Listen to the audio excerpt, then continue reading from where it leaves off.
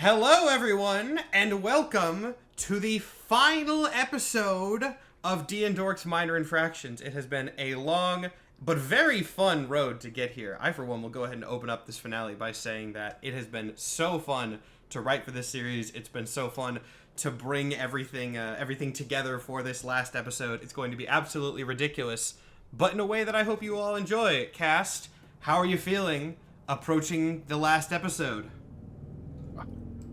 I'm nervous. You should be. Yeah. I can't believe this is the last time I'm playing D&D ever. It's never gonna happen again. Never gonna happen again. There will be no more. Definitely not next week. Nope. No. But we'll talk about that in a bit.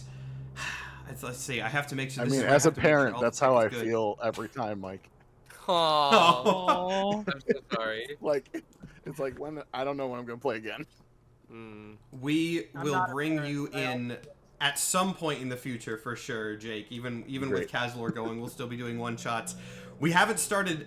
This is looking way into the future, but I'm going to tell the audience this so that you guys can get excited. We have not started thinking about the campaign for after Kazlor yet, but I was talking to Nathan about it a couple days ago, and since Kazlor's production value is like so good, or is going to be so good, we are all like, once Kazlor starts next week, I'm already going to start thinking about like what the next campaign is going to be. So D&Dorks is still going. We're going to keep the production value higher up.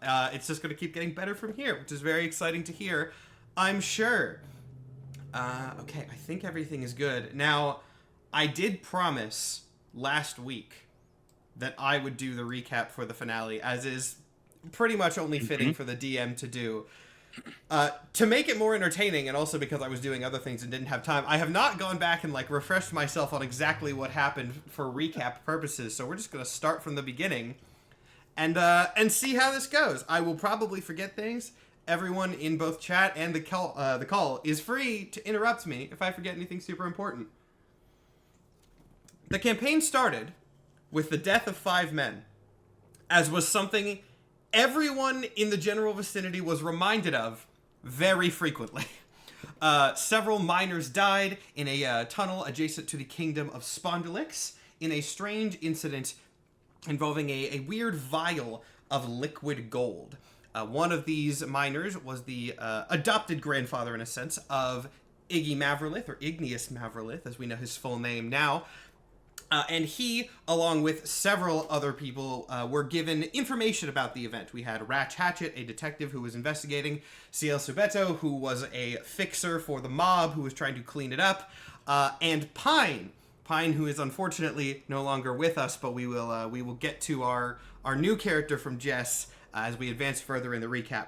As the players were investigating this scene of the crime, they discovered a weird little magical cat named Catsby, who could talk and was strange and was missing a lot of these little golden vials that all seemed to be component pieces of his body.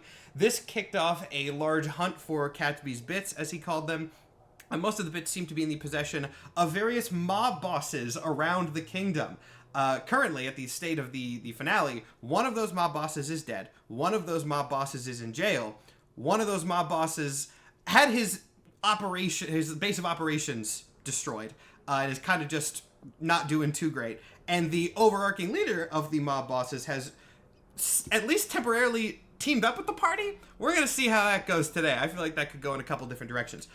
After having various interactions with these mob bosses, or in the meantime of having interactions with these mob bosses, the party also became strangely cool with the leader of Spondylix, the very old and very senile King Megaronides Albinius, who's an old-ass lizard that just kind of gave the party truly untold political and magical power over the course of the campaign, because he liked them, and also they kind of sometimes manipulated him into it. But hey, whatever works, works. Of course, they also had their sometimes friend, sometimes enemy, Shepherd, who was an agent of the surface world. See, Spondylix, of course, is not just an isolated underground kingdom. It is under the crust of the Earth. Yes, the actual Earth in the modern day. It's connected to another show on this channel, but don't worry about that. That is where Catsby came from. Catsby is a sort of machine construct arcane thing that was sent to Spondylix to basically harvest the magical potential of the residents so that it could be funneled to the US government, who was going to turn it into weapons of war. This is such a difficult series to recap in like a few minutes. If I had had time, I would have written it out beforehand. I probably should have done that. Let's see, what else? We have the Arcane Core, we have Shepard. I think we've pretty much gotten most of it at this point. As the party was collecting all of these magical things to deal with the Arcane Core, Catsby was abducted.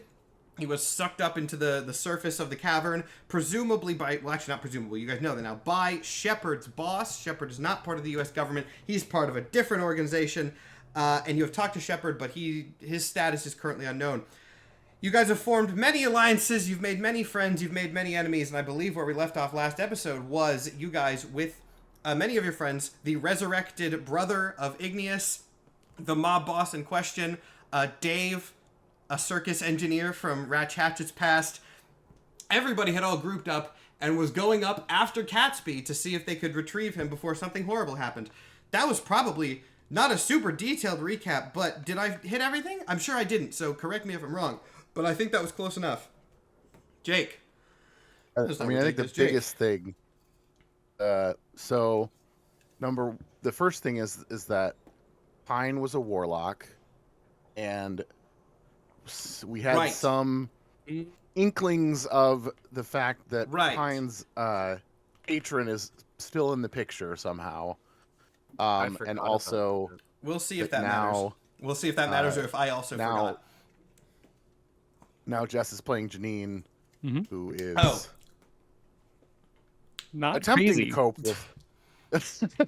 I mentioned Janine at the beginning of the recap, and I was like, we'll get back to her later. And then as I was finishing up the recap, my brain went, I already talked about Janine, and then I just went over the rest, so I'm sorry, Jess. That was my bad. Yes, Pine... That's okay. In a combat that was not really intended on my part to be lethal, Pine was unfortunately killed by the United States military. Her corpse was buried in an attempt at just a respectful ceremony. Then the party went back to Pine's home to meet Pine's wife, Janine, who was a necromancer. And there was a very emotional scene there that I won't go into detail on because you probably all remember it and I can't sum it up as well in a short recap. But Janine ended up joining the party and has been coping in a way. She's been very helpful to the party. I can say that at the very least. How her mental health is doing, I mean, we'll leave that to Jess to say as things go along, but it doesn't seem fantastic necessarily. She's done as well as somebody who has lost her wife and then been thrust into a war might feasibly do. Yeah, you know what? That sounds about right. I also there's Batsby. People in chat are mentioning Batsby. Batsby is one of the friends that the party has made. They have also sort of taken over a branch of the mob. They armed them with magical weapons and then kind of dipped. So we'll see what the army of goons with magic stuff is doing. Don't worry, that's definitely going to come up today. Were you going to say something, Nikhil? Did he freeze, or did he just stop in a really funny position? I think he froze. I think he froze. Be really impressed. He said and then just, well, we'll see if he comes back in a minute. I'll text him if not. What a good bit, though. That was a pretty good bit. Is there anything else we need to go over, or can we? Well, I mean, obviously we'll wait for Nikhil. Is there anything else we need to mention? If not, I'll talk about Kazalor stuff as I stall for Nikhil to get back. I don't think so. Okay, cool. My recap was brief and vague, but it was good enough. Now, again, we will start quick. I wasn't going to do this announcement at the beginning, but it appears I have another minute to kill. So, let's talk about Tales from Kazalor, the Golden Era. That is the next D&Dorks campaign after this one. There is no season gap this time. Scheduling worked out so you guys don't have to wait. Tales from Kazalor, the Golden Era starts next week. Same time, same place, different DM. I am not running this one. This is going to be run by Nathan Apollo, as it is a world that ties into his music. If you've listened to Nathan's music, the name Kazalor might ring a bell. This campaign is taking place in the same fantasy setting of his design as his albums and some other projects down the line, which is very cool. For this campaign, we are also releasing like source material for the first time on D&Dorks, which is really, really, really, really cool. We, meaning me and Nathan, have come up with specific mechanics for fighting giants. Giants are a big, big, big part of the Kazalor setting, and we have specific ways you can fight them. Have I told people like how the giant fighting works? I don't think so. And if we're still, I'm gonna text Nikhil. Oh, Matt, you haven't told us how the giant fighting works. right. Okay. Nikhil just left the call entirely, which is why the cameras are what they are on the screen. I'm gonna center myself real quick, just so that I can talk about Kazalor stuff as and yeah, this will be new for Mike too. I should say this: the cast of Tales from Kazalor is going to find out about the giant fighting mechanics this Sunday. We have a session planned where Nathan and I are going to go through and teach everybody. But most of the cast is going to be playing sort of new recruits, so they don't know the mechanics yet, and that's fine. But for those in the audience who are curious, the giant fighting mechanics are going to revolve around 3 roles. When you make your character, you can pick one. They're kind of like a new type of subclass. One of these roles is like a support role that's kind of, riding around supporting the rest of them. One of them is called the Anchor, which is about sort of trapping and tying the giant down, trying to pull it. And then the third one is called a Climber, which climbs up the giant and tries to kill it by slashing its throat. And all 3 of these are going to work together in concert, and they all have their own mechanics and abilities. It's a very, very, very cool system. That is what we're going to be using in Tales from Kazalor, and we are releasing playtest material for it. We're going to be releasing a whole source book eventually, but because we want people to give their feedback on the giant fighting system on the day that the first YouTube episode releases. So that'll be a week from this Wednesday. I'll find the actual date for you. I'm going to hold... he left the call. I'm sure he knows that things are broken. The 29th, May 29th, we are going to be releasing a one-shot for free that also has the level 3 giant fighting mechanics in it. That is, again, going to be available for everybody. We only ask that if you play it, give us playtest feedback. We're going to have a playtesting form on Nathan's website, and we really want to hear what you guys think. We're also going to be releasing for some money. I don't want to say a price yet because I don't know if it's exactly locked down, but it will not be expensive. We're going to be releasing like an expanded mini source book that's basically like an early draft of our completed source book that's going to have some more lore, some more mechanics, things like that. So lots of new Kazalor source stuff. It's going to be really, really cool. I hope that you guys are excited for that, because we've been talking about doing D&Dorks source material for a while, and this is the first time we're going to actually get to pull the trigger. You'll get to hear more about that, of course, but again, next week, Tales from Kazalor starts up. Nikhil's back! Hello! Nikhil, that was actually incredibly good timing. I was like just wrapping up the Kazalor plug when you said that. That was perfect. Let me recrop my camera, and then we can get in here. Jess, thank you for the... Was that a Pokemon substitute cameo? It was. I used substitute because I was only in a corner of the screen, so I replaced myself. So actually, all of that, I didn't get any of the knowledge that you just gave us. All of it went to my substitute. That is totally okay. I fear Nikhil might have frozen again, but I don't know if he's also just not moving. Nah, Nikhil, that's gotta be frozen. Okay. Oh boy. Oh no, wait. Are we good? He's back. I have no idea how long this will last. Is your oh boy. Oh great. All right. Well, we'll make it work. This would not be the first time that we've had tech issues in the finale of a D&Dorks show before, and technically the last time that happened, that butterfly affected into Mike being here today. So even if something goes wrong, we will work with it. We will work with it. Tech issues aside, we're going to move forward assuming everything is good, and we'll adapt if not. Is everybody ready to start the finale of Minor Infractions? Yes. Okay. In that case, Dave has set up the elevator, and you guys have already walked out next to the elevator, so he's just going to gesture to the very kind of rickety system that he has set up. He goes, elevator's ready. You want to go up there? Get your asses up there. Okay. That sounds like, let's go. All right, here we go. Everyone pile on.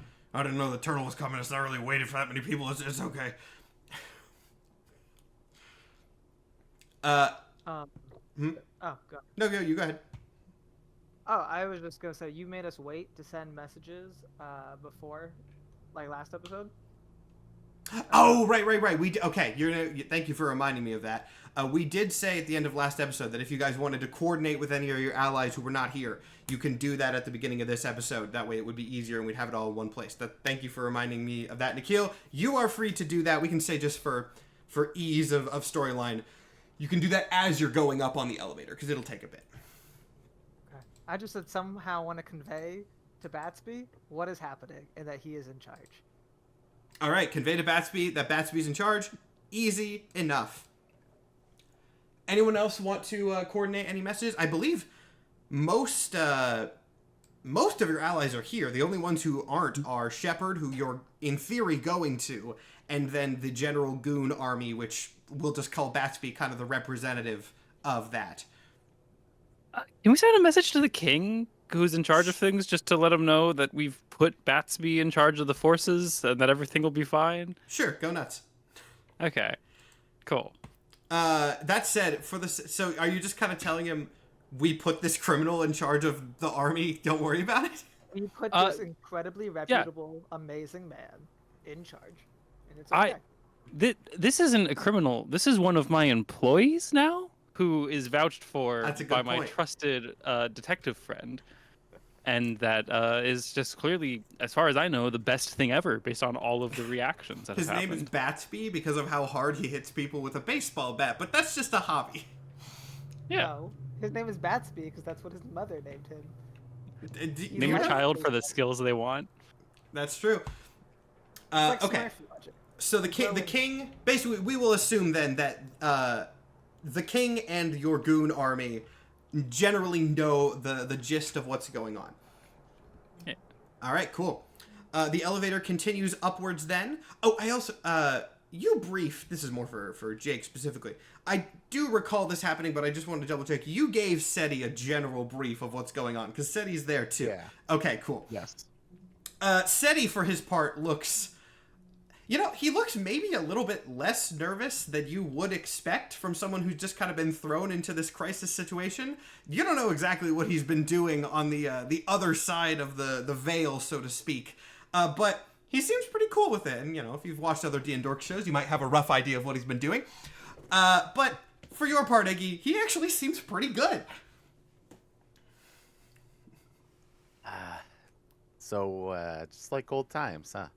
Yeah, just like old times. It's it's been a while since we did this, but I'm kind of still in the mood. The time has been rough down there, but I've helped a lot of people. I hope you've helped some people up here too. Yeah, me too. You see him start sort of casting some spells on himself. He goes ahead and casts mage armor on himself preemptively. Just kind of getting ready. Same. Once again, looks like something he's kind of been used to, which both from your time with him and then your time after, you get the sense he's ready. Anyone else want to have any conversations on the way up? Ozzy is with you. I know you talked to him last time. He seems content to just sort of see what's up there. He seems excited to be out in the field again. It has been a while, and he's a very, small old turtle, but he seems confident too.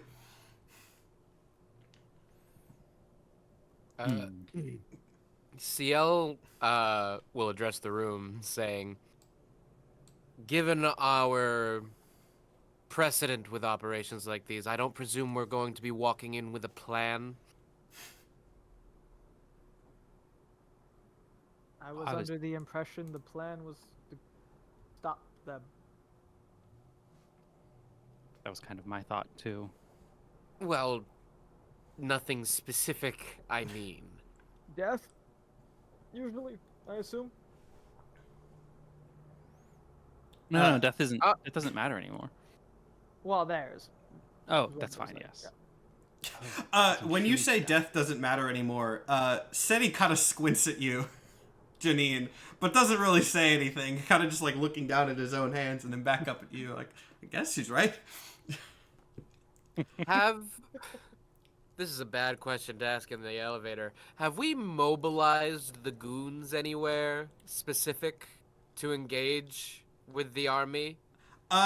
No, I don't believe so. I believe you told them vaguely that they're coming. You do know, like, the direction that their base is, but, like, I will be a nice DM and assume that in the general briefing you have told them at least the general direction that their encampment is. I think that's reasonable.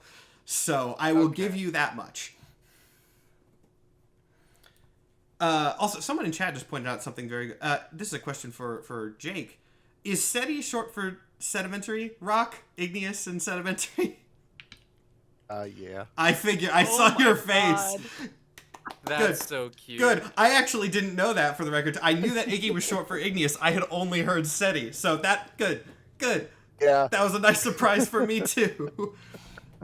And speaking of rocks, the elevator eventually reaches the apex of its climb here. You can see that it's sort of anchored to the ceiling through these sort of magical things that Dave has presumably just sort of shot up there. But you do reach this tunnel. It seems rough-hewn. It's not, this was something that was just blasted open recently. It's not like it's had time for the edges to erode and stuff. It does not seem like it is populated in any sense. It's just a recently blasted tunnel that is at enough of an angle that you can, maybe walk is not the right word, but it's not really a full climb either. You can kind of scale and jump up this tunnel with some ease. However, it is very far up. And it does start getting dark pretty quickly. The seed light is actually going to be emanating from below you at this point. And as you go up higher, it does start getting dark very fast, if anyone has a solution for that. If not, I guess actually SETI, for his part, will cast a light spell, as will Ozzy. They're both mages. They both have something similar. So they are the only ones that have lights right now in this very large tunnel. I have dark vision. Okay, you have dark vision. You're fine. I have pretty good dark vision. Okay, cool. It's D&D. I don't know why I even ask. Who doesn't have dark vision? Janine probably. Yeah, I was about to say Janine is. Do Minotaurs not? I don't think so. This is homebrewed, so I could have just forgotten to put it in. But also, the bulls aren't known for their vision. Also, can people in chat hear Nikhil? He's quieter on my end for some reason, but I don't know if that's just a me thing. If he's a little bit quiet, let me know. We'll see if we can. Try this again. Better? Oh, worse? That's much louder. Which is good. I think that's. There are 3 functions here. They change what they do every day. If one doesn't work, you slide it over to another one, and you see if that one works that day. I think that fixed it. Now, the reason that I ask about seeing here, everyone who can see currently, make me a perception check as you go up this tunnel. I will do so for the NPCs as well. That's everybody, right? Because we've got a light spell up. That's I should say longer range. The light spells that are SETI and Ozzy's light spells are relatively short range. You're gonna need to see at a distance for this to do. Minotaurs do have dark vision. I thought they would because of the whole labyrinth theming. Yeah, but it's a cow, so I wasn't sure. I got a 19. A 19? I got a 26. 26. What did you get, Jake? 13. 13. Okay. Ciel and Ratch.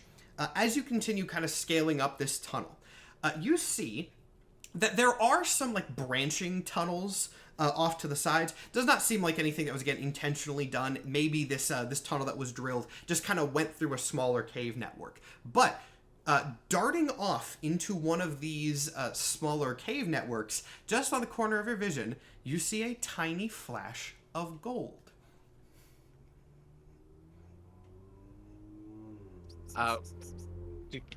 Anyone see that?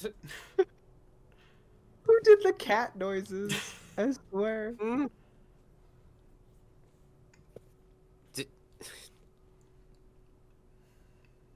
I don't know.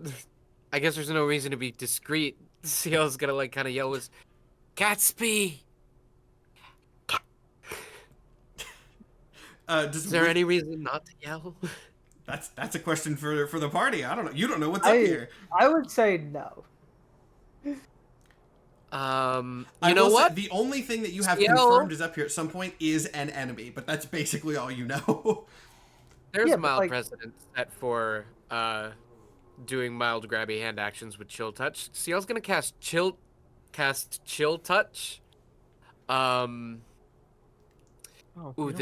This would be startling probably, but he's made of metal. He'll be fine. Just gently finger on the back to get his attention. You're gonna have to do an attack check for that, or an attack roll. Not for damage, but again, this flash is moving, so you're gonna have to see if you can make that happen.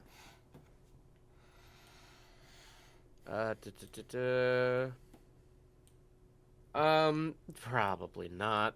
That is 14 to hit.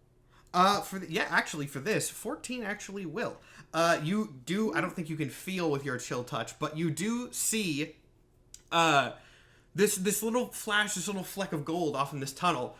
You see it jump and kind of dart away at the cold touch further down the tunnel. That's You just kind of poke it with a cold finger on the back of his neck. I mean, I saw Catsby go that way, and I, point the party in the direction of it. Are we still in the elevator at this point, or no? You are off. The elevator took you to the top of the cavern, and then the tunnel is like, maybe not a 45-degree angle, but you're like scaling up the tunnel there. Not like full climbing, but yeah, you are off the elevator. There's enough space for you to like stand on these little ridges. It's not crazy, but it's not like an easy stroll either. Though this tunnel that Catsby went into is a more natural one that this blast tunnel kind of intersected. You are muted. Jess. No. Yeah. I'm muted.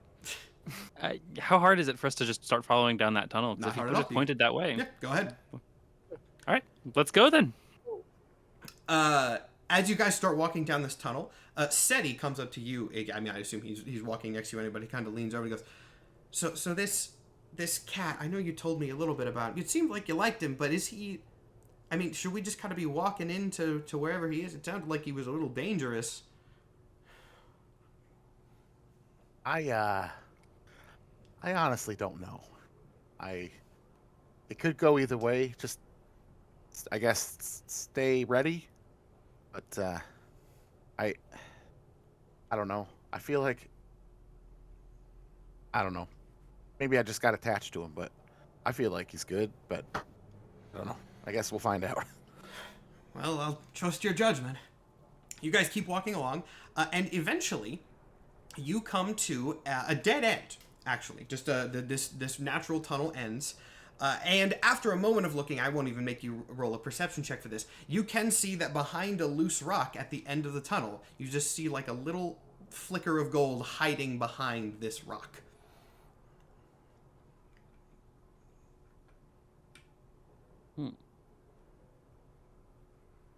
I wait for someone else to get his attention. My first instinct failed miserably.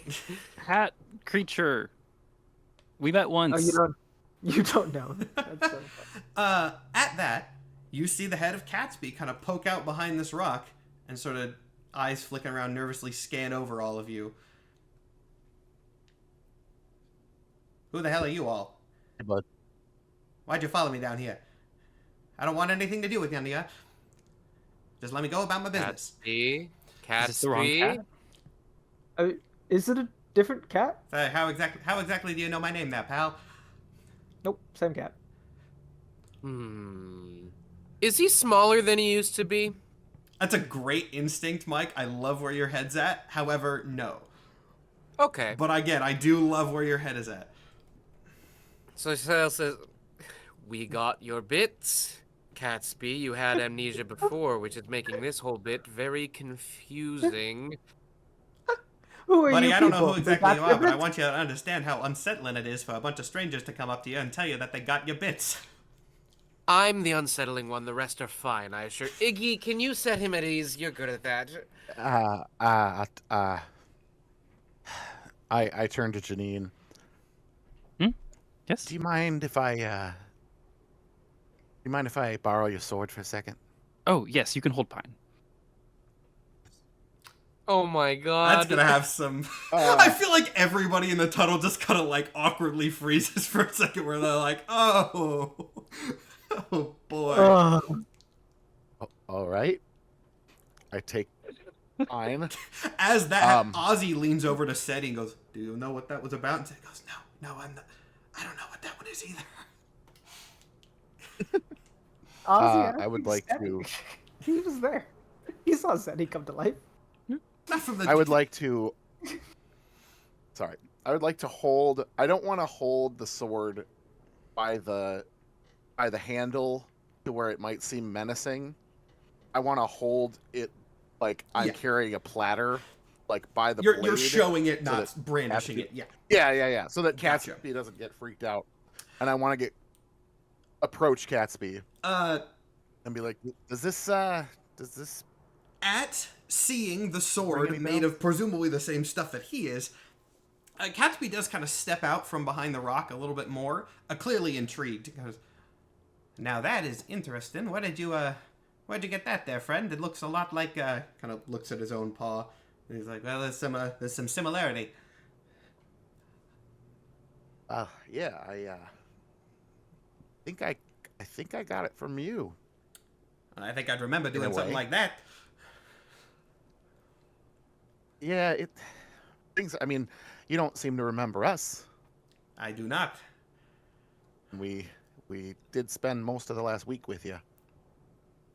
Well, what do you remember? I remember that I'm in a cave and there's these tunnels around here, and I'm just the cat in the tunnel. Have you always been a cat in a tunnel? As far as I know. That doesn't seem very logical. It does not, but then again, he kind of looks around at the group talking to him. None of this really does. Well, in the time that you've been a cat in the tunnel, have you seen anyone else? Or are we the first people you've seen? I remember I was running away from something, I think. I kind of remember there was a big something or other, some big to do, and then I went away from there, and then I ended up in the tunnel, and that's all I got for you. As if on cue, after Catsby says this, the entire tunnel system around you rumbles.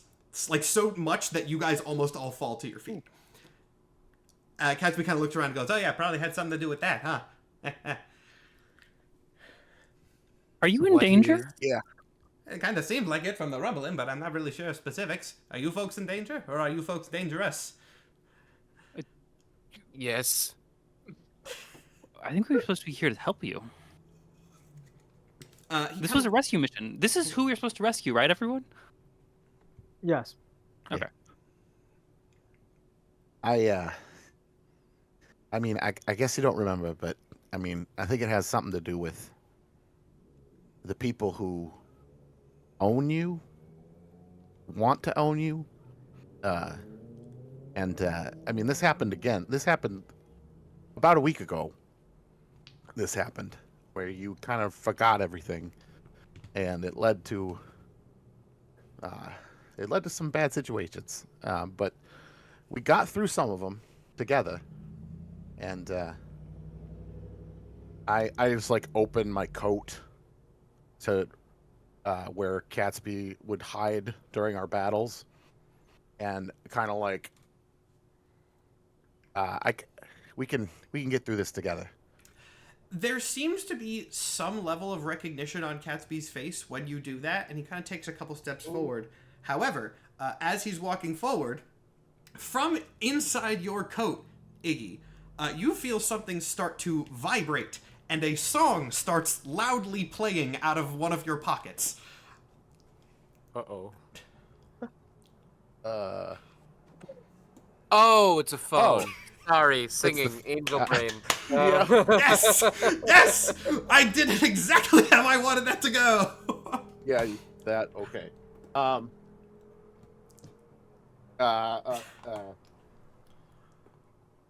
It's the thing. It seems Hello? to be a call from Shepard. You answer the phone, and immediately you hear Shepard's voice coming out of it very loudly go, "I told you this was a goddamn bad idea."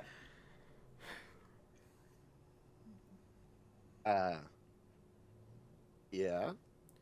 Look, I know you know a lot about magic, but I do too, and it doesn't seem like this is a very stable way of doing things.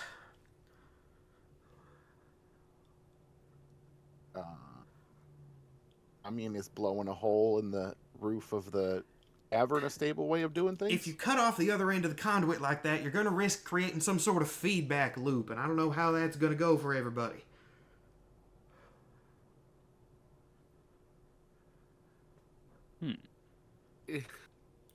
I want to assume that I've had this on speakerphone.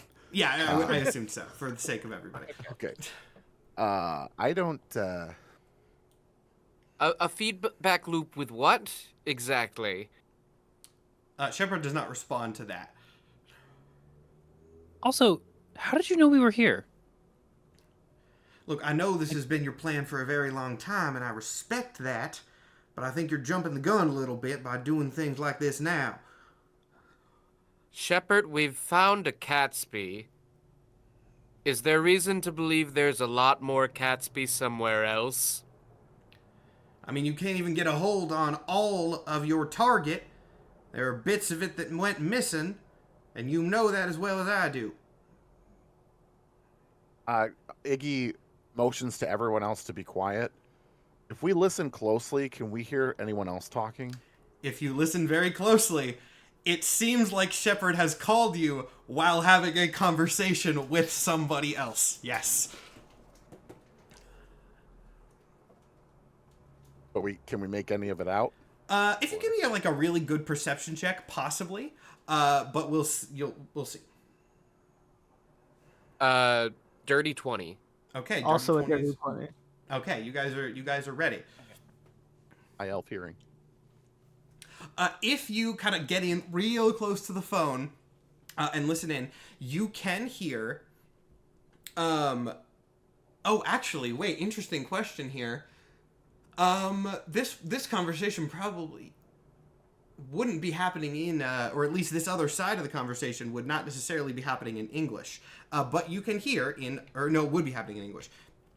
You can hear a woman's voice, a very melodic, sound like, some sort of singer, perhaps, some sort of performer, speaking to Shepard. Though you can't make out a lot of her words, she seems very, unbothered by the things that he is saying. He seems very concerned about whatever plan she's enacting.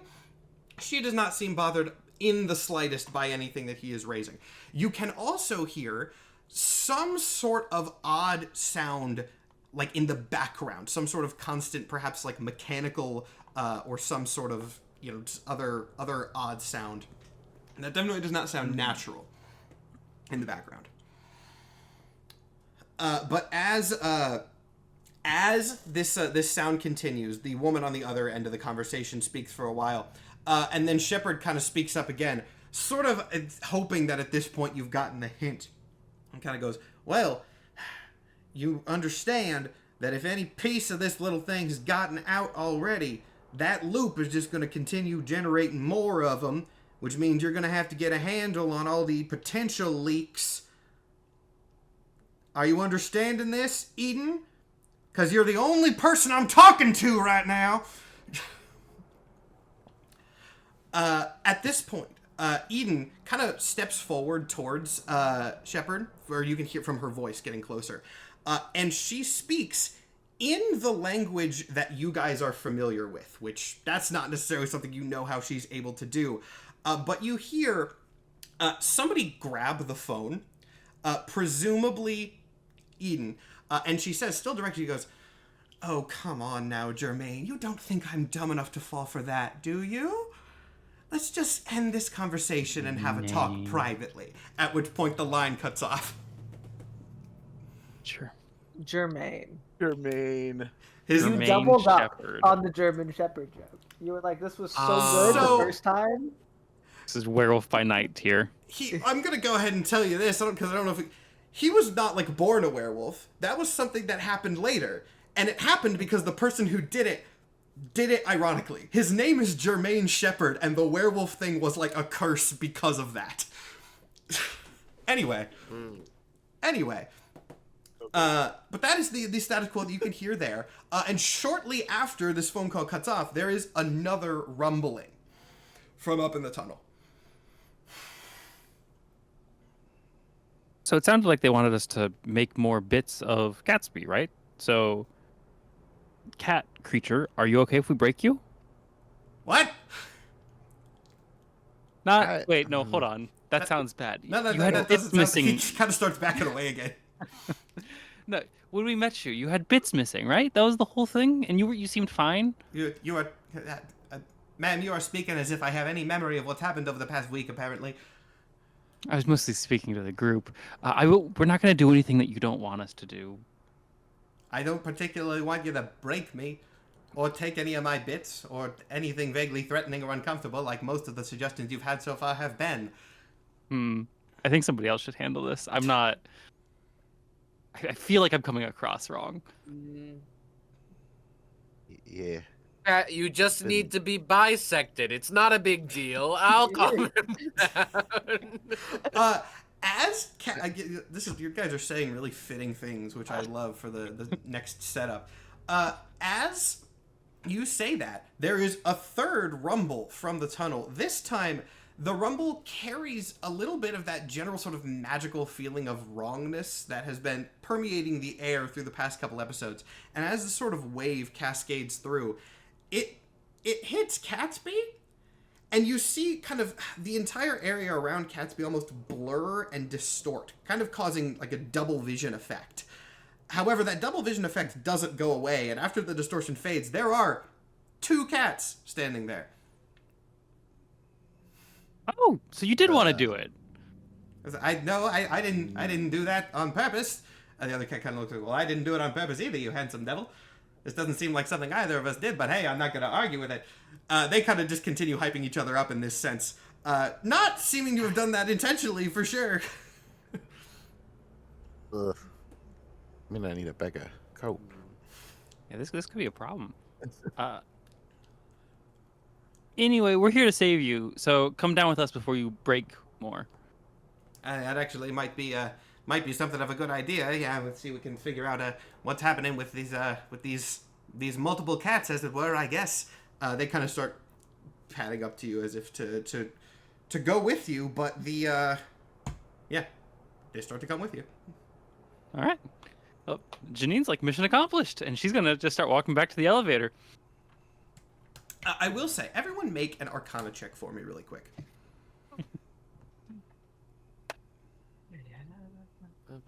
Dirty 20.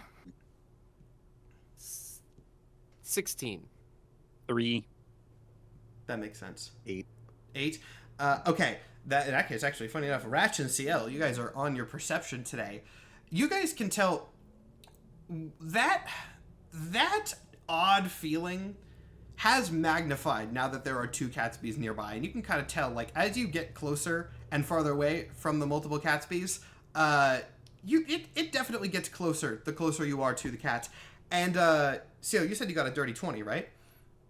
No, Ratch did. Oh, Ratch got a dirty 20. Sorry, you got a dirty 20 last time. Ratch, as you get closer to the mouth of this tunnel that you came into, back out to the blasted tunnel, you can feel that has extended again. The sense from 1 cat to 2 cats has magnified yet again out in this blasted tunnel.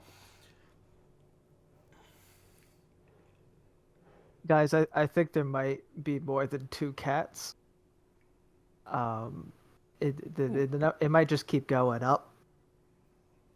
Can I ask the new cat? I want to go to the whichever new cat. I was gonna say you're gonna have to do a check to determine which of these identical cats is the new one, but sure.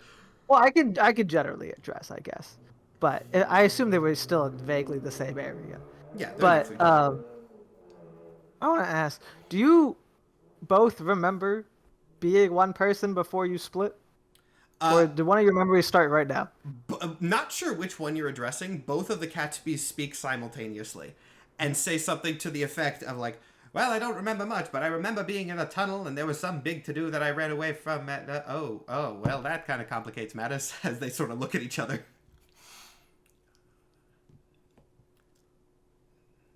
Yeah, there's definitely way more cats. One of my working titles for this episode was Minor Infractions Herding Cats. Yeah.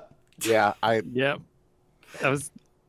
And there's so much more. But yeah, so then someone is using something to split Catsbys. An original Catsby clearly knew about it, These ones do not because they are later iterations, and therefore their memories start later. It's my hypothesis. I will also add, the shepherd called you for a reason. The things that he said are clues to what exactly is going on here. You won't be able to get your hands on all of your target. It's a feedback loop. I think we need to find the original. Because the original may very well be causing it. Hey, out of curiosity, if I smush the two of you together, will you become one cat? Can we try that? And really close to each other. Yeah, just a really good question. Yeah, that actually is a fantastic question. Make me a persuasion check, Janine, to try and convince these two independent beings to be, and I quote, smooshed together by a random stranger. It's an 18? An 18. You know what? Sure, the cats kind of look at each other and, not feeling threatened by their other half, at least, kind of like, I guess so. Why not? We can try it. Smoosh. I'm imagining this is two cats, though, so it's the most, just like, if you've ever smooshed two cats together, that's the cutest thing that can happen. That's most days. Okay, so yeah, Janine, you smoosh these two golden cats together, and they kind of, they get a little bit squished. They don't have fur because they're metal, but they kind of just like squish together a little bit, and then the smooshing keeps going, and you two manage to squish these two cats together into one double-sized, slightly distorted-looking Catsby. This Catsby now speaks in a voice that is sort of doubled, like both of them slightly off from each other. Did that work? How'd that do? Something feels different. I want to do that again. Let's find more cats. It worked. You're one. Yeah, so we are. You guys saw that, right? That was fascinating. Yeah, Ozzy kind of leans against the wall and goes, this just gets more and more interesting, doesn't it? Very unsettling. Don't do that to anybody else. Matt. I must once again pose the question, is Catsby an object? I mean, that I believe we've sort of been taking that case by case. What are you trying to do here? Locate I want to cast Locate Object. Read me the exact text of Locate Object. Give me a second. I know I've done while this. He's looking that up. Yeah. Chat just said Katamari Damacy. That was Mike. Yeah, that was not just chat. That was Mike in chat. I didn't. Okay, that's amazing. Katamari Damacy is yeah, that's good. Anyway, describe or name an object that is familiar to you. You sense the direction to the object's location as long as the object is within 1,000 feet of you. If the object is in motion, you know the direction of its movement. The spell can locate a specific object known to you as long as you have seen it up close within 30 feet at least once. Alternatively, the spell can locate the nearest object of a particular kind, such as a certain kind of apparel, jewelry, furniture, tool, or weapon.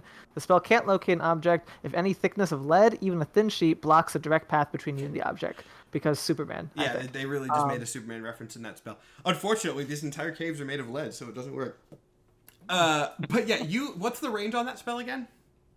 It's... Hold on. Range is just says self, but it's as long as the object's within 1,000 feet of you. Within 1,000 feet, yeah, that's what I was looking for. So, you cast Locate Object.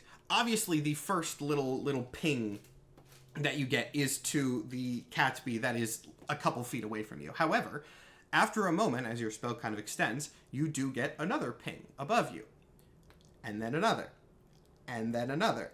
And more and more and more. And actually, as you monitor these pings, every now and then you can feel these slight rumbles coming from the cave. And whenever there's a rumble, some of these pings bisect into more.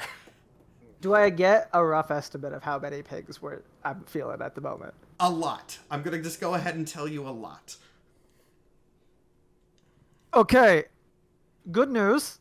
I have headings from lots of cats. Bad news, there's a lot of cats. And there's more. And there's more. And now there's more. Well, let's go roll them up together into one big cat. Catsby, you want to get bigger? you say things in very unsettling ways, but it seems like that's the correct pathway here. I do feel a little bit better now that I'm a double cat squared. I will say we should probably move as to make a beeline for whatever the highest ping is, because presumably that would be where our Catsby is. Highest ping? Is it by amount of Catspiness? I mean, I'm asking Matt. Yeah, that seems fine. You go continue up the tunnel and try to roll your cat ball up the tunnel and get as many cats as you can along the way. Yeah. If they're running away from it and they're getting progressively further, surely the original ones are all the way up there. Yeah, this makes sense. All right. You guys continue up the tunnel. Every now and then, you do come across more Catsbys. We can play out these interactions specifically if you want, but I will go ahead and tell you most of them go the same way as the first. Catsby seems a little on edge, has enough inkling of memory to trust you, eventually gets sort of absorbed into the Katamari Damacy that you are making here. Every time that Catsby absorbs another Catsby, rather than being sort of seamlessly blended like his bits were, it is literally just like another cat's worth of mass goes into the cat. Another sort of voice is added to the echoing chorus whenever he speaks, and every single time his form gets a little more unstable. It looks a little bit more distorted. You can almost see like some more motion blur and like double vision effects as he's walking. Eventually, as you get closer and closer to the top, Catsby's basically like tiger-sized and starting to get just kind of creepier and creepier proportionally as you move. I love the idea of approaching little cats with this monster of a being and being like, hey, do you want to link up? And then the monster be like, I am you, with a chorus of demon voices. And they're just like, okay, cool. A chorus of demon voices and a distinct 1920s like transatlantic accent. One of my favorite like monster voice tropes is like Carnage, where it's like super distorted but still southern accent, and that's the vibe that I'm wanting for this. Yeah, you continue upward with this cat tiger eldritch monstrosity that you are forming. Catsby does not seem to, or at least does not raise any more memories gained as this happens. All of the memories just sort of stay at this point of something weird happened, and eventually he escaped and ran away. Everyone make another perception check as you go up. That's a nat 1. 9. 2 on the die. Ooh. I'll do it for the allies too. 11. 11? Man, thank goodness, CL, for getting that 16, because you were the only one that passes this check. And with your dark vision, you are the only one that notices, as you continue up this path, a massive dark shape leaping at you guys from upwards in the tunnel. So, God. Great job, Mike, for catching that one. Oh, you know what? I'll go and say, for the sake, it's leap. Make me a dexterity save with advantage to dodge what that is. Okay. You said dexterity save. Yeah, dexterity save is fine with advantage because you saw it. 26. 26, yes. You are easily able to dive out of the way of this. You're actually, for what it's worth, very much in your element here. You're already a very scuttly man, and you have your boots of spider climbing, so this tunnel you're excellent at moving around in. And as this dark shape leaps by you, as you look through and kind of get a sense of it in your dark vision, that's definitely the werewolf form of Shepard. Oh, you... and CL, I guess Shepard was going for him, or like, if Shepard was going for multiple people, CL would have the courtesy to yell for them to dodge. Yeah, you can, yeah, we'll just say for the sake of it, he was going for you and you saw him, to make it easier. And like, oh, I probably shouldn't have to do this, but I'm going to do this. And he runs up to the ceiling, and again, Vegas style, goes for a slash on the werewolf. Okay, cool. I'll go ahead and let you do an attack roll on that now, if you would like. We won't go to map combat for this. Yeah, we might end up, but we'll do this theater of mind for now and initiative if we need it. So yeah, give me an attack roll. That's a 10? A 10? Will not do it. Now, Shepard was doing kind of like a dive down this tunnel, and since he missed, he overshot. He lands a little bit down behind you. giving you some time to alert your allies, regroup, make a plan if you would like. Shepard's here. What do we do? This is Shepard? Yeah. Yes, this is Shepard. He's also a dog man. What do we do? Has CL seen Dog Shepherd? Yes. I don't think so, right? No. He was getting dragged away. I think. I don't think so. I'm going to I assume that you have been informed. No, he's definitely been told because we did that scene. I just love he's the been idea that informed, CL's and, like, come on, keep up. I was told about this. I know the dog. Shepard's, you got a 26 on the thing. Like, you get a Shepard's gear is enchanted to sort of like not necessarily stretch with him, but like it shifts to stay on his form so he doesn't lose all of his stuff whenever he shapeshifts. So you can tell from like the stuff that he has and what you've been told. You can still assume that it's him. Matt, when I see when CL alerts us, I want to, in the exact same way that I have in the past, reflexively offer my sword to Catsby like I used to Catsbyify the weapon, and I want to see what happens with that. Oh, that's actually a really interesting thing to happen now, because we can make some interesting. I can give you a nice little clue here. As you reflexively offer your weapon to Catsby, this sort of tiger Catsby takes your sword, but rather than enchanting it, just kind of pulls the sword in and absorbs it into his own form, at which point, along his back, many spikes that resemble your sword blade just shoot out, sort of armoring him up a little bit. And he turns to you and goes, "Oh, thanks, pal." He got the pine needles. No, I didn't give him pine, but that's hilarious. Oh, That's gotta be the name of the sword now, right? Like, that's the magic item, the pine needle, please? Needle. I'm canonizing it, I'm the DM, that's the name of the sword. I would assume that I gave that back to Yes, I'm assuming I that went assume back I to have Janine. pine. That is not the sword Catsby just... And the sword, like, they're still sword metal, iron, or steel, or whatever points. They are not gold, despite there being multiple of them. So no one well, touched not what I that. expected, but Pat, you should jump on that werewolf. That shepherd wolf. Are we sure? I mean, that kind of seems a little bit dangerous. He's a giant wolf, man. If you absorb it, the problem's solved. We're all okay with this, right? This is fascinating. Shepherd was never okay, very helpful. sure. vaguely disturbed, but yeah. Just sort of shrugging with the general consensus.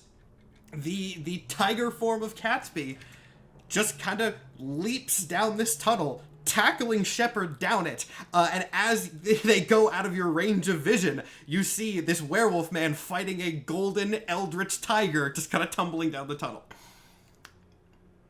They didn't seem to absorb. I mean, you told him to jump at him down the tunnel, so now you gotta deal with the ramifications of that one. I think we still need the cat. I expected it to absorb the wolf. We would have. I didn't. Ozzy kind of turns to Eugene and goes, "I believe we needed that cat, did we not?" Yeah, let's go get it. Sorry, I've got a little caught up. This is the most interesting thing that has happened in a very long time. It's nice to have a distraction. You know what? Just It takes a lot of self-control for CL to not say, your wife died. That's why That's I not need the interesting. distraction. That's sad. This is Not the fun death. time. Yeah. Bringing back people from death and making a serial killer a mushroom man. That's boring. Seeing a werewolf fight an eldritch god. That's fun. out of a side tunnel where this is happening, a regular-sized Catsby kind of pops and goes, "Did I hear you guys say there was a cat around here?" That way. If you Oh. want to go join up with them. We're on our way down. I'm a little bit lost, so do you mind if I come with you guys?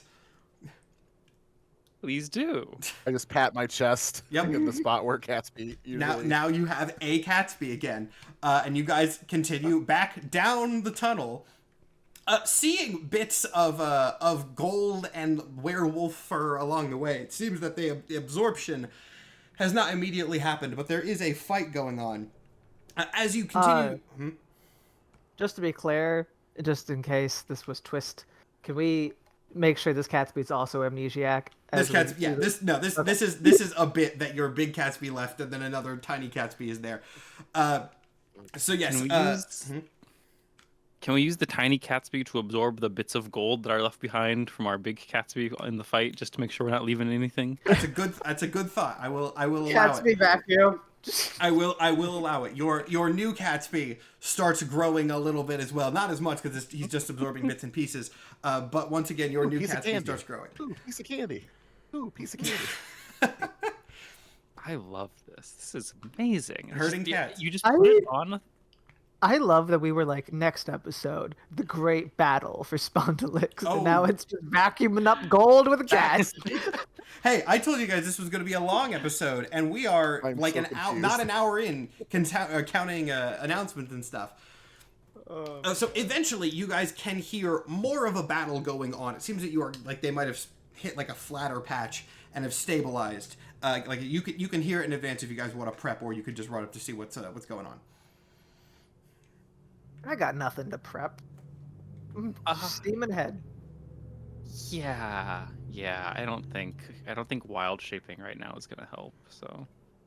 No, 3 monsters? That's so much better than 2 monsters. That's what you gotta do. Yeah, okay, you know what? I will use my wild shape and turn into a mold monster in this tunnel now. Oh, I'm sure that's so you guys are leaving. There's bits of magical gold, there's bits of werewolf fur, there's chunks of mold. You guys are making this tunnel such a mess. Exactly. Now that there's a mold monster on the party, you come up on Catsby, having successfully pinned Shepard down. Shepard is still kind of clawing at him, very clearly in a feral, monstrous state. But Catsby, monster tiger Catsby, turns around and in the same creepy eldritch tone, very happily says, "Oh, hey fellas, I caught the guy you wanted me to catch. Did you want me to sort of to slash him up here, or what are we doing now? Because he's kind of starting to hurt a little bit." Get his stick. Get his stick. He does have a stick. Okay, hold on. Catsby kind of reaches one of his claws around and, with surprising dexterity for cat paws, manages to kind of take this magic staff off of Shepard's back. He goes, "What do I do with this? You want me to break it, or?" No, just give it to me real quick. He tosses you the staff. Cool. Was that just was it like a reason for that, or did you just want to have his stick?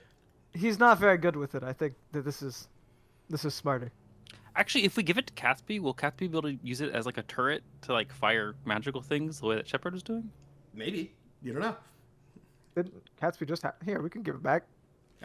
Catsby, I thought I didn't. The knight asked me to do something. And then Janine asked me to give it back to you, and now you have it. Come here. Absorb it.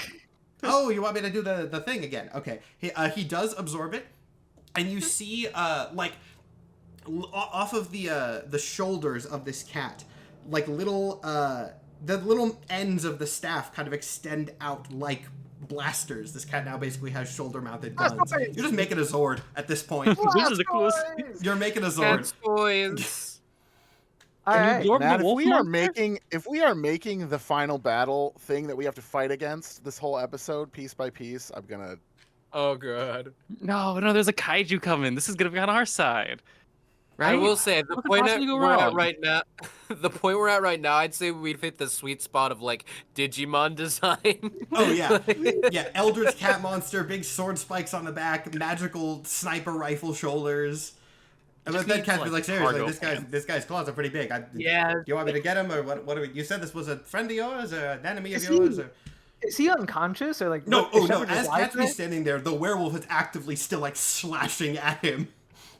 Oh, well, I assume some manner of charm is in play because it would make very little sense for him to help us and then do this.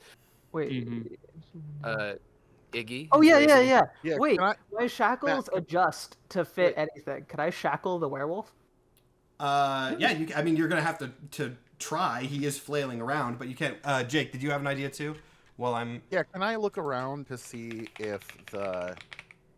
So it wasn't explained to us, so I don't know if this is relevant or not, but the thing that Shepard used before to become a werewolf, the portable moon or whatever he had, Can I look around to see if I see that anywhere? You know what? Yeah, I will actually go ahead and I will give you, you figured out a thing. If you kind of look around, you don't see it up at the top of the tunnel or anything, but if you look on him, especially when Catsby took the staff off of his back, you can see that, like, on his back, kind of stuck into his fur, is a similar looking device that seems like latched and harnessed on with whatever the moonlight generator is facing inwards. Okay, I would like to try to take it off. Yeah, with the I won't even make you guys roll for it, because if you combo, I assume like Ratch is shackling the claws and then you're taking the thing off. I won't make you roll for that because that's a good enough combo. After that, once the generator is removed, the werewolf kind of calms down and eventually after a moment starts to shift back into Shepard, who seems exhausted and very injured, as you could probably expect. He kind of just lays there and goes, I fucking hate this place. Hand him my water skin. Healing would probably be helpful, yeah. Be appreciated. Can you get this goddamn... The hell is this thing? Oh, that's new Catsby. It's Catsby. Yeah. At saying that, it seems a lot of Shepard's energy is restored as he immediately like, what? No! Get this thing the hell off me! He starts struggling a little bit. Catsby kind of looks to you guys for confirmation. Like, should I get off? He's okay now. The hair is gone. What do you mean? Can you tell us what is going on? Just in plain language? So Shepard, after being freed, immediately kind of still shackled, but backs up against the wall far away from new Catsby and goes, I called you to explain as much as I could the fucking feedback loop. I told you about that, right? I told you there was a conduit that was cut off on the other end. It was going to make a feedback loop. Mm-hmm. Yeah. The damn cat siphons potential, yeah? The potential's not going anywhere because Eden cut the conduit off at the other side of the source. That means it's just building up. And the thing about potential is when you get it all in one place, it starts to magnify. The more potential there is, the more places that can go. It's just going to keep building up and building up and building up on itself until who knows what happens. We've been putting them all together. Why the hell would you put them all together? Well, the idea was we had many Catsby, and we would like one Catsby. We didn't know it would get big. That was an interesting development. Here's a question for you all, just sort of a common sense thing when you're working in the magic business. Generally, if you start doing something, and that something results in a goddamn eldritch monstrosity, you stop doing that. Do you see? Look how goddamn terrifying that thing is. Do you hear its fucking voice? So I look we and should sound not have terrifying given right now, and it's fine. We should not have given it your staff then probably. Staff is expensive. You turn into a scary, betoothed monster. I turn into a scary, betoothed monster because I got cursed. It's not exactly something that I am proud of. It's just something I try to make the most of when I can, which he kind of like scrapes off the rest of the hardest back. It's not usually something helpful. Some would say I am a scary monster. I would say that, yes. What did Where you? are we at? You called us. You called us while you were talking to your boss. I did. Have you defected? Are you on our side now? What's the deal? I would not go that far, but I would say as much that Eden has lost a reasonable sense of restraint, and I'm not going to stand for that at the moment, which means currently we fucking might as well not beat around the bush. Yes, for now I am considered to be on your side. Awesome. All right, then what do we need to do?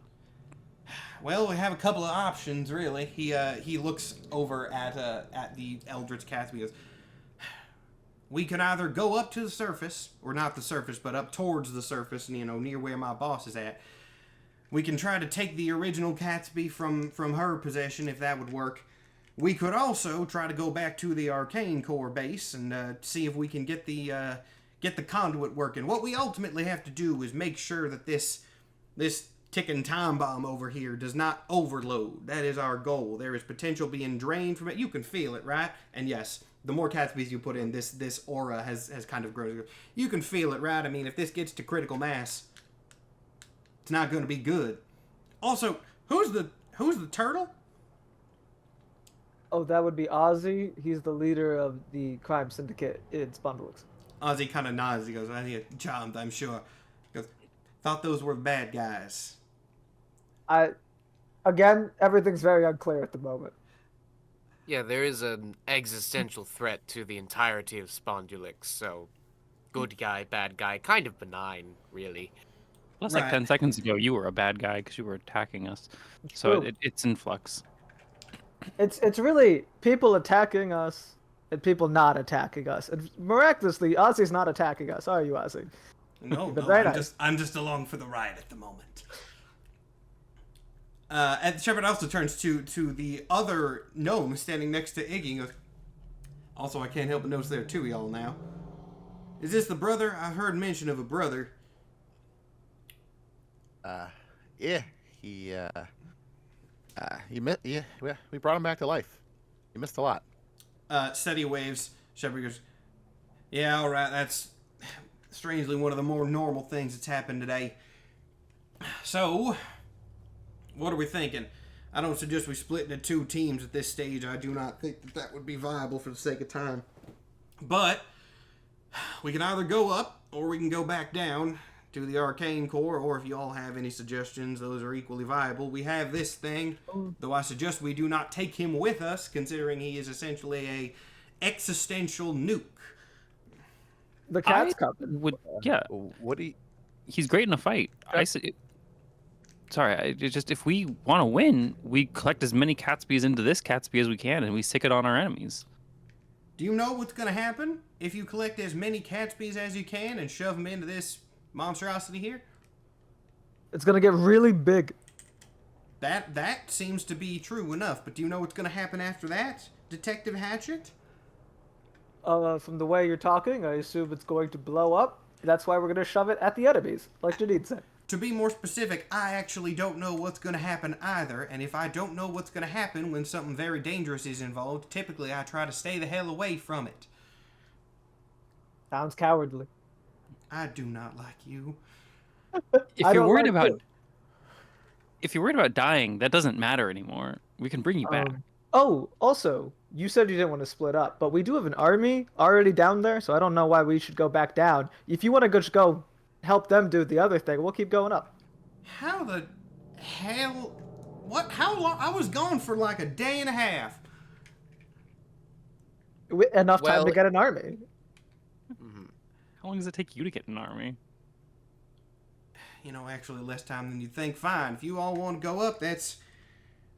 Well, I mean, maybe if you take the cat monster up there and it goes off and does who knows what, you could possibly take out my boss and yourselves at the same time, which I would mourn some of your deaths and I would be happy enough about others. I'll leave you to figure out the breakdown for yourselves. You're so sweet. Ratch is genuinely confused who he's gonna mourn. That's what's confusing, Ratch. Good. So is that your plan? Go up? All right. Yep. Tell me about this army down there. I think I might as well go ahead and see if I can kill some of those Arcane Core bastards with them. Anybody I need to meet up with? Anything I need to know? Batsby is in charge. He should be handling it. The guy with the baseball bat from a couple days ago? Yes, the brave soldier who always gave his life to help us and gave up a life of crime. Yes. Does he even know how to read? I've not asked. Look, we gave a bunch of incredibly powerful magical weapons. We're asking you to take a rickety raft and defeat a navy. Can you do it? No. Well then they're going to try on their own. Really big cannon on it, so try it with that. At this point, I just want to get this goddamn job done and go back home. Oh, do you want to take the Super Catsby with you and we can just make another one? No. You take that thing as far away as you possibly can. You bring that up. You take that to the surface world. You put that somewhere horrible. You dump it in the ocean. You probably don't know what an ocean is. You just take it away from here. That's all that matters. We could probably split it in half if he's willing, and then you could have half of one. And then he'd be smaller, like you want. No. You take the cat with you. Dump it in the middle of the Dallas Cowboys Stadium for all I care. I don't know what a cowboy is. Boy. He kind of looks over to Ratch and then is like, no, not that kind of. It's, don't you worry about it. Right. Well, you have fun then. I'm gonna start feeding my extra weapons to Catsby so it's stronger. Do you want to absorb a dart? Or 10? Catsby kind of just show you that. I'm not really sure how any of this is gonna work if I'm being honest, but it feels kind of cool to absorb stuff and get more spikes or guns or whatever. So pass them on over. Yeah. Anybody else got any weapons? I hand Shepard back his moon generator thing that I took off of him. He does take that and he goes, okay, well, this is actually going to be helpful. Thank you for returning this. Staff's gone, which is going to be difficult. Not sure which one of you did that. I have a hunch it was you. He points. You were not very good with it anyway. You kept missing all the time. You know how hard one. You know what? This is not a discussion that I would like to waste. Well, actually, I would very much like to give you what for, but it's not a question that I can waste our time on right now. So I'm going to go. I sincerely wish you luck. I do not think you'll find any. And then he starts going back down the tunnel. Janine, do you need anything from him so that we can bring him back when he dies? Or is it just, we could just do it? As long as somebody brings me like part of him. Hey, if you die, make sure somebody cuts your hand off. I think Tell there's that a shit ton available far in the it. tunnel anyway. Just pick up some of it. Oh, that's perfect. Yeah, Okay. I was gonna say. All of us are just like, all right, cool. Shepard, I still got the cell phone too, the communicator. Good. Oh, put that into Catsby. See what happens. Just in case. No. Do not give the phone to a cat. What is that even going to do? As Shepard walks down the tunnel, you hear him kind of muttering to himself and go, what's he going to do? Play goddamn Angry Birds as he's fighting them? I don't. Stupid fantasy creatures. I'm resisting giving him my multi-weapon so much. Oh, I am putting the Staff of Storming Insects into Catsby the second that Shepard is gone. I was just waiting. I mean, yeah, he's gone. He's back down the tunnel at this point. He's climbing down. Yeah. Very low. Catsby has a Staff of Storming Insects. You see, as Catsby absorbs this, like little bits of gold kind of flake off and start swarming around this back, almost like weird fleas, like weird eldritch fleas. Neat. This is the best day of my life. No, it's not. Scary. But this is cool. As a player. We need to make a TikTok of that one, and then after you say no, it's not, just cut in her wife died, and then go back. You gotta do like reality TV editing and then splice to Mike as if it's a testimonial. Just be like, I'm resisting the urge to say that your wife died from earlier. All right, so you guys are continuing back up the tunnel? Mm-hmm. Yes. You guys continue back up. You do find a few more Catsbys on the way, which again, if you would like to play out any of those interactions, you can. Otherwise, I will just assume that they get added on to the cat, who is at this point like the height of Janine. Like, it's a very, very, very large cat at this point. And still more and more monstrous as things progress. As you get closer to the top of this tunnel, you do start to see light. It's not super bright. It's not like magical light. You wouldn't be super familiar with this, but I'll go ahead and say it since you, just for the sake of your visualization, it's more like electric light. Like this is probably the surface, whatever surface encampment is up here. Are we on the surface?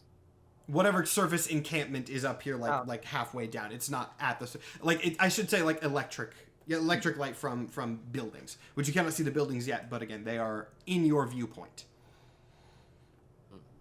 Okay. Yeah. Yeah.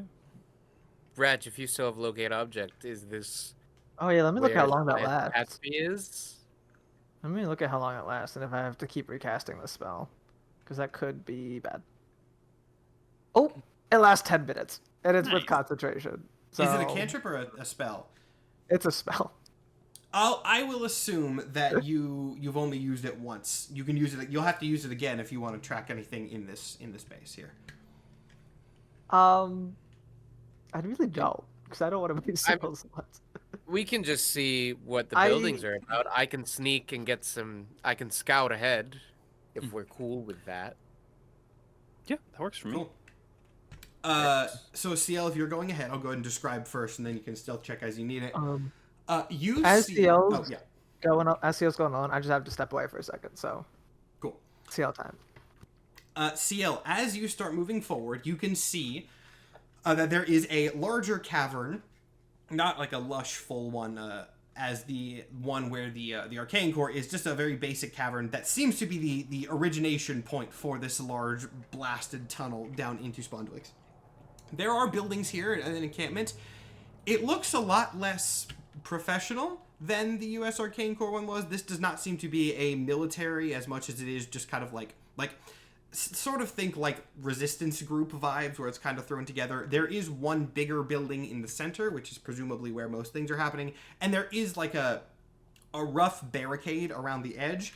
And there's just like one guy, a human, wearing some kind of fancy looking armor, but like modern sort of tactical armor, just kind of leaning on the wall next to it as a guard. Does not seem like they're really expecting much in the way of resistance here, but there is one guy there. Can I look for... I mean, intuition would say this is probably Narthex. Could I get confirmation of that? You can make me an I won't even make you do an investigation check. You have only heard of 2 surface factions. This is not the Arcane Core. So all logic would assume that this is Narthex. And yeah, they don't have like a logo or anything that you are at least aware of. Then no iconography. Could I make an investigations check for other security measures that are not just this one guy? Yeah, go for it. All right. What do I need? Not that. That was an 8. Yeah, you don't really see much. There's the one guy. There's a short... I don't know why I said investigate. Could I say perception? I'm looking for things. Perception is that fine, is yeah. the better stat. I'll give you that a becomes there. That becomes a 15. 15 is much better. Funny enough, actually, you are going to get the same answer, which tells you that it's a little bit more accurate. You don't really see too much. There's the one guy there at the gate. There is a very short wall that you could probably easily scale with your talents. This does not seem to be a huge encampment. It kind of does look like it was sort of thrown together, as you might be able to guess. Like Shepard called them, this was probably not something that was supposed to exist yet. Security seems very light. The reasoning for that you do not know, but security's light. In that case, I'll go back to the party and say, for some reason, security is very light. Seems suspicious, but it's probably a Narthex base. Perhaps they can't spare the security. Perhaps... I don't know. Either way, there's only a single person outside that we need to get past, so... Who has the tools to dupe a single dope? I have an idea. Oh. I can make myself look like Shepard. Oh. They don't like Shepard now, though, right? Well, I don't know. We don't. I mean, I don't know if they sent him after us or what. But it's better than me strolling up there looking like me. All you know is that he was last talking to the boss, and then, presumably from the fact that the Moonlight Generator was stuck to him, the boss did that and then sent him after you. You don't know how public that was to the rest of the organization, but, I still think if they see Shepard walking up, they're not just going to start shooting. They're going to at least talk to him, even if it's like to gloat or something. Like... It's not, typically if you recognize somebody, you don't just start shooting at them. Well, they did strap a thing to him to make him an animal, so you go in as an animal? Right, but I'm not... no, but that could be maybe, who knows? I think it would cause at least a little bit of confusion, because they wouldn't understand why he's back, why he's not a wolf. Maybe it would be enough for the rest of you to get in position or something. The rest of us, you don't speak any English, correct? That's a big giveaway. That is another factor. Hey, Matt, I'm going to leave this one to you as a DM, but does Janine know enough to be able to run up and yell things like help as a human? Because a human coming out of the cave would be a lot more confusing and less alarming than everyone else. Yeah. And she could definitely do the, like, oh, I'm in distress. I will rule... that you definitely can or know enough English to be convincing in that situation, especially given the logic of like, if you're not really good at a language but want to sound like you are, just sound angry whenever you talk, because then you're going to mess up your words anyway. Like, if you're trying to sound actively distressed, like, that'll mask any mistakes that you make. So that can definitely work. Yeah. So I will demold. Oh, boy. Hmm? Ow. Iggy is trying to say words that he's heard Shepard say in a southern accent. Oh, actually. Oh, wait. I just had a thought. Oh, my God. Is the lore connection of Agents of Hades actually going to matter to the plot of this show? I think it is. Because Seti's going to hype up. Or pop in and be like, hey, actually, where I'm from, well, I mean, I'm from here, but where I was for the past couple of years, there's some spells that have been set up so that people can speak each other's languages. I think I can replicate one of them on a small scale if we want to be able to talk. That would be the most helpful thing. And then, this has been a problem all week. He will do that. And it's a canon thing in Agents of Hades is that people, like, there's a universal language in Arkala, and he's a good enough mage he could replicate that effect. So yeah, Seti casts that. You all can speak English. Or actually, I guess for the record, he'll explain this. I don't know if this nuance is going to matter. This is probably too specific, but I'll say it just in case it does. This is more of a thing where, like, you speak and people understand it in their own language. It's not like you're speaking English. It's just like an auto-translator. Tablet fish or whatever. And then he's going to do that. Mayonnaise. Okay. All right. So then, do we want to play like we are in distress, or do we want to send in Fake Shepard? I don't think we should send in Fake Shepard. At least, like, it seemed they didn't like Human Shepard very much, because they tried to make him an animal all the time. So if you want to be an animal... I mean, I'm not saying that I have to convince them for very long. I'm just saying, I could be a distraction while take the eyes off of everybody else while you guys get in good positions. I mean, we only see one guy out there. Iggy, you're one of the two most important people in the country. Don't do that. CL, you can go. But I'll be right. That's what I'm saying. I'll be right next to the guy too when we spring the trap. I'll be able to get the first punch in there. I love this because both of these plans are valid and good. They'll work in different ways, but they're both great. So it's just you guys trying to you guys come up with one. This is great. Wait. Sorry, go ahead. I was just going to say I lean toward Janine because one, the Shepherd ploy is bound to be found out eventually, so we can't ride that for very long. And two, if Janine creates a big commotion, we may draw out even more attention that may be hiding in some of these buildings or whatever they have. So I would go with Janine personally. Here's the thing, what we could do. We could do both because it doesn't cost me anything to look like Shepard. And so we could start with Janine, and then as people are coming out and everything's getting crazy, if Shepard shows up all of a sudden, that's just going to confuse them even more. And then we can take advantage of that confusion. Can you make yourself look like an injured Shepard? Like what we would have seen immediately post-fight? Yeah, I mean, I can make myself look like any humanoid. However, I can't really change a whole lot of... But I can, I could do that. Then we have a plausible story for why you're not a wolf. I mean, the pack on his back was ripped off regardless. Yeah. I feel like it's worth mentioning that the whole I will draw their attention while everyone else gets ready thing is how Pine died. Yeah, but that was a bunch of other things too. Yeah. Like that was also like Pine tried to distract 3 of them on her own. Like I think we should go with Iggy. I don't want to do this anymore. Janine is not gonna do that now. Well, that's a good point. If you point that out to her in this moment, she's just cold stopped. Oh yeah, because she would. Yeah, all right. Because you weren't there to see it, so that reminder. After the plan has been determined, the very large eldritch monstrosity cat that is standing next to you kind of just goes, "What am I supposed to be doing, eh? Am I going with you? Am I helping?" Oh, when we attack, you're going in, right? You're attacking too. I certainly can. They presumably have Catsby Prime, which you will probably want to absorb. What's Catsby Prime? That's another one of you. Just find one. Oh, there's another. Okay, well, we've seen a bunch so far. I suppose that's not too weird.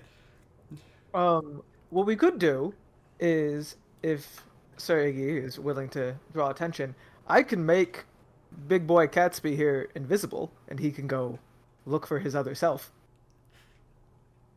It's genius. It's actually a kind of cool plan. I was not expecting that, but I'm here for it. See, I love just getting to sit as a DM and watch you guys make plans, because you come up with good ideas.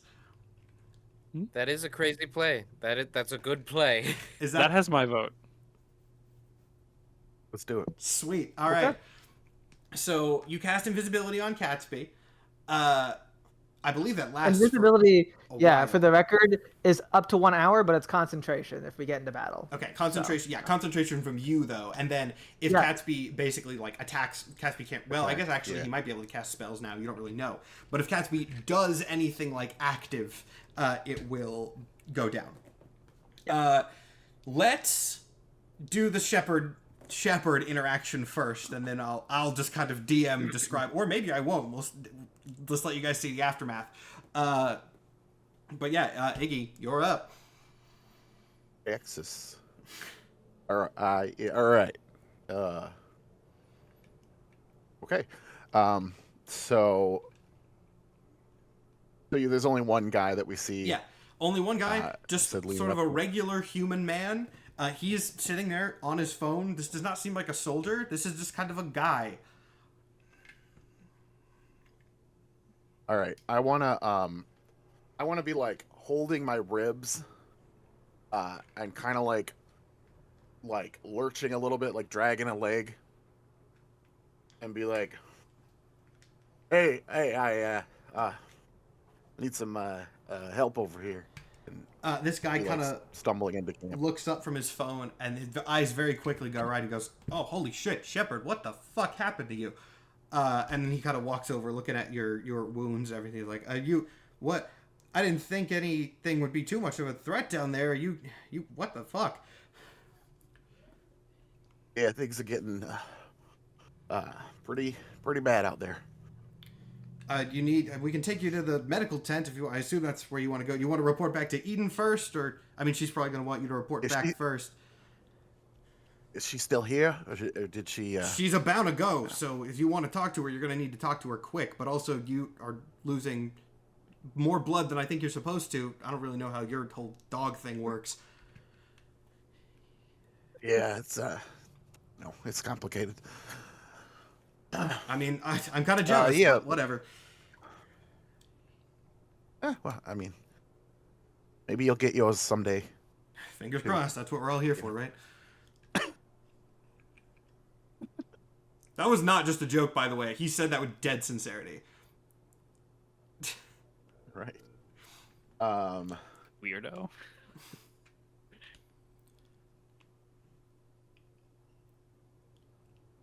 Okay. So there's still nobody else. Like he has not called anybody, and no alarms have gone off yet. Okay. And you said he was holding his phone? Yeah. I mean, he has it I probably put it back in his pocket when he rushed over there, but he was. Okay. Was holding his phone. Okay.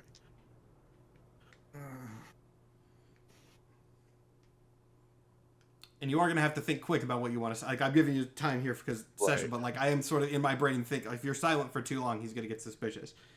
Sorry. No, no, you're all good. That's just the nature of the scene. So we're moving over to what, like a medical tent or something? Yeah. He'll start guiding you over there if that's what you indicate. So he takes you in. There are more people just kind of milling around. Doesn't seem like anything super active is going on. You can see. Actually, give me an investigation check if you wanna look around and kind of get a lay of the land, which no reason not to. I would but like. Yeah. That's a nat 20. Oh, hell yeah. Ooh. Hell yeah. And that 20. Okay, Nice. so the main thing that you are going to see is that the people who are here still are not like organized soldiers. This is a very far cry from the Arcane Corps camp. It seems like it is just mostly people.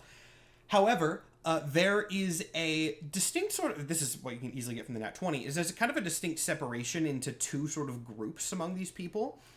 There are just regular people, regular humans, all humans for what that's worth. And then also there is a group that has like some golden sort of extra stuff on their clothes or armor, whatever they're wearing. Some of them look different. Some of them might have like physical alterations. Some of them might have technology or some sort of armor. I will go ahead and say what it looks like basically is some of these are regular people, and then some of these have like minor superhero stuff. But yeah, again, there's no real organization massively. If you have, since you got a nat 20, if you are looking for specific things, feel free to ask, I will tell you. And that, will extend for the next couple of minutes. Okay. Do I see anything that would look like a public address system or anything like that? Yeah, sure. There's like some very rudimentary poles with like speakers throughout that could be like a warning, like rudimentary tornado sirens that have been placed around in case something bad happens. Okay. And you said that there were two groups of people in this tent. How many like super people do I see? It would probably be, I would say, 66%, 33% split. There are people milling around, but maybe like 10 to 15 that you see in total. 10 to 15. But again, everyone's walking around. They're easier to pick out because they all look more unique, but... Right. All right. 10 to 15 total people or 10 to 15 superhumans? 10 to 15, let's say, superhumans. 10 to 15 superhumans, okay. And then, 20 to 30 other people. Okay. Decently large. Okay. All right. So I You're currently on track to the medical tent, but also mentioning of a meeting with Eden because she's about to leave has been brought up. Right. Do you oh man. They got my side's killing me. Yeah, I can tell. It's y'all got open. Yeah. We gotta do something about this. Maybe Eden can wait a second. Because I don't want to pass out while I'm talking to her. I mean, she hates that. I know you know that, but I mean, yeah, if you're gonna pass out, she'd probably be more pissed. We can heal you up quick, I think. So we'll just try to get this good, and then you deal with her. I don't know how long it's gonna be till she leaves. Maybe 10 minutes to get her shuttle ready.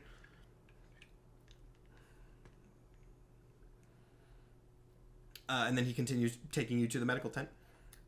Okay. If that is the only thing that you want to do in the medical tent, or on the way to the medical tent, I think we'll cut over to Catsby. And I don't think I'm going to narrate Catsby. I think I'm gonna do some rolls and make some determinations in my head, and then you guys are going to get to see the aftermath of what happens later. So let's do a stealth check for this invisible monster.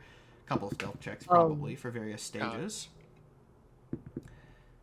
Okay, you know what? I'm not going to tell you specifics of what happened, of course, but I will say this much. You got a nat 20, Iggy. You got a nat 20, and you know that Catsby's in there.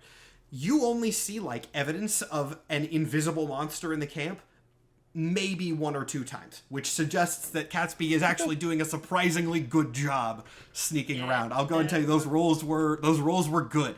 3 nat 20s. Put it on the wiki. Not that good. But like I said, Iggy did still see evidence of an invisible thing. But again, nat 20, and he already knew it was there. So good stealth rolls. As for the rest of you, it has been like several minutes at this point.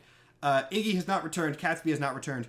Is there anything that you want to do in this waiting period? You can just say no, and we can skip back. But I want to give you guys the chance here.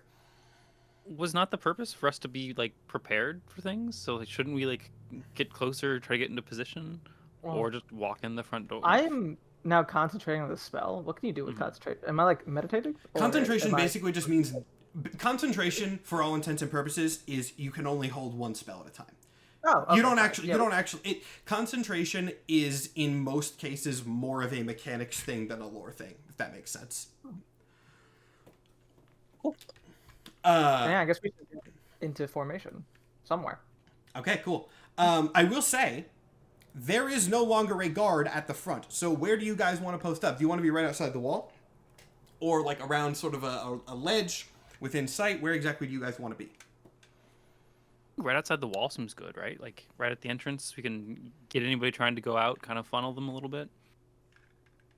Probably, yeah. Yeah. All right, cool. You guys all set up outside the wall. And then we will cut back to Iggy. Now, Iggy, the spell that you are using to appear like Shepard is an illusion spell, right? Yes. So disguise self. Disguise self. So, in the medical tent, there is, a doctor of some kind there. You don't know specifically, but there's a guy, not a superhuman, just a regular guy, who quickly sees you, seems to recognize Shepard, and then kind of very no-nonsense, without a word, starts getting some medical equipment ready. I'll go ahead and just let you know, you probably know this as a player, but, like, disguise self will not hold up to medical inspection. Yep. So... It will if you actually cut your side. This is out of character, don't do that. Ratch just yells that across the camp.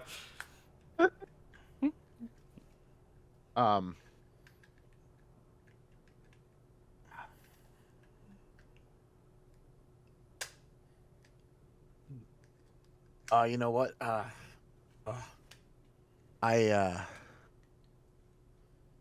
While he's getting the supplies ready and stuff, I gotta use the latrine. The doctor kind of goes like, well, in your condition, you might want to get treated quickly, but also I don't really want you peeing on my operating table, so fine, go. Just hurry and want to do that either. Try not to move too fast. You are bleeding somewhat heavily. Mm-hmm. Is he dripping? I don't know if that's like no. So I had that thought actually. It's like I don't think he's like dripping actively, but I will say that the disguise self is enough that it looks like a bleeding wound. But that thought did cross my mind, and I will go ahead and say, since that did cross my mind earlier, any checks that like might be made to appear like an injured person are going to be subject to that level of scrutiny. But yeah, you are out of the medical tent. The guy who was standing at the gate is standing outside there. He's like, "Are you're still bleeding?" Yeah, I'm just hitting the latrine real quick. Okay. He might. He sort of shrugged you. I'm going to go back to the gate then. Yeah, sounds good. He starts walking back to the gate. Where are you going? You do not know where the latrine is, of course. I do not. When I exit the medical tent, what do I see? Like, he starts to go back towards his position. Is there any... There does not seem to be any like notable change or anything. The medical tent is probably fairly close to the center building, so you are close to that. You can hear some like mechanical sounds coming from in there that are fairly loud if you can hear them on the outside. But otherwise, everything seems pretty simple. There's like an armory. There's some barracks. Nothing too remarkable. It's a very stripped down camp. Is it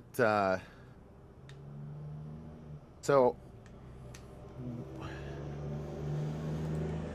How how rocky is it?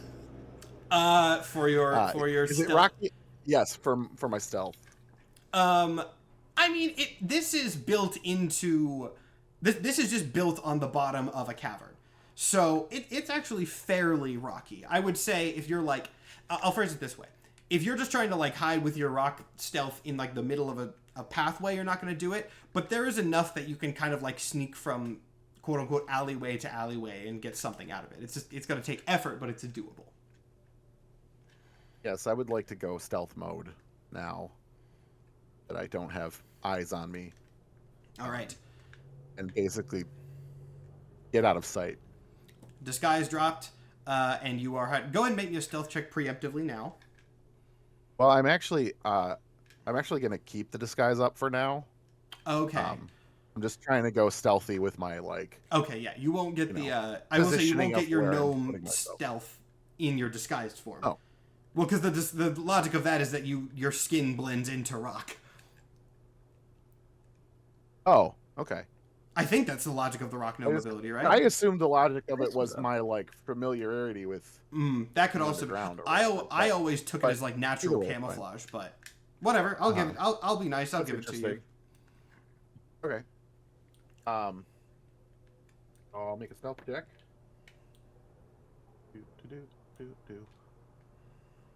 That is a 15. 15. All right, that is noted for the future. Now, I think at this point, well, actually, I guess I'll make another check for it. Ha. Yeah, alarms are going to start going off. You suddenly hear a very sort of frantic scrambling from that central tunnel. Ratch, you hear these alarms go off as well, and you also can tell that your spell has gone away. Things are happening now in the central room. The entire camp kind of suddenly gets thrown into chaos, and after another second, Iggy, off that sort of main pathway, you do see the giant form of Eldritch Catsby kind of just burst out the front of the tent and bound out back towards the entrance.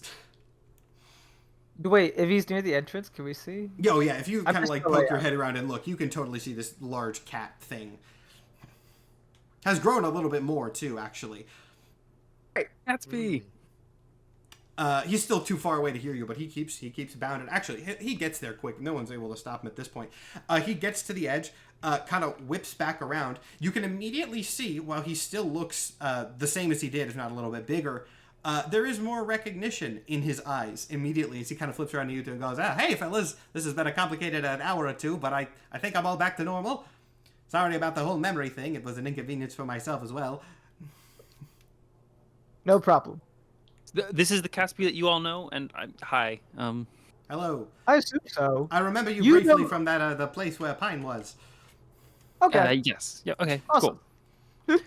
So rescue mission successful. Let's leave. Well, we've lost another one though. Did you happen to see Iggy as you were running? I did not, though. Memories from the other pieces are coming back. I do remember him going in with me, but I lost track of him after he went into the medical tent. Oh, Jake? What's up, Jake?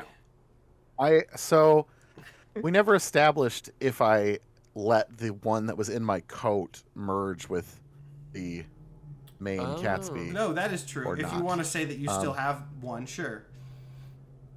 Okay. I don't know if that affects anything. I don't know if they can communicate or anything, but I just wanted to bring that up. They cannot.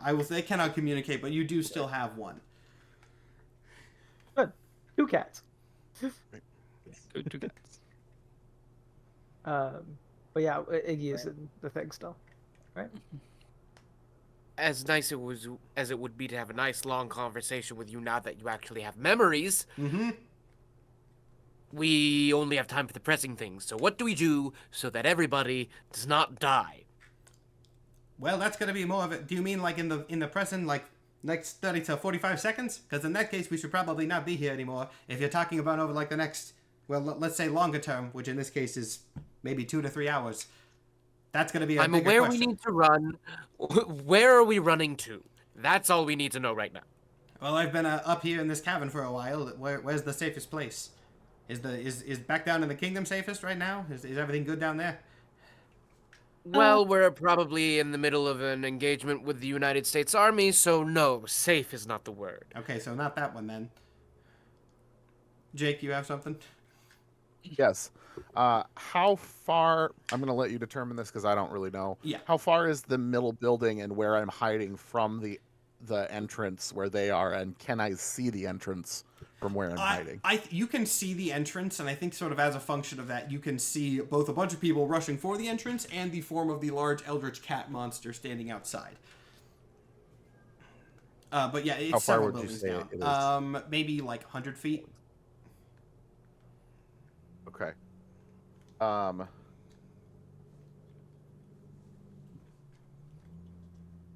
mean, I don't know.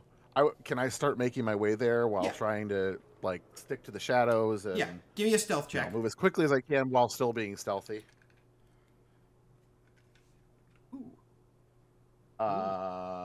19.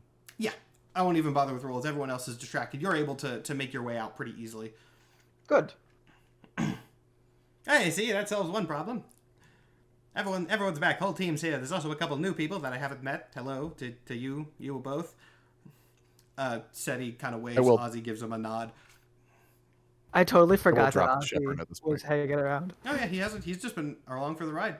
He hasn't been needed in any crisis situations yet. He's chilling. Why is he letting me cast the spells?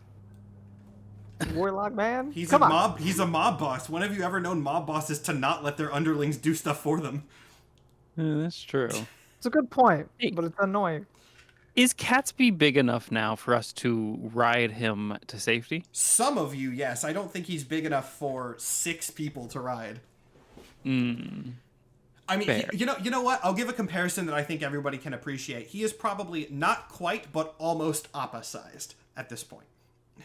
Appa can hold 6 people. Awesome. Can Appa hold? I said not quite. I said not quite, but almost. Not a minotaur. Appa could absolutely hold a minotaur. And 5 other people? And 5 other people? After bossing say he carried like 12 people on his goddamn back out of there. They just sit on the top. Okay, you know what, Nikhil? Screw it. He can carry all of you. He's bigger now. You'll love that later. He's bigger now. Yeah, we'll love it later because he's a friend, and I gave him my magic item because he will never do anything bad to us. Yeah, you'll see. I have such a... Anyway. Do you want to all ride on Catsby back down the tunnel? Yes. All right. And I dropped the shepherd guys, by the way. Now. I assumed, yeah. Okay, so you guys all hop on Catsby's back and ride this gigantic eldritch sort of shifting tiger cat monster down this tunnel. I will say, especially being... I thought I would. Oh, nope. Huh? Give him a second. What happened? Matt, you there? Oh, you're good. You froze. Discord was my Discord weird? Okay. I don't know if anybody, if that froze for the chat as well, but I'll go ahead and say everything that I said. I'm watching this. Yeah. We're going probably just. I was gonna say I thought it. Yeah. Okay, Discord bug. We'll move on. Anyway, you guys all hop on the back of this giant eldritch tiger monster thing and start bounding down the tunnel. Here's the thing: everyone, make me a Constitution save. Oh yay! Interesting. That's a 19. Technically, I got a 4 Technically? with a +3. Oh, Janine. Janine dies. No. I got an 8. Wait, what? Jake, did you say? I got an 8.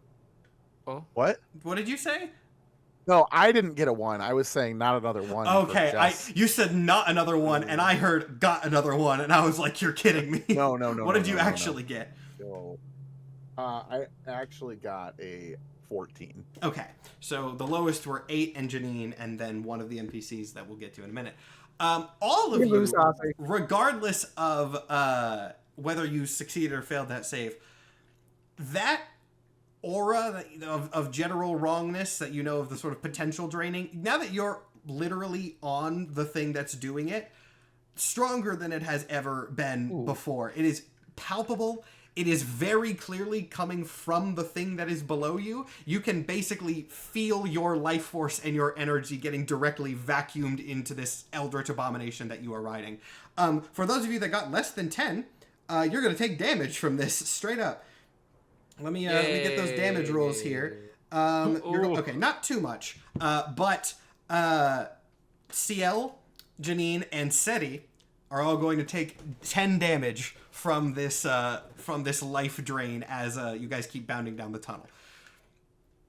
Jeez. Yeah. It's only a 1/6 of my health. Hmm. Who are we even gonna fight today? This leap down by Catsby is going to take a little bit, so you guys can again talk if you would like. I will give you all time to do that, or we can skip down. Your call. But if some of you are actively getting hurt, I feel like that might be something that would cause a conversation. That's also fine. Huh? What's up? Why does it feel so draining to ride atop you? Oh yeah, I mean, did Shepard not tell? I heard him on the phone when he was talking to the scary lady that there was the whole thing with the feedback loop. He couldn't. Oh my God! Why does it manifest as a migraine? He couldn't speak plainly because he never does. So please explain. Yeah, so you know how when I was there earlier, the potential from you guys was getting drained through me, and then it was getting sent back up through those conduits, and then it was getting funneled up towards the surface world. Yes. So the people from back there, he kind of gestures with his tail, the encampment that you just left from. Like, they figured out how to cut off the conduits. So now the energy that I drain isn't going anywhere. It's just all staying in here, which is one of the reasons that I got so big. I was trying to sort of split it up by splitting up into more of me, and that didn't work. And now it's just, there's a big sort of black hole of potential that's just sucking everything in and getting bigger and bigger, and the gravity is just, it's draining everything. I was hoping you would have a solution for that. You split yourself up on purpose? That wasn't something that was done to you? No. They would. That was a safety mechanism. But I realized that the memories didn't really get conveyed like I wanted them to, so I guess the other me's didn't remember that. That's unfortunate. Yeah.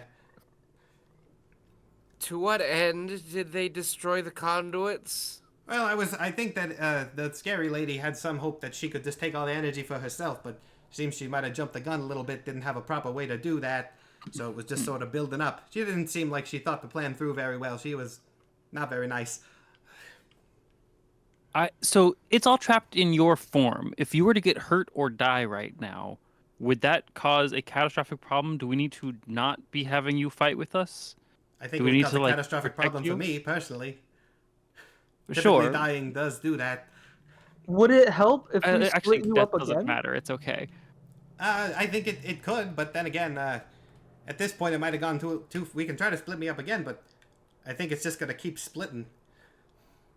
Oh, actually. You want the kingdom to get overrun with an army of golden cats? Because that's how you get the kingdom overrun with an army of golden cats. Army loyal to who?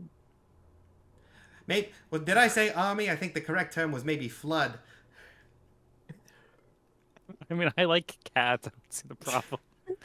Have you ever gotten buried in cats, Janine? It's like those 1 billion toads versus yeah. What if we kill you and bring you back to life with a different form that doesn't have all this potential inside of it? Can we get away from plans that involve killing me, maybe? I would personally feel a little bit more comfortable with that. It's only temporary. You said... Would you be able to vent any of your potential into like a physical object? Like you've helped me use weapons and things before. Is there a way that we could, not just have it all collecting in you till you explode? Catsby pauses for a minute, still bounding down the tunnel, but considering that, he goes, that could possibly work. It might be a bit of a temporary solution. We're going to have to figure out a place for it to go eventually, but if we split up the energy into something that won't subdivide, that could work. What about if we give it all to our army? A little potential to all of them? Plot home armor for an entire army? I could see that working. When did y'all get an army? That seems new to me. It only takes a day. I don't know why everyone gets so confused about this. I mean, I made an army of cats in like 20 minutes, so I guess I shouldn't be complaining. Yeah. Blood. At this point, Catsby has gotten to the edge of the hole, so you can kind of look down over the city, or you can see it. You can't look down yet, but you can see the hole that leads back down to Spondylix at the end. So are we going back down there first, and then we're figuring out what we're doing, or? Yeah, I think going down there, giving our army plot armor, and then fucking up the U.S. government sounds like a win for everyone, right? All right, cool. Everybody hold on. And then without really giving any more warning than that, Catsby just vaults over, skipping the elevator entirely, and you guys all plummet down to the ground. At which point, when Catsby strikes the ground, his entire form kind of just smushes into a puddle that cushions all of your descents, and then, in that sort of 1920s cartoon style, just sort of pops back up into a cat form so that none of you get splattered across the rock below. All right, easy enough. All right. How's everybody feeling? Sorry about me kind of draining your life force or whatever. That's sort of just a side effect. I'm just going to go ahead and get off now. I think we should all do that. I would recommend that. Yeah. You got a lot of potential. I can tell you that, if that's any sort of compliment, which in the situation I don't think. I'll shut up now. Potential seems good. Now, as you guys are looking out, you guys landed, like, right in the center of the city, because that was basically where the not directly in the center, but, like, not off to the side. That was where the hole opened up beforehand. Everyone make me a perception check. Happily. Same dice. The dice has been mean to me today. That is a 26. 26? Nat 20. Also a nat 20. Wow. I like this dice. This dice is nice. Everyone but Iggy. Oh, I'll roll for... Well, that doesn't really matter. They got double nat ones for the NPCs. They're not used to the nonsense both Steady and Ozzy are throwing up after the big descent. Iggy and Seti just helping Ozzy off of Gatsby as we're all looking around. Everyone who got a 20-something, you guys can hear sounds of fighting off to the side where the Arcane Core base was already. Seems that in your time away, as short as it was, things might have escalated a little bit. I think we head that way then. Yeah. Right? Let's go help Batsby. You guys want to get back on again, or are we not doing that? No, please, no. Hoof it. Yep. I We're think just gonna we run. walk. All right, so... Though, out of character, I have a question. Yeah. Okay. Invisibility says anything the target's wearing or carrying is also invisible. Does carrying include? Does carrying include riding?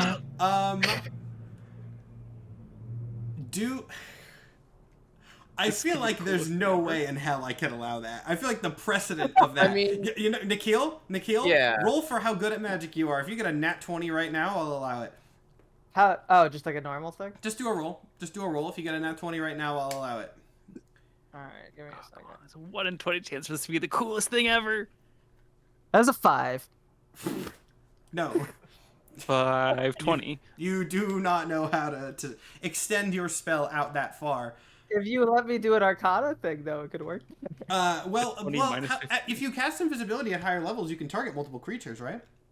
Yeah, I can. I just liked the idea of riding it, being carrier. Getting it for free. Getting the higher level one for free. No, we're not gonna allow that. Okay. But you guys head over as you start to see. You kind of. I don't know if I've ever actually described this tunnel entrance. I know it's out from the city, but we'll say for the sake of this scene that it's like down a little bit. As you kind of get to the edge of the city and look over, you see basically the goons kind of just clogging this tunnel that leads up to the Arcane Core base. There are a lot of goons there just kind of throwing as much magic nonsense as they can, so much that you can't even really see anything within this tunnel. But despite that, it doesn't really seem like they're doing great. Like, it kind of seems like they are sort of just throwing themselves at this offensive, and the main thing that they have is just a lot of chaos and a lot of bodies. It does not seem like a barricade that's going to last very long. Also, you know what? I'm not even going to make you do a perception check of this. At some point, Ozzy left. He's, without saying a word, he was hanging in the back. He split off during the run across the city. What? That checks out. Okay, we're at the battle, yeah? You are looking over it. You can join the battle whenever you like. Or if you like, or you can do something else. I want to yell Batsby's name celebratorily and give him bardic inspiration. Man, how fucked up would it be if Batsby died already? Oh. Well, if he can hear me, it works. If he can't, it won't work. So you know what? You shout out encouragingly to Batsby. Maybe he heard you, maybe he didn't. But I will factor that in for my use later. I see. You gotta tell me so I know if it counts. I mean, you use the slot. Ah, okay. You use the slot. We'll see if Batsby heard you or not. Would there be any way for us to have seen where Ozzy has split off to? He is a very old turtle. Yeah. I will give you a perception check to see. Is Ozzy an object? I got a 13. No, I'm going to say no.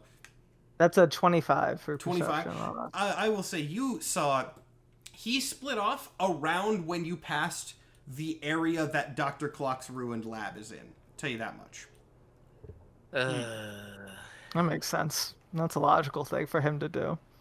Maybe he'll come back with a mech and help us. It's fine. Maybe we'll come back with a mech and help us. It can't be worse. Like, yeah. I guess you could come back with a mech and not help us. You could come back with a mech and kill everyone. That would be stupid. Yeah. But that would be stupid on his part. But look, we have a plan. Iggy works for him, so he's not going to kill. He's Yeah. got some skin in the game. Mm-hmm. I think the only one he really would want to kill is Janine, because she's... No, because Janine believes in equality between law and crime, and they're both going to rule together. And everything's fine. This is maybe paranoid. This is maybe paranoid, but I feel it's in line with how CL would think. I'm paranoid that he's going there because he has some kind of trump card that will at the very least guarantee his survival in a very selfish way and end up fucking us over. So... Maybe. How far out of the way is that lab? You can go check out the lab first if you want. This battle seems like it's going to be ongoing for a bit. This is not like an immediate urgent thing. Well, I mean, it's a battle, but... It's our allies dying. Yeah, but, you know. Hey, if you wish and only 30 of them have names. Yes, can we get updates on how all of them are doing as we go? I'll pick one name, and they died. Let's see. Infractions. I'm just gonna scroll. I'm gonna put my finger on the screen. I'm gonna scroll up and down randomly. Glib Jr. is dead. No! Oh, okay. I swear to God, I didn't pick that one intentionally. Not Glib Jr. Glib Jr. is dead. I mean, I think we have a plan, and just jump down, give ourselves plot armor. Like, there's no reason for it to have changed unless we really want to go check out on Ozzy. Which you can split if you would like. CL can go and do it individually, and then. Yeah, I really want to do it, and to be frank, I'm not AOE. I'm not inspiring. The best I can do is probably picking off some of the guys, and I can do that at some point. I got a really bad feeling about Ozzy. Smart. All right, so everyone but CL is going to go on into the battle. You wanted to try to get Catsby to power you up in some sense? Yeah, to power us up and power up the rest of our goons. Give the whole crew, just try to avoid giving the Silver Scale Slasher plot armor. We didn't, that was an accident, but everyone else. Okay, Catsby is going to, as you guys sort of start running up to this battle, Catsby sort of bounding along with his new size. He kind of squints his eyes and goes, all right, I've never done it this direction before, at least not in this big of a capacity, but we're going to see how this goes here. And then he opens his mouth and roars with this base wave of like golden vibration kind of just cascading over all of you in front of him and the goons. As that happens, you guys get this sort of gold aura around yourself. All of the sort of draining sense that you have goes away immediately. It is immediately replaced by the counter sense of just feeling generally much better about the whole situation. You feel stronger. You feel like you have a lot more potential to win this. And though they don't really know exactly what happened, you hear kind of a rallying cry from the goons as well as they start to push back the Arcane Core that you still cannot see into this tunnel. But you guys are arriving at the back of this fight, so what do you want to do from there? You just going to try to push in and fight? Yeah. Yeah, unless anyone has a better idea. All right, cool. You guys are able to push yourselves to the front of this fight fairly easily.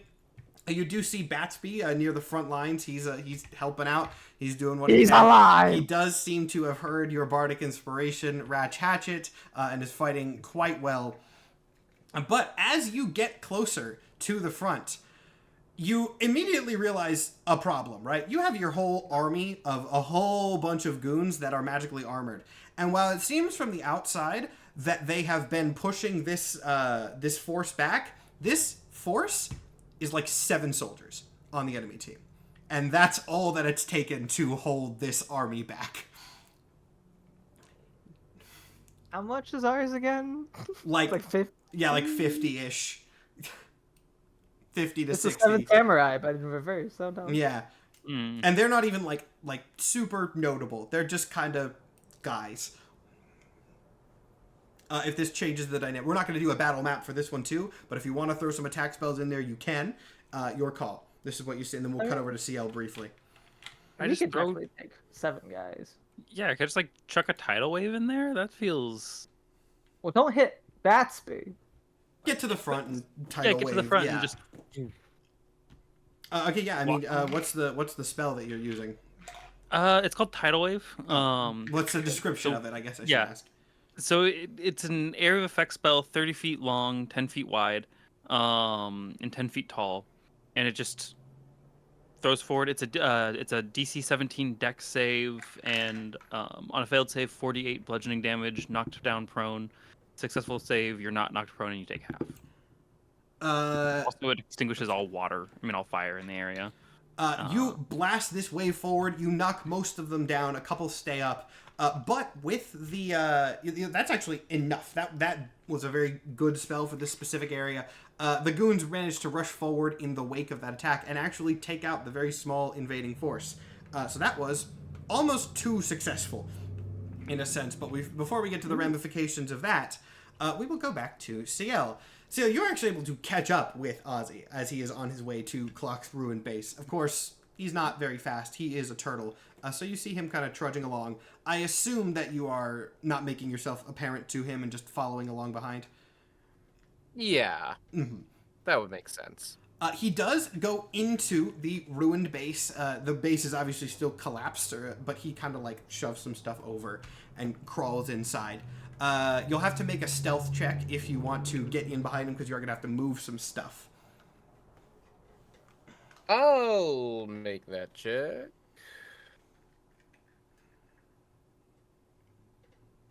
Yes, that is a... Where's my stealth? That's an even 30. An even 30, you said? Yes. Yeah, so you are basically just an actual shadow at this point. You don't even have to move anything. You just are able to worm your way in through the gaps. There is not a sound, not a creak of a board, not a falling of rocks, nothing.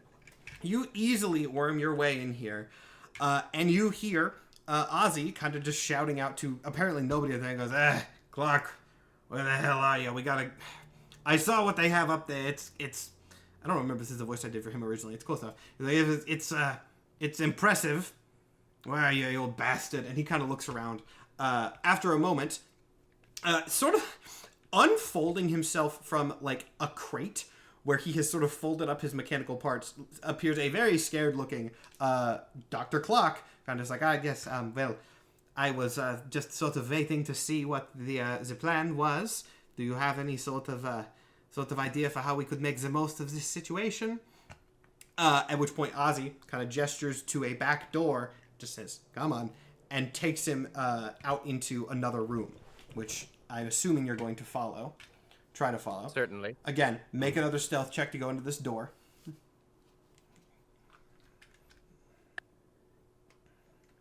16. 16. No, 17. 17. Okay, so, let's see. What order do I want to do this in? Do I want to describe what you see here first, or do I want to cut back to the others and do a little bit more there? You know what? I'm sorry to cut away from you so soon. I think it'll be a better reveal if we cut back to you. So you see something in there, but we're going to have to reveal that in a minute. So, back to the rest of the group. There is a rousing cheer from the goons, who seem to think that they have just sort of won, not understanding the true nature of the force that they have come up against. Batsby quickly runs up to you, Ratch, and immediately like puts his hand on your shoulder, like, we did it, and then his eyes drift up to the monster that you guys have come back with. He goes, what the hell is that? Did you know Catsby? This is Catsby. What is... He's a friend. He might also be the death of us all. He's got a lot of powers. He's gonna help us win. At that, actually, everyone make another Constitution check for me.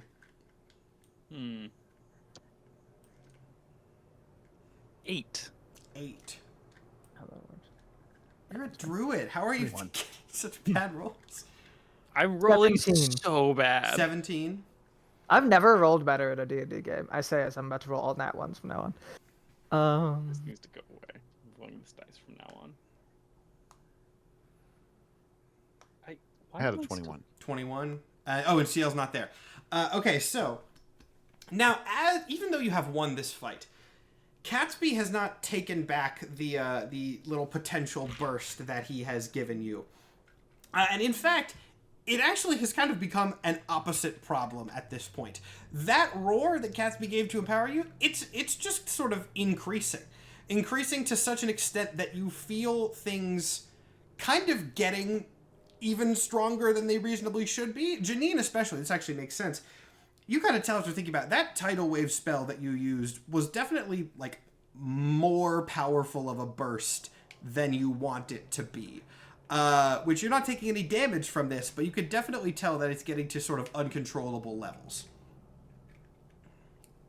Which I feel like to you is maybe a positive, but who knows about anybody else here.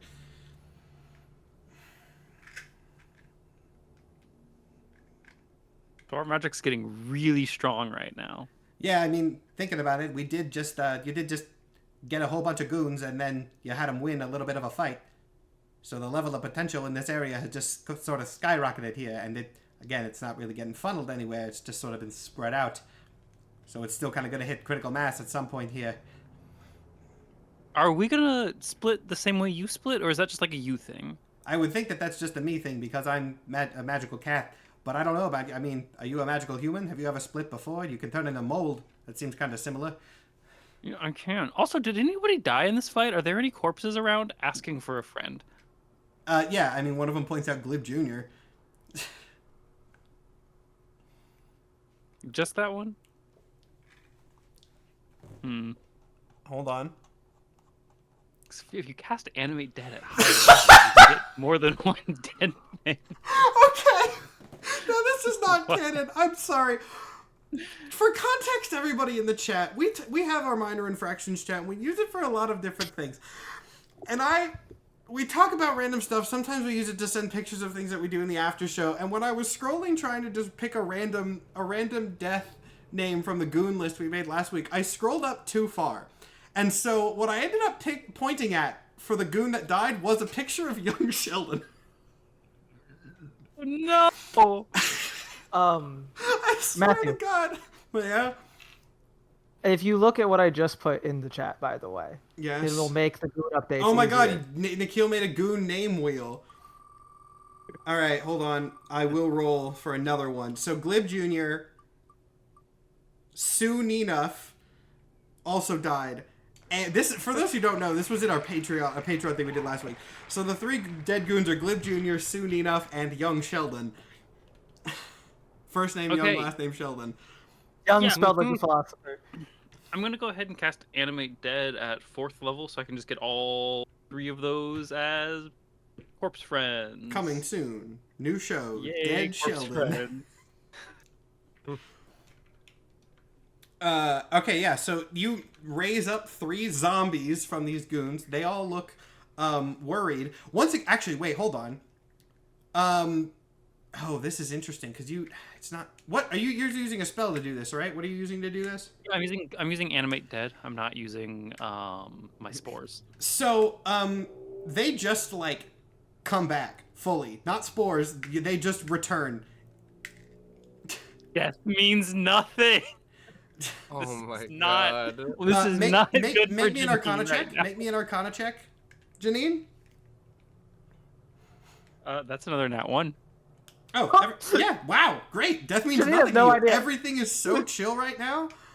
Death means nothing. Everything is so chill. You just fully resurrected 3 people, no side effects. Actually, this was such a great resurrection with no side effects that, like, I've got a sword with my wife's potential. I'm just gonna go for it right now. No. Okay. CL's not here. Yeah, CL's not here. CL can't help. I'm gonna cast Reincarnate on that. Read me the exact... That's the one that just kind of makes a new pine, right?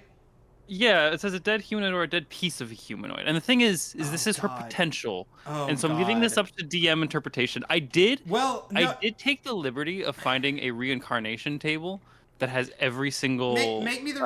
roll on... Okay, here's what we're going to do. Roll on the reincarnation table. Then, since it's like 2.5 hours in, we're going to take a bathroom break so that everyone has to just sit on this. I actually don't need the time. I know exactly what's going to happen here because of something really funny that this is going to cause an interaction with. Okay. 3 says move to special table. So give me 1 second to find the special table. Great. I love special tables. Come back as a fucking whatever the D&D version of Celestial. And that's a 100, which says magical fail become goop plasmoid. Goop? 100 on the special table was goop? 100 this is off of Reddit. I didn't really vet it. It's just all of the races as of 2023. 100 says magical fail become goop in parentheses plasmoid. So sometimes I don't even have to do the like the dice just fell in favor of your spell is overloaded already. I was gonna have to flavor it to overload your spell. I don't have to. We're gonna come back to that in just a minute. Nobody go anywhere. See, this is great. We can take a bathroom break here because not a single goddamn person is going to leave this stream. You sit here for 3 to 5 minutes because you all want to know what happened. I need another energy drink. We will be back with minor infractions in just a couple of minutes. And we're back. Tried to make that break quick for you because I know people are, I'm sure, on the edge of their seats trying to figure out what exactly happened there. Now, you know, I am. Before the break, I said that I knew exactly what was going to happen, and I didn't really need to like spend the break thinking about it. That's not why I went to break, and that's true because I kind of already said something earlier in the episode that matters a lot here.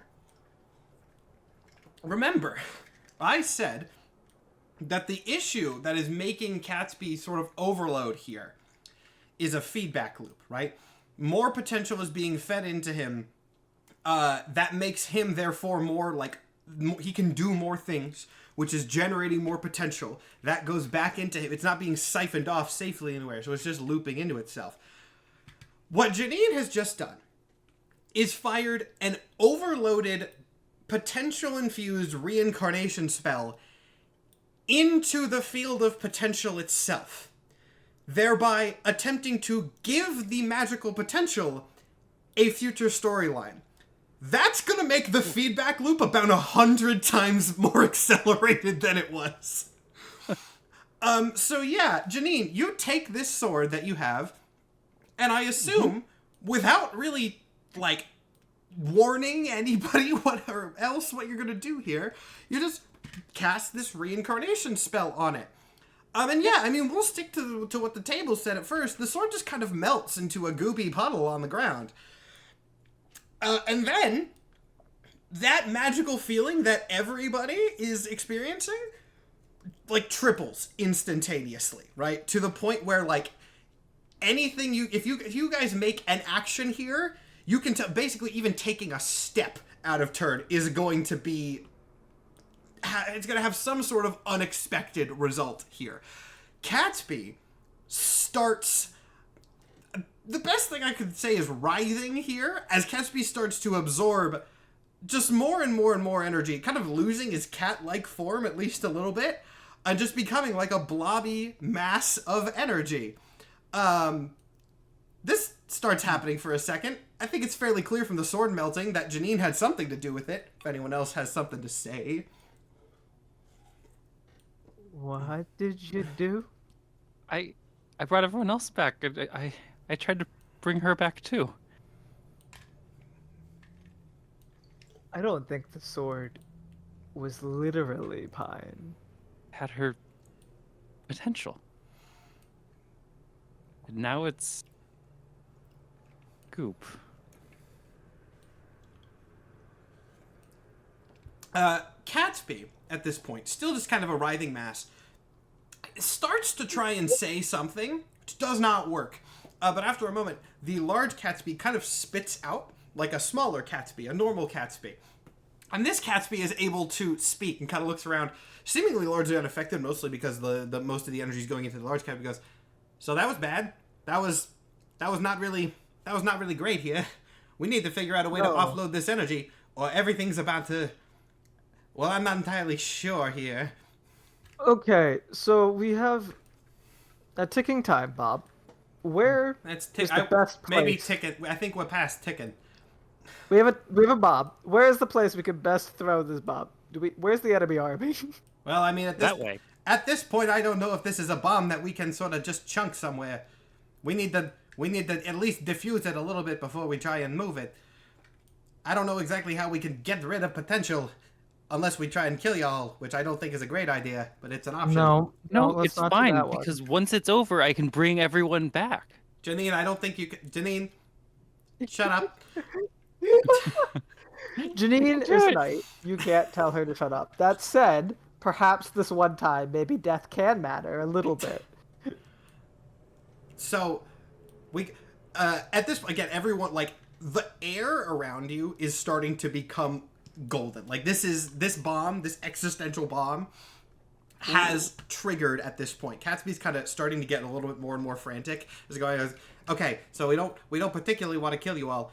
Does anyone have any other? I mean, how can we offload potential from Janine? This better not involve resurrecting anybody from the dead. What if you just go up? What if you just go up to the surface as far? No. There's more people up there. There's far more people up there than there is here. Right, but there's less people here up there. Yes, but then Ratch, I appreciate your self-centered logic, but ultimately, if we go up there, there's just going to be more potential. There's a bunch of superheroes up there and shit. There's a lot more potential for storylines. Look, have any of you ever heard of the phrase "jumping the shark"? I don't know if that's something you got down here. Motherfucker. No, look. I don't even like that fucking phrase. Here's the thing. Jake, you're muted. You're muted, Jake. Jake, you're still muted. Hey. What's a shark? It's like a big fish with teeth. Basically, how do we defuse potential from a situation? We can either kill everybody involved and make sure that they don't get to go forward. That doesn't seem like a great option. What if we just do nothing? And that, I mean, right now, there's a bunch of options about what we might do, but if we just do nothing, then there's no options for what we might do. What about the two enemy factions that are quickly closing in on our location, both of which want to harness this power for their own ends? We tell them to do nothing. That doesn't seem like a great idea. Look, the shark. What we need is something that I can offload all this potential, because that idea about offloading the potential, splitting it into something else, that was a good idea. What we need is something that I can temporarily shove all this potential into, which would be, a solution that we could move on from there. If only there was some sort of large, uninvolved thing, some sort of dangling plot line that has a lot of potential that hasn't been expanded on. Hey, where's all this water coming from? God damn it. Uh-oh. CL! Uh-oh. You follow Ozzy and Cluck back into this back room where you see they have a large pit. They have a large pit that has that goes very, very, very far down to something that you don't entirely know, but you can see that just from opening the door, it is leaking water. There's water quickly rising up from this pit and leaking back out into the realm of Spondylix itself. Which you have not seen. You did not know that this is a similar pit to what absorbed Pine's body, but this is what you see. Ozzy kind of looks down into it and goes, yeah, well, it seems like our little friend here has woken up, which means this place is probably a no-go. Sad to leave it after so many years. Do you have the escape plan ready, Cluck? And Clark kind of nods. He goes like, yes, I think I do. The shuttle is ready, and it's ready enough for our purposes. Shuttle? Futurama? There's a word. No, but specifically underground. shuttle are made of rock. Maybe. Can I see the shuttle in the room? You know what? Yeah, actually, you can. It is a like large.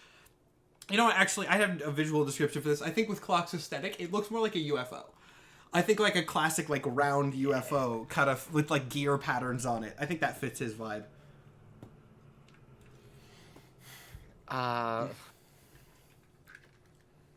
CL, having snuck into the room and being able to kind of navigate freely with his shoes, is gonna drop down in front of the escape shuttle, his sword drawn. Okay. As they turn to it, they're gonna see you in front, and Ozzy's just gonna kind of sigh and be like, "You motherfucker, what do you think you're going to do here?" That's an excellent question. I don't know, but we are standing on the precipice of extinction, and I'm afraid your part has not been finished yet, so I cannot allow you to escape. If you're interested in accompanying us, you have provided enough services to our organization that I might be willing to allow that on some conditions. What conditions? Well, I mean, you'll have to sign several contracts, of course, which we will determine the specifics of as we get on the ship. If you do not comply when we are on the ship, I will have you, of course, immediately executed. But general loyalty, you will not be able to say anything about the nature of our escape here. We are going to the surface, I suppose, which will be a difficult transition, and I suppose more help would be appreciated. What is your plan? Where are we going? Are we to repopulate the glass crater that will be Spondulix? Clock pipes up before Ozzy can chime in. He kind of goes, "The plan at the moment is away from here. I don't know if you know what this tunnel is. It is an indicator of something approaching. Something else approaching. Another factor that has not been yet considered in this." CL eyes the water. And what would that be? You just hear a roar from down there, I think.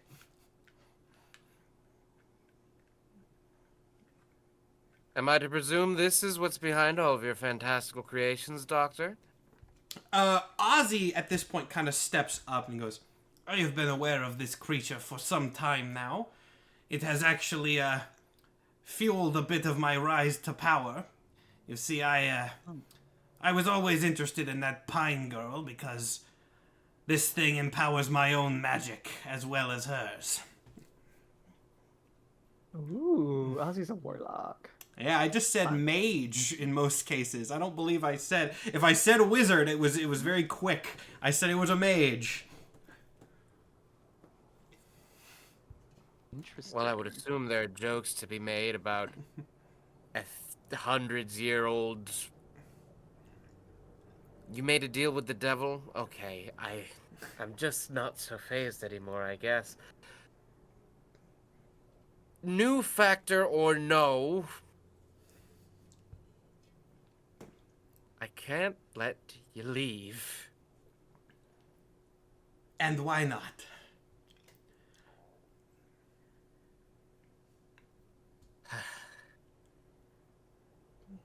Because if your plan is anywhere but here, your plan is nothing.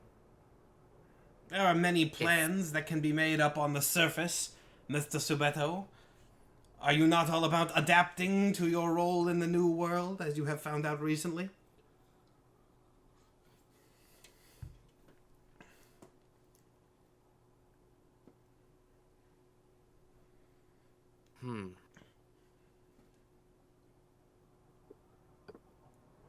You know what I want, Ozzy. Survival. Mm-hmm.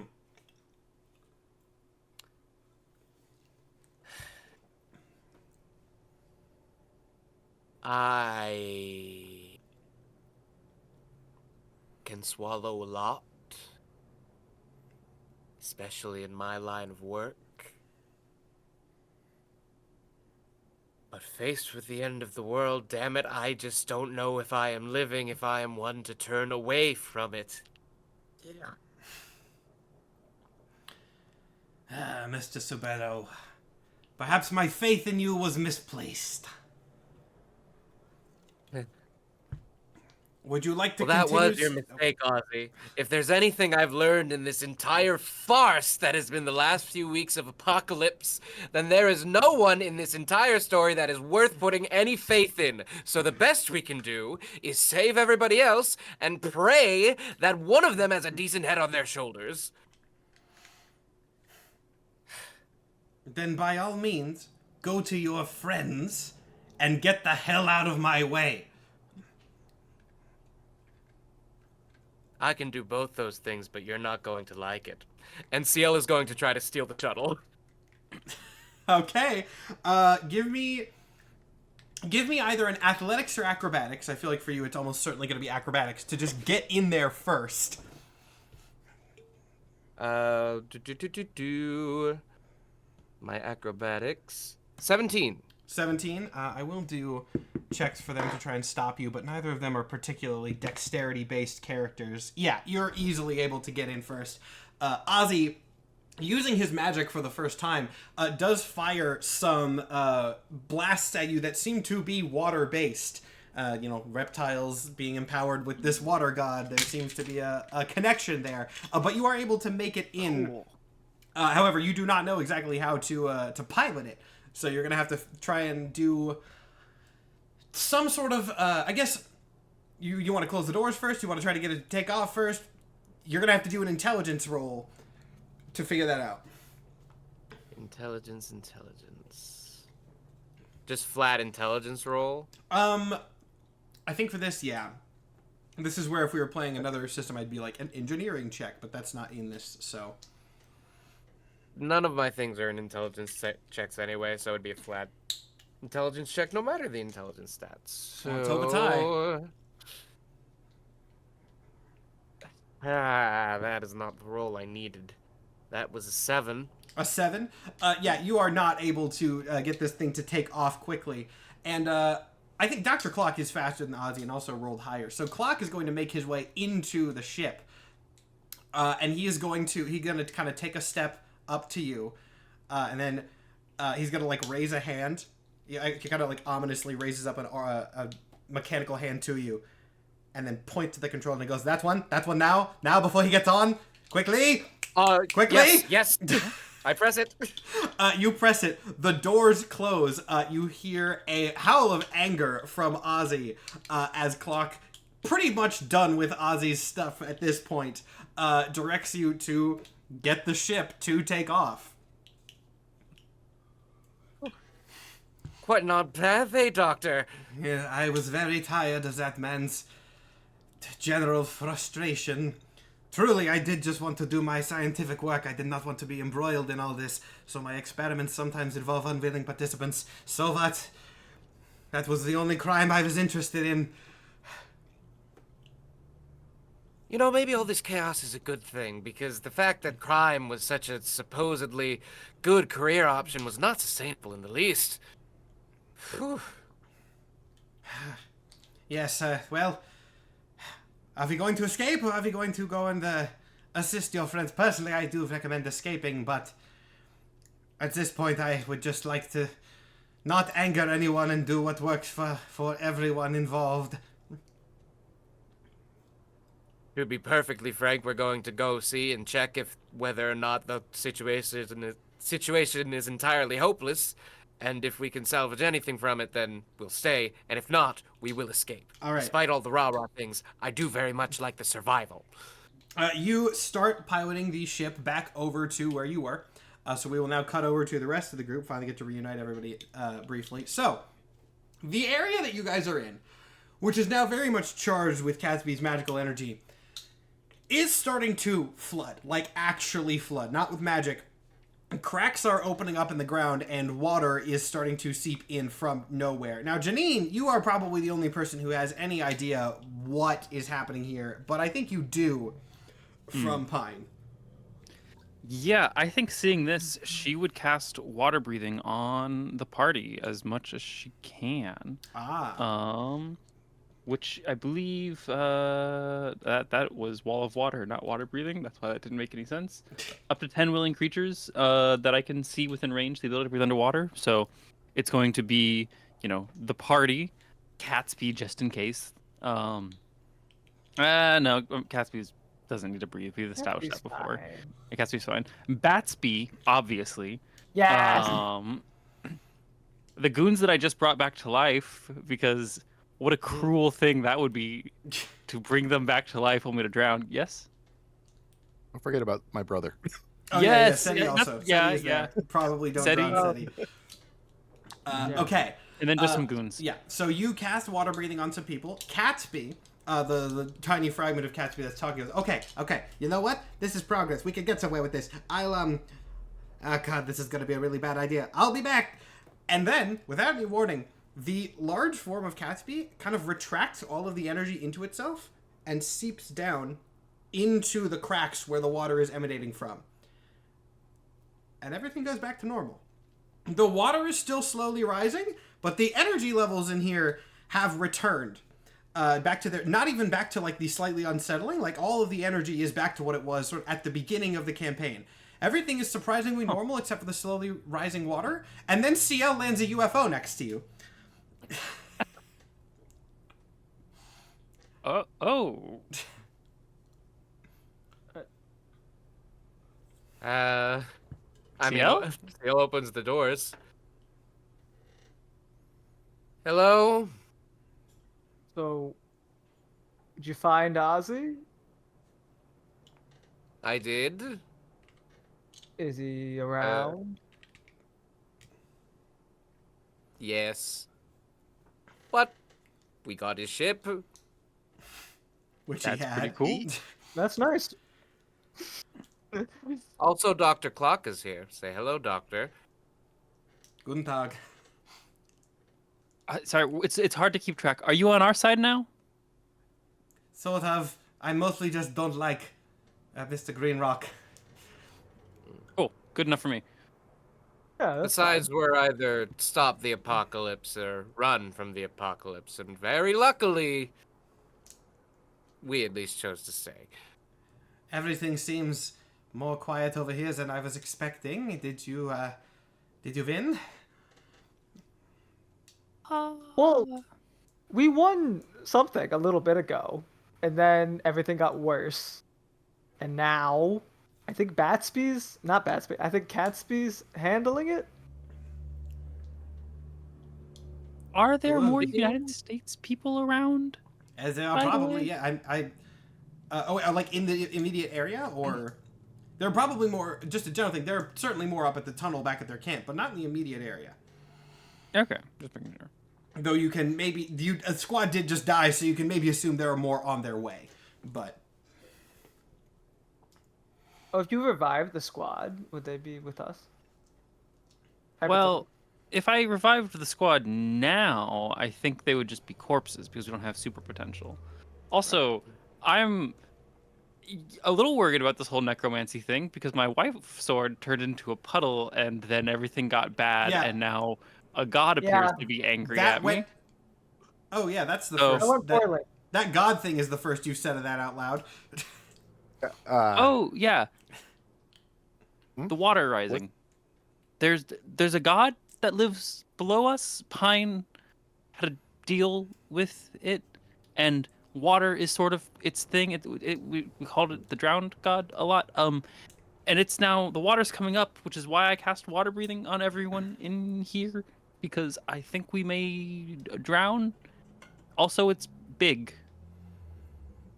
Ozzy had a deal with the same entity. That's don't love interesting. That. Don't love that connection between Pine and Ozzy. Gonna choose to ignore it. Yeah. Clock, is there any way that Ozzy may be able to mitigate this, or is that not how this works?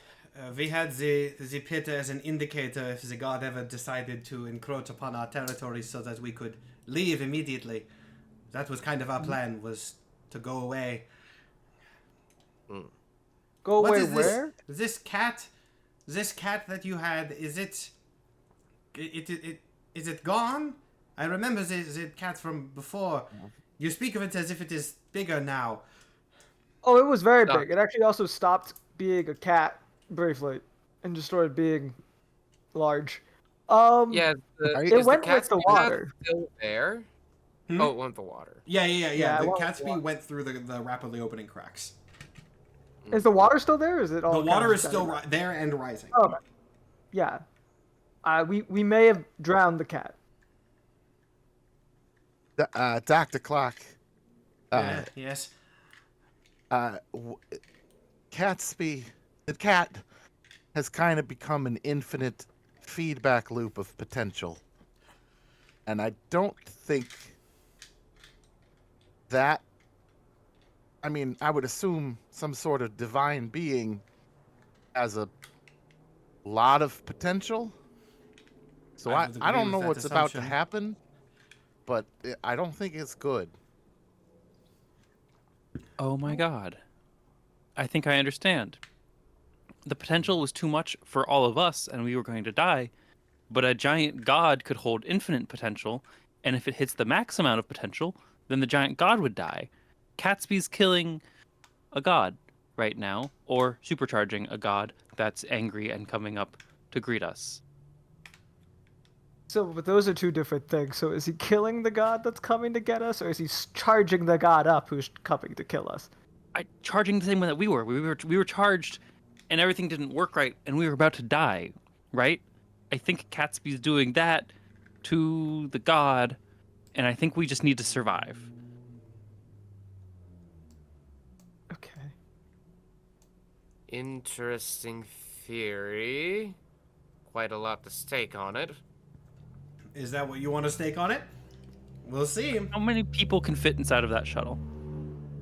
Probably quite a... maybe 20, 25. Okay, not enough to get all the civilians and Spondylix out. No, it's not that large. We could take trips. I don't know if we have that much time. What if we try to eliminate a couple stones at once? Or a couple stones with one bird? What am I? A couple birds with one stone. Stones with one bird. We've covered that that at least crows don't exist here. That's true. You know, What's it? all the You're right. bird phrases are slightly different. Hit one rock with two rocks is what you're trying to say. Yeah, hit one rock with two gnomes. But Excuse me.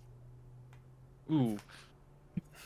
Problematic Janine. This is the first problematic thing she's done, right? No. No, nothing else. That serial killer's fine. But what if we wife try to just lure this? Oh god. What if we try to lure this god monster that's coming towards our enemies and let them fight? Love it. And is it possible to lure the god? It doesn't seem to be targeting anything. It's just flooding. Once it's here, I'm sure it's going to target something, and we just have to survive. Most people can swim, I assume. It feels like to I have me. literally never attempted whatever swimming is, but sure. What were you thinking, Iggy? It feels like to me, we don't know what this god wants, but we do know what everybody else wants down here.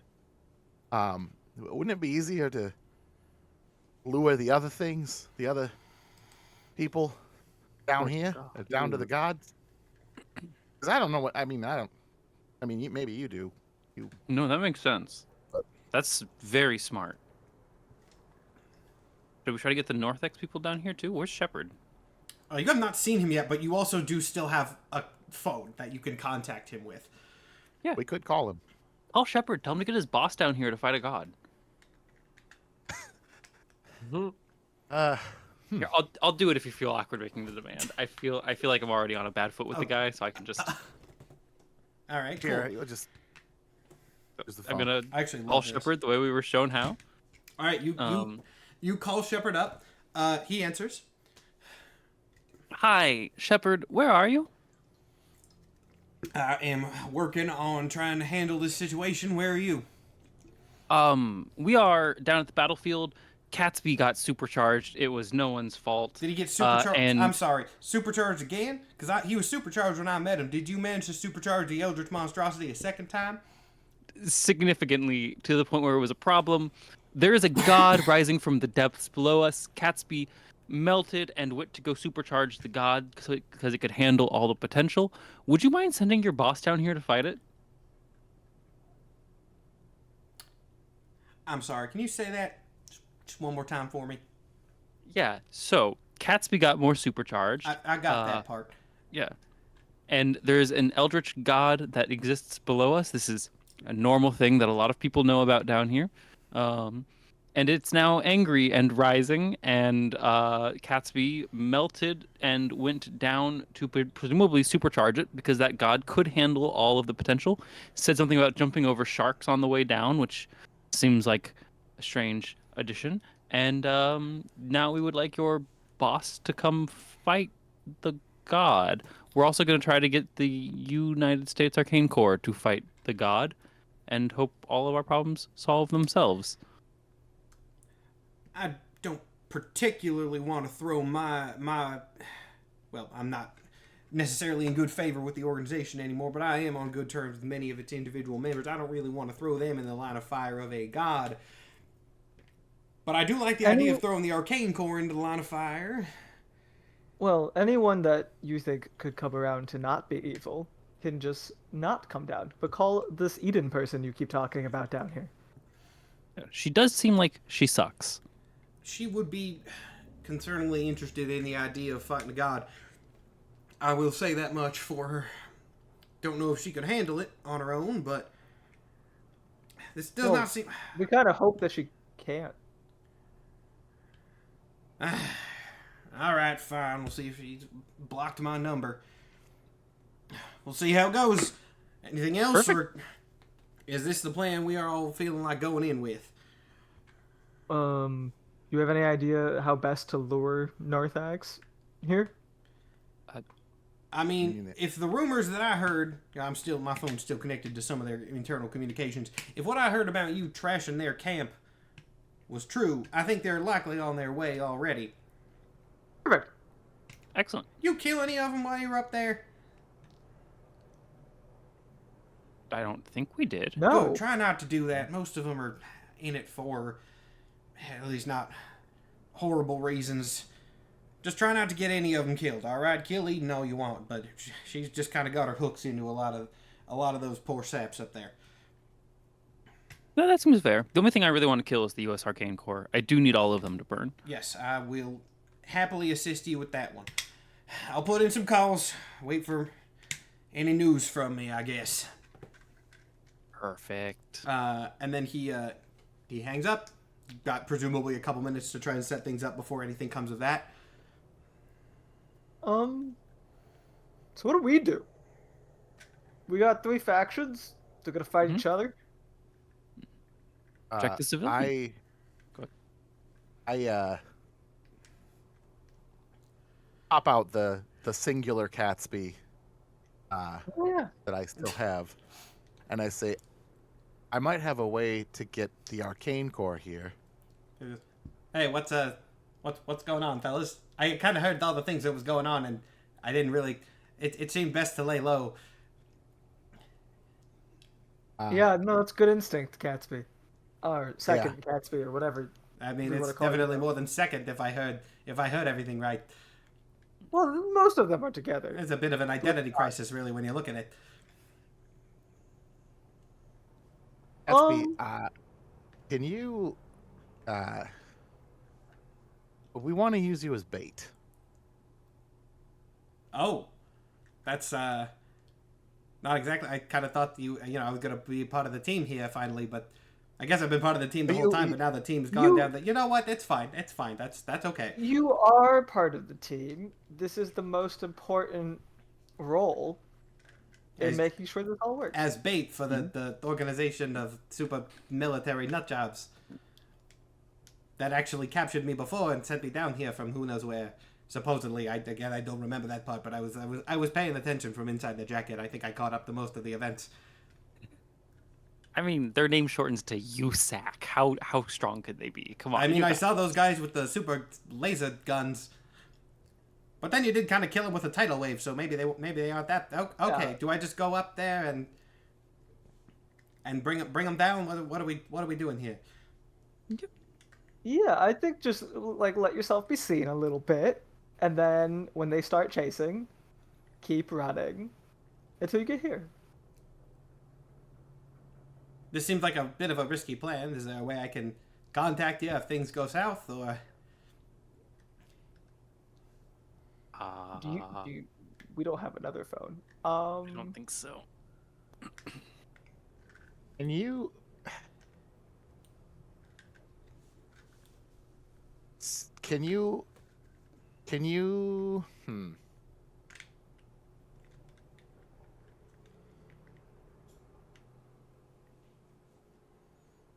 I want to show the phone to Catsby.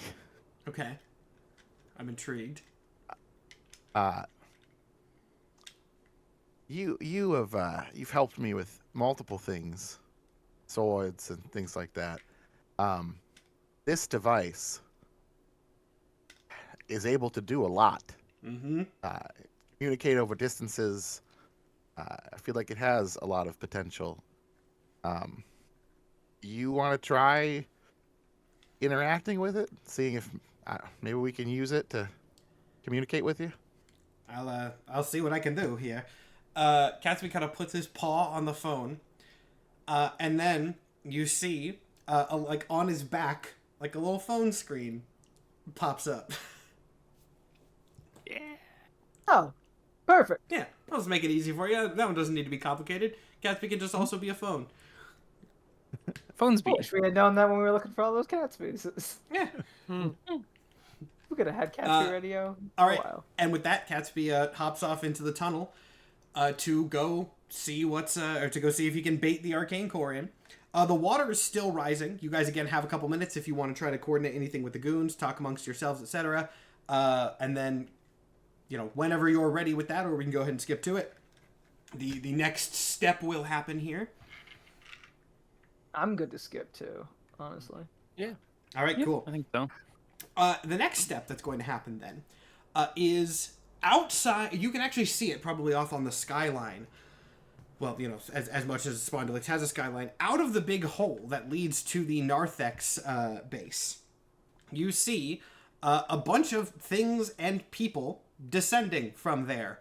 And then they all kind of quickly stream over to where you guys are. Probably to the shock of at least several of the goons seeing a bunch of humans, which they're not used to, and some superpowered humans, all just kind of quickly rushing over. You do not see anyone who you would immediately think to be Eden, but you do see, these people seemingly excitedly rushing over.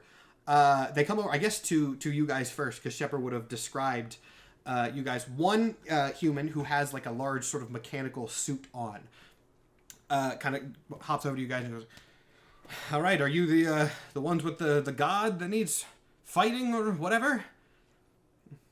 Yep. Yeah. It'll be here in a moment. All right. We're waiting for some additional parties. Do you guys have the Eden with you? Eden said she's going to be down here in a bit, but we're here. We're ready to fight. This is what we're here for. This is what all of us have been dreaming of for a while now. So we're ready. Strange dreams. God killing? Is that your? Being superheroes in some way or another, right? You guys probably don't know about that, right? You don't know all the surface stuff up here. Is it doing good things with magic? See, up on the surface world, we have sometimes people up there get superpowers. It's kind of a complicated thing. I don't have time to explain how that works now, but it only happens to a couple of people, and Narthex formed because, we don't think it's fair that only a couple people get superpowers. We're like, you know what a Narthex is? It's a thing in a church. It's like a room where the people who aren't allowed in the church but still want to hear the sermons go. So that's like what we are. We're not chosen. We don't get superpowers. So we get them ourselves. We're in the Narthex. We're not the chosen ones, but we're going to be the superheroes regardless. That's what we're here for. It's the human. Okay. Okay, that's interesting. That's more drop for later. Anyway. No, I like this. That's cool. It's neat. It's good to learn. Yeah. I enjoy. So does that mean you're also going to protect the civilians that are outside of the cave? If there's civilians to protect, we're definitely going to. Perfect. All right, I like this group. They seem good to me. They do. They seem incredibly good. Actually. Hey, yeah, good and chill, and none of them are bad at all. If you stumble across the body of a kobold, please bring it to me. No reason. What's a kobold? Like a little lizard woman. Lizard woman? Got it.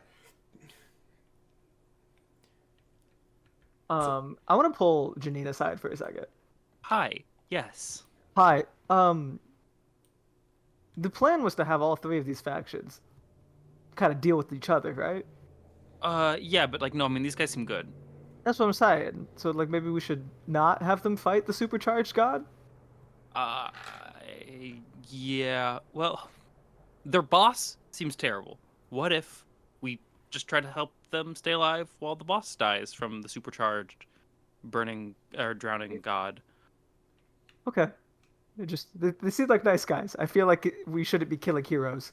Yeah, we should just tell them what's going on. Maybe don't tell them that we want their boss to die for being awful, but maybe tell them that, hey, we actually don't want you to die, and there's several factions here. Sure. And I'll turn back to the people. Hi. So the plan was originally to lure two different encampments to their death fighting this god, but you guys seem lit, so maybe just don't die and let your boss die instead. They seem... There's a general sort of murmur of unrest as they hear that, which was an interesting thing to tell a faction that you're supposed to be allied with. One of them kind of goes, well, no, we're not going to do that. I mean, if you don't want us here, we can help with, evacuating civilians or something like that. That's... Perfect. Sure, do that. Somewhere else. No, hold on, because we can't handle this on our own, and we could definitely use the superheroes. We just wanted you... We don't want you dead. Ooh. I think... Seti kind of turns to you and goes, I thought death didn't matter anymore. That's what I thought.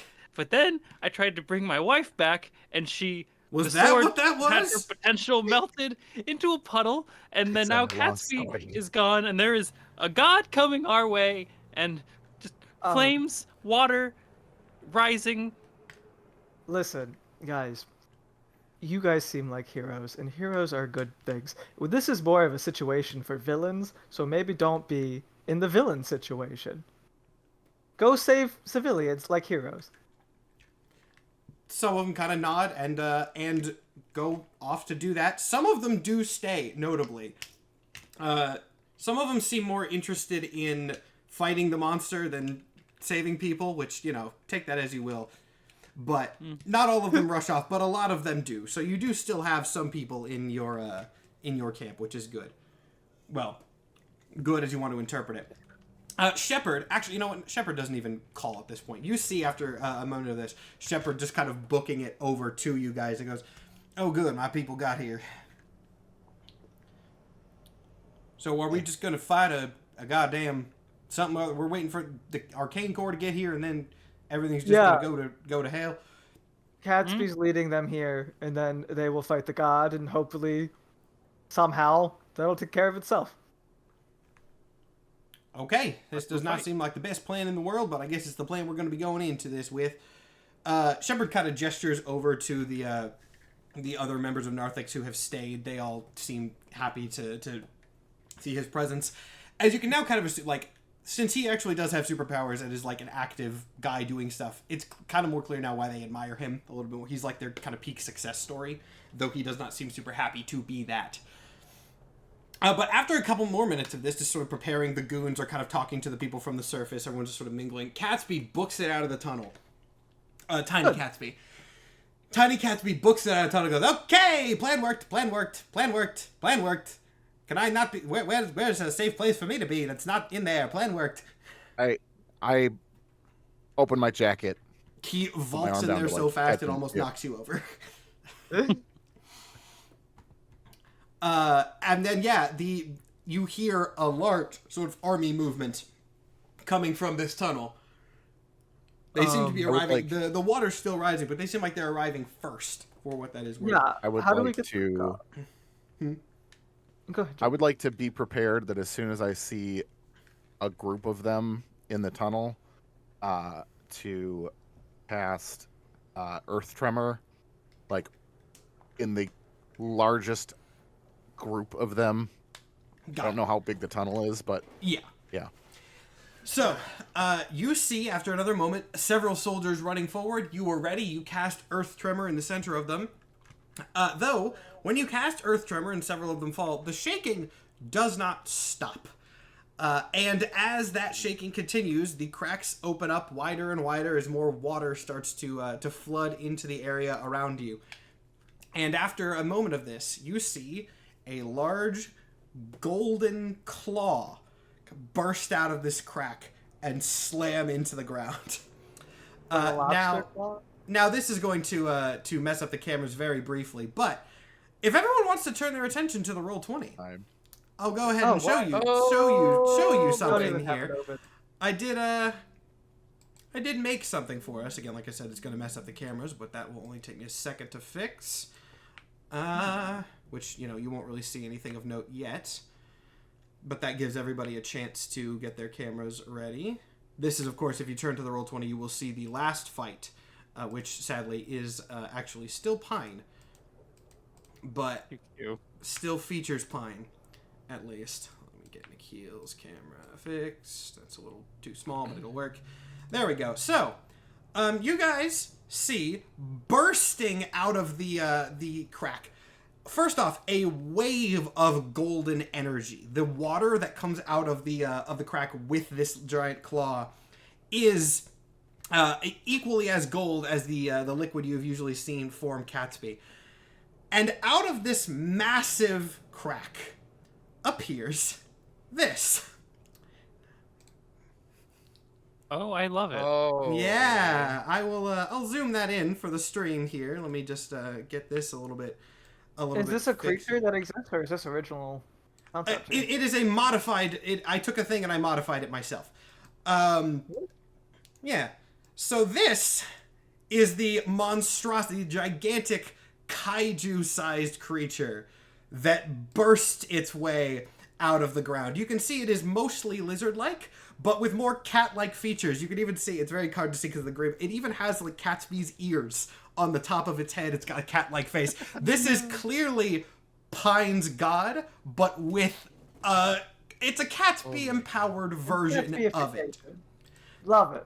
Yes. This is incredible. And as this creature bursts out of the ground, there's a brief pause, and then a solid 60% of your amassed army just starts running at seeing this massive kaiju that they were not prepared to fight in the slightest.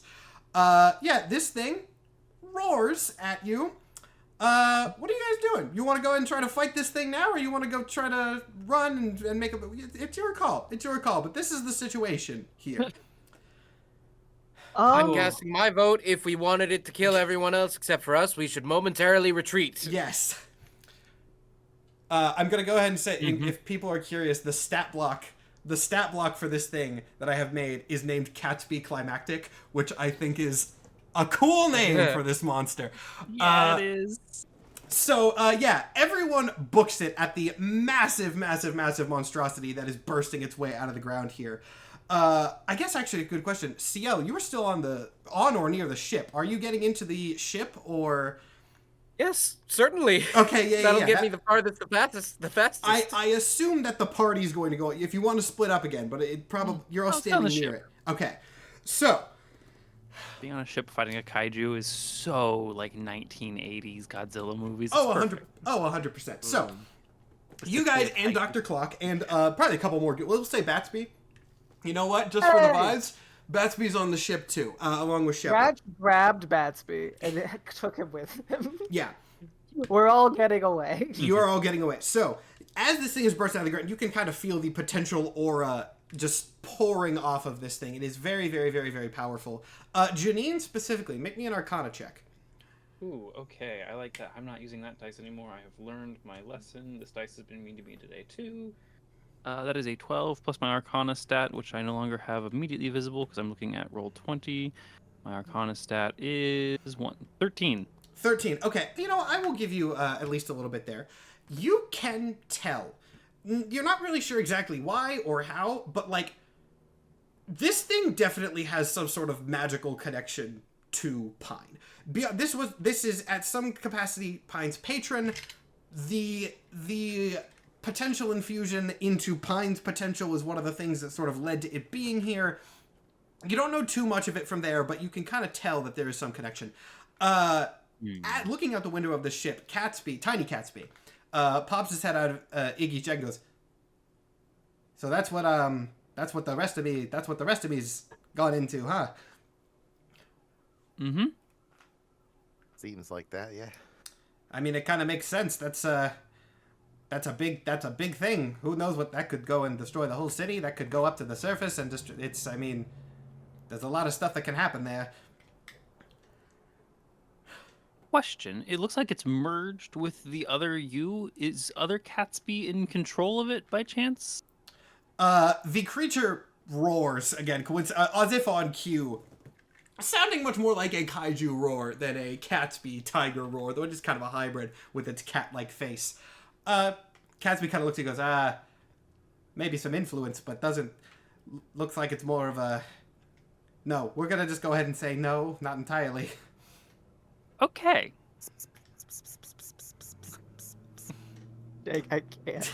The cat. I'm so tempted to make it notice you and try to swat you out of the air here. Let's see. Shepard at this point is going to take a look at him and goes, "Okay, so." I forgot he was back. No, he's still on the ship with you guys. Well, I'm not entirely sure what to do here. I mean, you got an idea, detective?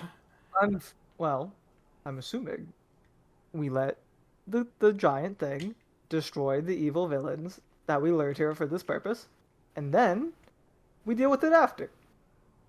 So right now is dealing with it after that we really need to understand now. No, planning ahead is good.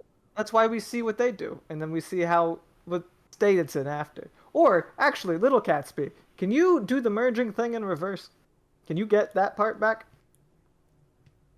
I mean, I can certainly try, but there's a good chance that I'm just going to get absorbed into the bigger one, which is... I mean, that's not going to help anybody. I mean, it'll maybe help the bigger one. Why don't we watch the fight for a bit and observe and just see if we can't find any kind of a weakness? Right? Like you'd said, just watch. Let's see this first few rounds of combat and just see if there's anything... The boss fight, actually, the party's not involved in the boss fight at all, and the next hour of the episode is just me running the entire thing. That said, that's a good plan. So give everybody give you a preemptive investigation check to see what is up here, and we'll see if you guys can learn anything about this thing's possible weaknesses. That is a 13. A 13? 7. A 7. 18. Okay, Iggy's got us. 9. And did I say 18? I'll actually do Seti 18, and yes. Shepard too, though I don't believe... Oh, wow, Shepard actually got a nat 20, which kind of makes sense. That does make sense. Shepard is definitely helping, and he's also the one most experienced with some of these tactics. So, Shepard redemption arc. What follows at this point is pretty much what you would expect. It's a Godzilla movie. It is the United States military fighting a gigantic kaiju in this large underground cavern. It's basically just one of the newer like American Godzilla movies. However, things do seem to be a little bit more magical, as you can probably guess. A lot of the shots that the Arcane Corps are firing seem to just kind of be missing. A lot of the shots are ricocheting off. It does seem like Catsby is sort of empowering this thing to have the same type of plot armor that it was presumably going to be able to give to others. Why Catsby would be doing that, or if he's even trying to do that intentionally, you don't really know, because it doesn't seem particularly helpful. But no, it makes so much sense. Have you hit on something, Jess? Yeah, because the more potential options that it has, the more in danger it is, right? We won a fight and there were more potential things for us to do. So we need to give the monster a bunch of different options, a bunch of different things to attack, a bunch of different ways to go to overload its potential. the more potential it has, eventually it'll overload itself, right? And Jess has hit on something very smart. Because if you think about it, there's so many factors at play here. Remember, this series started with the pitch of there's a billion different factions. You have the United States Arcane Corps, you have Narthex, you have Dr. Clock's faction, you have the Elgon's faction, which you now own. That is true. You have so many different avenues that you could take to defeat this thing. You are on the right track, Janine. You are on the right track here. So what do you want to do to try and execute this thought process that you have? I think we just need to attack it from more different directions. Maybe just do things that it's not going to expect. Throw out different spells that are maybe not just damaging spells, like just things. We have a big ship. Let's drop ourselves around it in sort of a circle so it's got different ways to force its attention. Like, let's just do stuff at it. Is that a plan that everybody wants to stick with? Is it do things it wouldn't expect specifically, or just do things? I mean, all of the above. So many things. The more unpredictable the outcome of your action, I would say, the better. Because the more unpredictable the outcome, the more plausible outcomes. I guess those aren't necessarily the same thing, but semantics we don't have time for. All right. You guys are already on the Roll20. If you want to drop yourselves out of the ship, or if one of you wants to stay in the ship, just note that. I have moved Catsby Climactic to the center of the fight here. You guys can drop yourselves wherever you would like. I'll also put some tokens down for enemies. What were you going to say, Jake? What? Were you going to say something? I was about to speak up and say that CL might stay in the ship because he was taught how to fly, or like he knows what the buttons do. Yes. Here, for the sake, you can have. Here we go, CL. Oh wait, hold on. I should probably put that to the side here, to the bottom here. I'm gonna give you control over this, CL. You are this will be your ship. This red thing. You are in that. Nice. And again, now this is a boss fight, clearly, but it is not necessarily the most traditional of boss fight, as you could probably guess from Jess's theory on the best way to handle this. But it is a fight, so let's have everybody roll initiative, and then you guys can figure out the specifics of how this is going to work from there. That is a dirty 20. That's a good start. That's a 21. That's a better start. 8. 18. CL, Ratch, Iggy, Janine. Let's see. Oh, wow. Nat 20 from SETI. He's locked and loaded. Ooh. Let me... Oh, and there's that at the end. And at least while you guys are in the ship, I'm going to say for ally purposes, Dr. Clock is helping you fly the ship. So until you decide to get out of the ship, he'll basically be just your turn, Mike. And then Catsby Climactic goes there. And, okay, so SETI's actually up first. I think SETI's just... Oh, it was natural 21. Yeah, he got natural 20. He got 21, Mike. He's going to... I think he's just going to do defensive spell. I should put him on the battlefield. Hold on. I was going to say Shepard is in the ship, too, but he doesn't have his rifle, does it? He got rid of his rifle. Yes, we fed it to Catsby. The rifle, the rifle's gone. SETI is going to be blue. I will put him next to Iggy. Two are going to be... Or at least I'm trying to put him next... Oh, I'm trying to do it on the player side. No wonder that didn't work. Let's see. SETI's going to be blue. He's up there. And then Shepard, I will make purple because he's me. And he'll be over there. All right, so SETI's up first. SETI, first off, is just going to cast... Yeah, I mean, he's going to go big. He's going to just go ahead and cast Fireball right off jump. He's going to cast Fireball right off jump here. Fireball. Let me get the exact stats on that up. Let's see. Dexterity saving throw. And fire damage. Okay. And I won't give you the exact numbers on that because it's not one of your spell. But he jumps off this... he jumps off the ship, kind of preps the spell midair, hits the ground, combat rolls, and then fires the spell off. It's clear that he's gotten even better of a combatant in his time dead. Firing the fireball into Gatsby Climactic, which does seem to work. It has some sort of effect, though you cannot tell the specifics yet. That leaves... Whoops, there we go. CL, you are up. It looks like chat can't see the battle. Yeah, I left the token thing up by accident. I just fixed it. Perfect. Yeah, it was not a bug. I just left the token selector up. Okay, so the mission is cause chaos. As far as you know, again, the specifics might be revealed as you continue, but that's the current plan. Here's way number one. We might be able to do that. We're gonna fly to roughly eye level with Gatsby Climactic, and cast Chill Touch on his eyeball. Ah, and see what happens. Awful and horrible.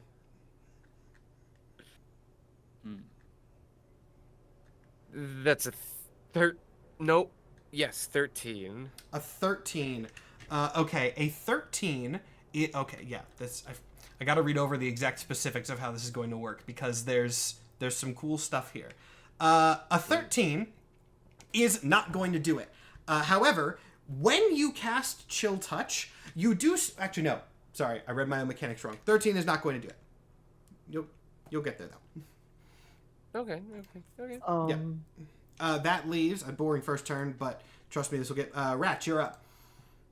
I think if the idea is to give him as many possibilities of action as possible, then I have to cast Confusion on the giant monster. Okay. Which, do you want me to read it, Matt? Yes, please do. It's the spell assaults and twists creatures' minds, spawning delusions and provoking uncontrolled action. Each creature in a 10-foot radius sphere centered on a point you choose within range must succeed on a wisdom saving throw when you cast the spell or be affected by it. An affected target can't take reactions and must roll a d10 at the start of their turn to determine its behavior for that turn. Got it. So it's literally random action. It does fail. It does fail that wisdom saving throw. So that's... Great. Surely going to make this even wilder. So it's got a 10, or not, it's a 1, 2, 3, 4 random actions. A choice of 4 random actions each turn. So that's got to help potential. Okay, yeah. You can move if you would like, but that definitely did something, but you're not going to see until its turn. I guess I'll move. Where? No, you know what? I'll stay. Yeah, you can stay if you want. Iggy, you're up. Okay. I have kind of a creative idea of how to use my spells, so I'm going to tell you what I'm doing and also explain how I perceive it to be working, and we'll see what you think. I'm going to start by using my bonus action to cast Expeditious Retreat on myself. All right. Which is it's the thing that I used when we went against Valentine to make myself have super speed, basically. Yeah. But in combat, it means that every turn I can use a bonus action to dash, I can use a bonus action to dash. Basically making me move faster. So I'm going to cast that on myself as my bonus action. And then so if you remember, in the armory at the castle, one of the items I got was the Cloak of Displacement. Yes. And what the Cloak of Displacement does is basically I am perceived as being in 2 places at once that are like right next to each other. Okay. So that I am harder to hit until I am hit, and then it is determined where I am basically until the next turn. So my plan is to basically run around like crazy and be in as many places as I can be at once. I love that. Makes any really sense interesting for this fight. Okay. So yes, you 100% get points for that. Okay. So I'm going to start running around here basically. 1, 2, 3, 4, 5. So that's where I end up, I guess, by the end of my turn. But I am like doing it in an erratic, unpredictable way, and then let's see, that's my. And then to use my action, since I haven't used my action yet, I'll fire off a firebolt. All right, go for it. At the kaiju. Are we just not gonna attack the army, or? The army is around. I have not put any of them on the map yet, but don't. I have a plan for that. You can attack the army if you want to attack the army. Just ask and noted. What'd you get? I got a nat 20 on my firebolt. Oh, hell yeah! Hell yeah! Kaiju goes down. Awesome. First roll of my combat. Nat 20. Okay, so that is 2d10 times, so 4d10. 2, 3, 4d10. All right, so that is 23 plus 6, 29 fire damage. 29 fire damage. All right, let me note this. And now I'm going to say something that will probably confuse and scare you, but in a way that I like. Anywhere, somewhere, on a piece of paper, somewhere on your computer, wherever's most convenient, Jake, just write down 1. Yes. Okay. Just write down 1. That's it. Horrifying. Janine, you're up. Okay, so question, because we're thinking about things that can do that we can do to give options. So I've got 2 questions. The first one is, how high is the water right now?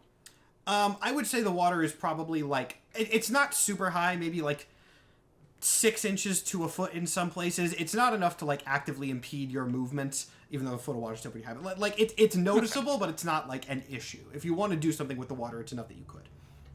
Okay, I think I'll wait till it's a little bit deeper, and instead, I'm gonna cast Speak with Animals on it. Yes, so I think giving it the option to talk is giving it a lot of things that it can do. Interesting. So I will cast Speak with Animals, and I think Janine will just say, "Hi, can you understand me?" Oh, well, this is gonna make things a whole lot easier, isn't it? Ah, Catsby! Oh my God! Hey, how you doing? I don't remember your name. I'm so sorry, but hi. Sorry about this whole thing. Janine this has been complicated. Yeah, we're just trying to give you a lot of options and do things. We're just doing lots of things to give it potential. I don't know if that's working. No. That seems like a good idea. See, I'm sort of inhabiting this thing, and when I'm using this, you had that idea to vent all the energy off earlier, and that's good. That's good. We put it all into this thing, and then I mean, let's be honest. There's a god that's attacking the city. There's a whole bunch of people fighting it. I mean, this feels like the sort of apex of the combat here. So. It's working. Just try to keep doing what you're doing, and I'm gonna. Well, things might get weird in a second, but I'm doing what I can. This feels like the climax. That's great. This is. See, I can't use that word, but I try. Why can't you? It's a perfectly good word. I like it. It sounds cool, but horny people have corrupted it. Anyway. Oh, I forgot about horny. That's people. why it's Catsby climactic and not any other phrasing, because that word, that adjective version, is not anything else. Climax. Anyway. That's great. Yeah. Climaxby. But yeah, so I'm gonna kill Ratch Hatchet. Is there anything else we can do to help you with your thing? Possibly. I'm gonna see what I can do here. Like I said, we're gonna have to see if when I get a chance to have some control over this thing, I can do anything that's more helpful. But there's some options that I'm working on. Just bear with me here. Cool. I'm glad this worked out, and I don't have a screaming god in my head that's angry at me. Yeah, no, that worked well. And I think I don't really have any relevant bonus actions in this situation. I mean, that so was I a guess good starting turn. I'm just gonna stay. That's my turn. All right, cool. Who is up next? Oh, well, that's very fitting actually, because it is now the boss's turn. And Catsby climbing like, okay, so here we're gonna see what I can do here, but the thing, oh god, hold on. And then the kaiju is going to let's see, it has confusion on it. It does. How exactly does that work? Yeah, you gotta roll a d10, and then depending what you roll, it's gotta do something. Okay. So. I don't have Where you at? 10. You got 10? Yeah. Well, that can act and move normally. So. It can do exactly what it wants. Okay. So in that case, let's see. What would this thing try to do with a confusion spell, but also being able to talk to Janine? You guys have pulled it in a lot of different directions, which is good, but also bad. You guys have done... You've done enough here. Let's see. Did I do this right? No, hold on. Sorry, I forget how Roll20 commands work, because it's a little bit janky sometimes. There we go. There we go. Oh, that's bad. Oh no. Yeah. So now you might be getting a little bit more of a sense of how this fight is going to go here. Let me just there we go. Seeing the SETI, not the SETI, the Iggy that has split off. I think that's the one that this is going to have the most issue with. Well, it would, wouldn't be split, but we're just going to do that for distinction.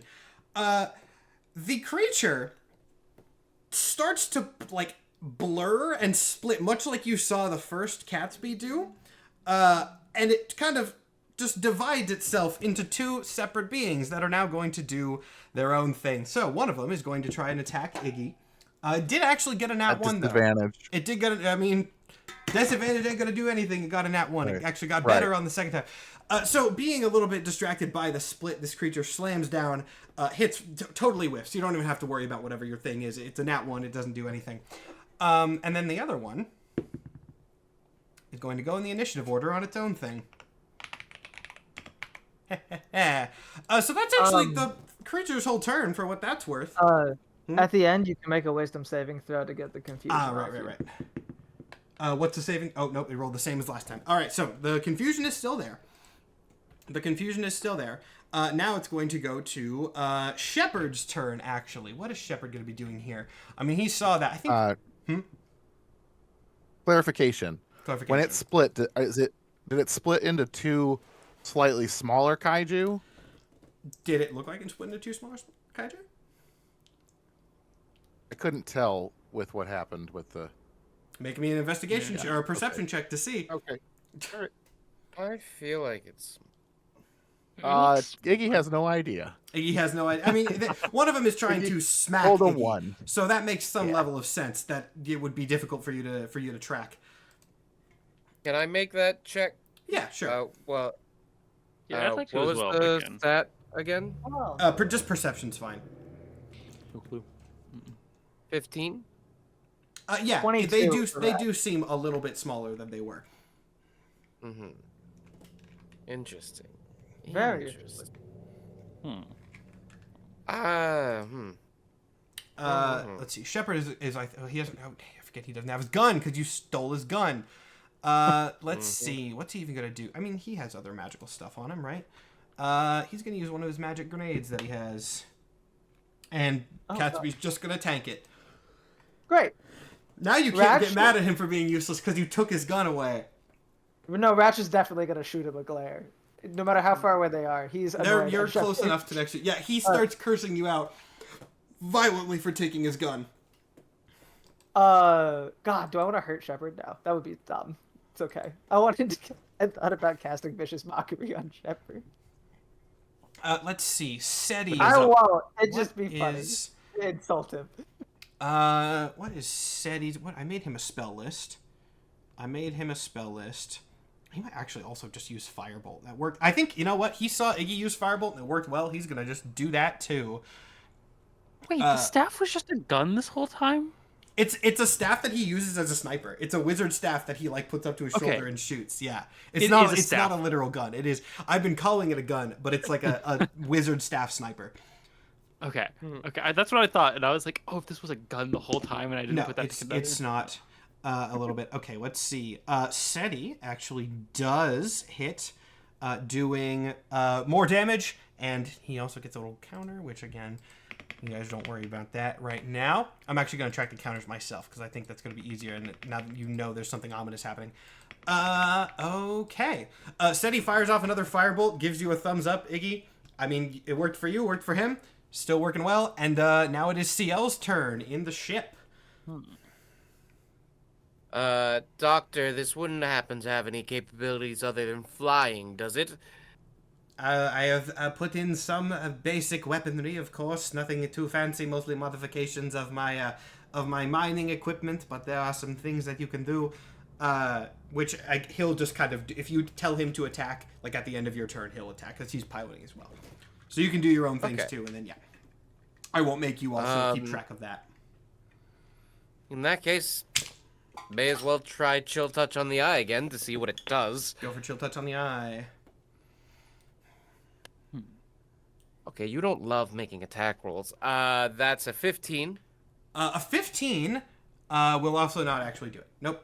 Sorry. Close. Cool. Close. Doctor, yes. Please. Yes, I've got it. He presses some buttons on the thing. Let me see if the attack roll hits first. Actually, one of them will. So he presses some buttons, and a sort of tractor beam on this ship starts shining not at the kaiju, but at the ground. And it kind of like the mining thing that he has. It basically carves a little boulder out of the earth, and it throws it at the kaiju. Which he does this twice. One of them actually does hit. Kaiju kind of like smacks it away, but it does sort of this shrapnel kind of hits it in the face, and it roars back, doing a little bit of damage. Ratch, you are up now. I am up now, aren't I? Okay. You're now super quiet, by the way. I don't know. Now? Perfect. Better? Yeah, there you Worse? Yes. It literally decides what function it wants to be on, and it doesn't Whatever. tell me. What the fuck do I want to do? Ratch is not built for kaiju-ness. No one is. Well, yeah, but like, especially like, I have Fireball, I guess, but also, I don't know why. Because I feel like Ratch did one thing on this thing, and then to his vision, nothing happened.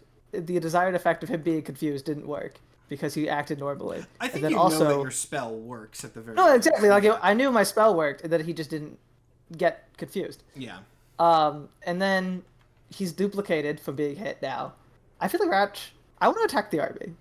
Yeah, you can do that if you want. There are again. We'll just say for the sake of ease that there are like soldiers around the edge of this map that we're not zoomed into. If you want to attack just some random Arcane Corps soldiers, sure. Give me. Tell me specifically what you're trying to do here. How close do we want to say the arcade soldiers are? Because Ratch hates these people. They're again. We'll just say they're around the edges of the map. If you want to fire a range shot at them, you just can. For the sake of ease, we will sort of theater. Well, I want them to that be. half of this. How many of them can I catch in a 30-foot cube? Oh, 30-foot cube. If you want to catch a bunch in a 30-foot cube, you can hit like one of their trucks. And, Brilliant. And get up like 7 of them in one. I'm going to do Hypnotic Pattern on them. Which each creature in the 30-foot cube who sees the pattern must make a wisdom saving throw. On a failed save, the creature becomes charmed for the duration. While charmed by the spell, the creature is incapacitated and has a speed of 0. So I'm trying to increase the odds they die. All right. You do actually, for the sake of ease, you just hypnotize all of them. I think like one survived, but for the sake of not having to keep track, you turn your attention away from the kaiju, hypnotize a whole cluster of soldiers. They stop firing, but you have shut them down temporarily. You want to do anything else, or I want to call to Janine if she could hear me. Yeah, you can yell over. Try and be like, get him to hit the truck. Okay. Okay, and now it's actually Catsby's turn again because there are multiple Catsbys. Catsby first is actually going to call out to Janine before anything else. Catsby's going to be like, okay, hi. So this is working. This is working. The less magical energy you have in one of these things, the more easily I can control it. So if you just try to split the potentialities up, this is a good plan. You give it enough potential, it'll split and it'll try to handle multiple things at once. And if it's trying to handle less things, then that means I can individually control each one. Does that make enough sense? Somehow, yes, it does. I was gonna try to get them to attack the truck, but maybe just one of them. That makes sense. Okay, good. Here's the problem. I still can't control it now, and one of them is going to try to smack you right in the face, Ginny. So fair. So fair and valid and real. I've got my wild shape still, so it's fine. Yeah, it's going to multi-attack, actually, because it has a bunch here. Does a 17 hit? Yes, it does. All right, so this is going to be its slam attack here. Let's see. That's going to be 15 damage. Okay, I still have temporary health from my And then it's going to attack you with its tail, which is a multi-attack thing. Okay, it got 2 and then a nat 1, so I'll reduce the damage for the nat 1. That seems fair enough. 11 damage coming in from the tail strikes as this thing continues smacking at you. Oh man, I'm finally taking actual damage. Taking actual damage, crazy. But then it is your turn. Okay, so I think I'm gonna cast Tidal Wave, which I can do in a 30-foot wave, which I've measured here, and it should be able to hit both of them. Want to try to hit both? All right. And Tidal Wave is a saving throw. It is a DC 17 Dex saving throw, and if they fail, they fall prone. Okay, that's gonna be interesting for this, especially since they both fail. So yeah, Janine, you cast this massive tidal wave across the battlefield, amplified by the fact that the battlefield is full of this golden liquid already. I mean, yeah, you know what? Just for the sake of it, everybody on the field make me a Constitution saving throw to see if you can stand up from the impact of both of these things slamming into the ground at about the same time. It's not going to be a super difficult one. That is a dirty 20. You're fine. Rolled good. 19. You're fine. Nat 20. You're also, man, you guys are getting great rolls on this not very difficult check here. And then CL, you're in a spaceship. You don't have to. Yeah, everyone is able to stay up. You're all good. These things are prone. Nice. And it also does 4d8 damage, which I need to roll that for me. I don't actually have 4d8 with me, so I'm going to just roll it on D&D Beyond. I can do it on my phone, too, if you want faster. Oh, perfect. Would you? I'll just do it on there. Only 15. It was 4164. That happens. 15 is still good. But damage. not too, especially since it was to both of them, and you also got them knocked prone, which is great. Also, secondary question: it was a 30-foot tidal wave. Does it hit any of the U.S. Arcane Corps people as well? Most of them are not around the feet of this thing, so I'm going to say no. They're all standing back. They have ranged weapons, so they're all standing back here. Now let's see. It is back to one of the Catsby's turns. And it is going to... Well, actually, you see it start to pull itself up off the ground, but then as it pulls itself off the ground, you kind of realize it's not, in fact, pulling itself up off the ground as much as it is first duplicating itself once again, splitting into 2 more of these creatures. Well, 2 more net of these creatures. And then, let me put them in the initiative order. All right, so that's actually kind of bad for everybody. One of them pulls itself off the ground. I am going to say, and this is sort of a homebrew rule, but I like it, and I think it's interesting.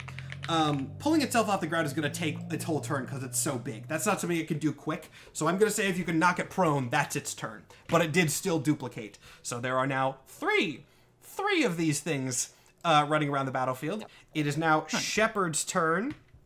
You know what, actually... I think Shepard has other things. I think Shepard's going to book it. Might have a reason, but he's not going to tell you what it is. So Shepard is going to actually leave without telling anybody. He just turns around and runs. We'll see where that's going. And then here's where the difficult part of this boss fight starts to come in, because I wanted to make this fight hard since it is the last one and we haven't had many. It is therefore Catsby Climactic's turn again, because each of these clones has its own thing in the initiative order. When this one split... It landed it landed looking at Iggy. So it is going to, actually, since it has Iggy and Seti, it is going to do one of its special attacks. Iggy and then Seti, who I will roll for, make me dexterity saving throws here.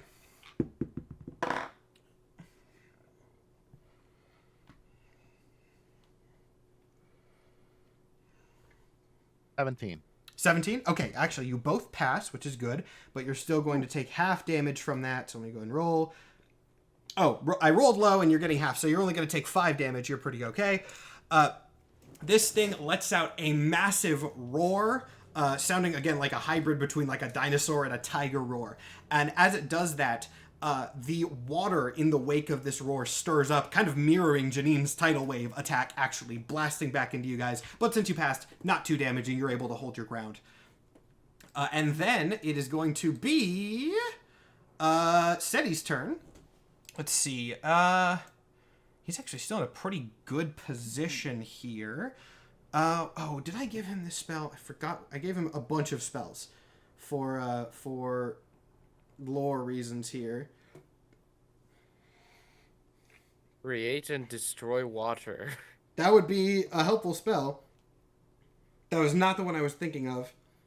Create or destroy kaiju would also be helpful. Destroy kaiju would be a super helpful spell. Create kaiju. I'm interested in that. Oh, I did give him this one. This because I mixed up his spells from a not specific thing. He is going to cast something that he learned after dying. He's going to cast Eye Bite, which is a wild spell. Ooh, Yeah, he's gonna. He saw the knocking prone work, and so let's see. Wisdom saving throw. Oh, definitely a failure here. So he is going to basically Seti. You see him kind of look up, and his eyes turn pitch black with these little like pools of darkness sort of shifting off of him. And as he stares at this gigantic kaiju, the effect is kind of mirrored in the kaiju's eyes, and you see it quickly become unstable, as if it's been it's been sickened, basically, which means it has disadvantage on all of its stuff. Good. Yes, that's helpful. It's helpful. And then let's see who is up next. CL, you are up. Yeah. Oh, do you want to say something? Okay. I was just gonna say I don't remember that one. Nah, it's new. I'll tell you later. The biggest one is still prone, correct? Not the biggest one. The bottom of the. Oh wait, no. You're right. The biggest one is still prone. Great. So we got to work on splitting that one up anyway. And I really want to hit this, and I had a good idea to modify the chill touch plan. Okay. Rather than going for the eye, I want to go for one of its teeth near the gums. Because when you get something real cold on that turd, you brain freeze the monster. That's so dumb. I will give you advantage on it. The worst thing I've ever heard. That's awful. And that's awful enough to gain an advantage on the roll. Well, one of them was that one. Yeah, good thing that I gave you that. But I cast cavity with create cavity with 17. Horrible. Yeah, and that will do it. So this thing roars so loud it shakes the ship for a second. In just a whole bunch of pain. Roll your damage. That definitely is gonna do something. 2d8 necrotic damage. Where is my E8? There it is. It's 1 damage. That's 4 damage for 5 necrotic damage. 5 necrotic damage. All right. And then, unless there's something that happens with it, but for Clock's half of the turn, could I make a perception check to see the most? I'm looking for the rock formation that you could take out a chunk of it and it would cause some kind of chain reaction. Because we have that carving boulders out. Yeah, sure. You want to try to get something to like topple down on it? Yeah, go ahead and make the perception check for that. 15.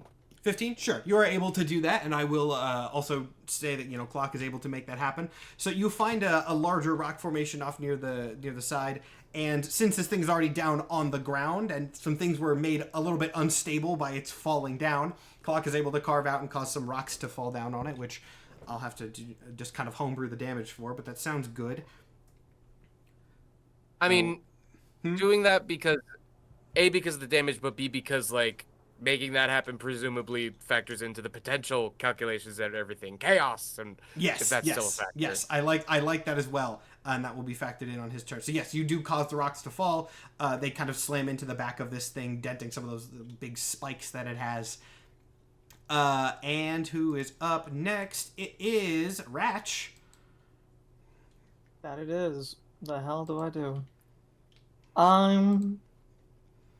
Which one is knocked prone? Is it the one directly in front of me? The one directly in front of you is knocked prone, yeah. I could just hit it. Yeah, you can just run up and smack it with something pretty easily, actually. We don't want them to die, right? We just want them to multiply right now, so Catsby can control them. Catsby has told Janine that basically, if it gets small enough, in theory, he can control them. But I don't know if Janine has communicated that to everybody else or not. But that's all that you know about sort of the mechanics of this fight so far. Though there is a little bit more to discover. I'll go and tell you. But that's kind of more later. You know what? Other people have been doing it. Ratch will just follow. Instead of the one right in front of me, I'll cast Fireball at the one behind it. If you cast Fireball, you can definitely hit both of them. Oh, good. No, that's right. That's how it works. You go straight. That's right. Then, yeah, I'll do both. Okay, cool. That is a dex save from these guys. And they're both pretty bad at that. They both fail. Brilliant. 27 damage. 27 damage is quite a bit. Both of them roar once again, sort of shaking the ground. Janine, for what that's worth, Catsby kind of pops back into your head again from the Speak with Animal and goes, "Oh, that hurt really bad, but keep doing it. It's a good idea. Keep doing it. I'll just sort of fight through." You are muted. You are muted. I was coughing earlier. Sorry about that. No, thank you for muting for the keep coughing. doing it. I'm trying. No, you're good. Iggy, you are up. Okay. What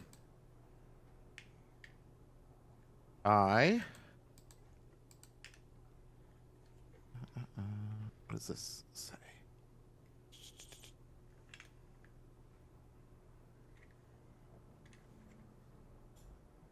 Okay. I am going to continue my darting around the battlefield. 1, 2, 3, 4. Put myself there. And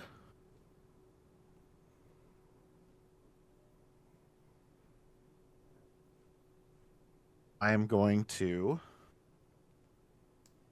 cast Earth Tremor right below one of them. All right.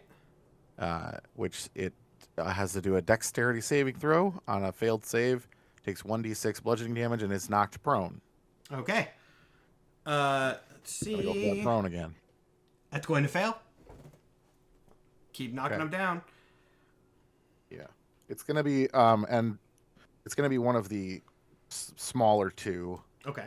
Not the one that hasn't split yet. Yeah. And it's going to take a very small amount. Just for my, I guess, yeah, okay. Which one do you want to do it on, top or bottom? The one that's in front of Iggy. Okay. Yeah, the bottom one, I guess you would call it. It takes 3 bludgeoning damage. 3 damage! 3 damage on the kaiju. Yes. You're getting somewhere. Let's go. But it fell down. That's progress. That was the main effect. And that and I have a bonus action, which is going to be used to dash. I'm gonna bonus 3. Action dash. 4, 5. Move myself over there. It is now a Catsby's turn. I believe some things are going to happen here. Let me read my own abilities and make sure exactly what's going to happen. But I believe that it is time for this friend to do his duplication. So we'll do that first here. He's also going to split up as they have been doing. And now there's 4 of them. So, Janine, you're directly connected with this thing right now. Make me an Arcana check. I super will. That is a 19 plus. What is my Arcana? Dirty 20. Dirty 20 is good. In fact, actually, Dirty 20 is really good. Remember how I said earlier these things seemed like they were somehow connected to Pine's energy or potential or whatever? As they have gotten smaller and smaller, that connection has strengthened in each of them. Oh. Wow. For wishing I didn't use my 1 Revivify spell slot. That's all you can, you can do things with that perhaps when you get into your turn. However, it is a cat's turn. I got to add this new one to the initiative roll. That landed cocked, and in the words, no, I'm not going to do that. Let's see. Oh wow, these are exactly where you were going. These are all rolling like just around the same initiative, which is very funny, because that means they all are going to get to go like near consecutively. This one that has just recently split is pissed off at this gigantic spaceship. That is... Oh, yep. All right, cool. So this one, they're going to move for the first time. There's not been moving. But this one that has split up is going to walk over here, and it is going to take its gigantic hand, and it is going to grab the ship. So it doesn't have any damage on it right now, but CL, the ship is currently immobilized, and it is going to try to bite it. And it is going to do damage to that, which that's something that I will handle on my own. But yeah, you feel the ship shake. This thing is definitely trying to get through and being pretty effective as it goes. Janine, now you are up. Okay. So, just to clarify for me, all 4 of them are currently standing up again? No. This bottom left is still down, I believe. Okay, bottom left is still down. Bottom left is still down. The one that split is up, but bottom left is down. And both of the bottom ones, actually. Both of the bottom ones are currently prone. I have an idea in my head, and it's definitely a little bit of finagling, so I want to run this by you. Mm-hmm. If I were to cast... So if you cast Water Walk on something that's underwater, it moves up to the surface at a speed of 60 feet per second. If the water is only a couple feet high and you cast that on a kaiju, I feel like that would be some big stumbling energy, right? Like that's the equivalent of like fascinating idea. And yeah, I'm gonna give these things a dex save to resist it, but the logic of like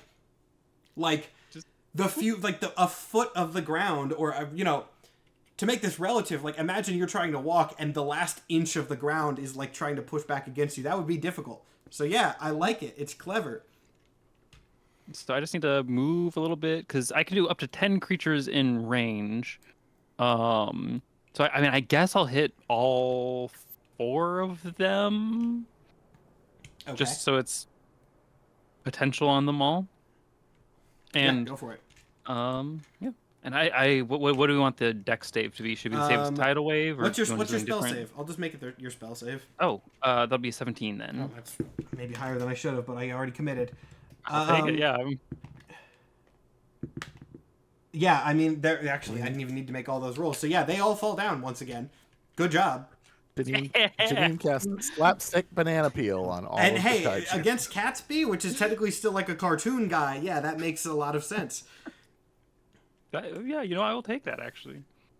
And now, because of the way things have shaken out, it is 2 Catsby's turns. They are all prone right now, but they are definitely going to do some splitting here. And in fact, it's going to accelerate a little bit. So hold on, this is going to take a bit. This is going to take a second here. But it will be good and interesting. We'll flip it so it's separate here. This one, I think, we'll make this one split next. Janine, actually, you know what? At this point, everyone who has been connected with Catsby's energy, which I believe is just Janine and Iggy, make me Arcana checks.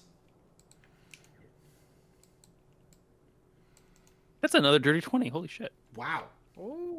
Well, it makes a lot of sense. 18. 18. Once again, Iggy, you notice this for the first time.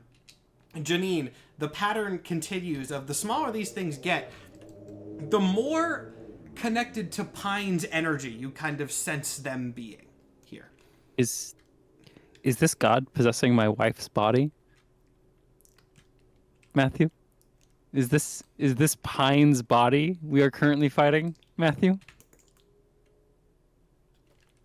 Why are you asking me? I'm not going to tell you. I'm not going to tell you anything. Oh God! You think I would just throw a random kaiju into the fight, not have it be anything? That'd be fun. But I'm like, of course I'm going to try to tie it into things a little bit more. Oh, it's so good. It's so good. Anyway, you had this made, Matthew. What was it going to be before? What do you mean I had this made? So at the end of the fight, this image. Yeah. What do you mean? I made this image this week, Nikhil.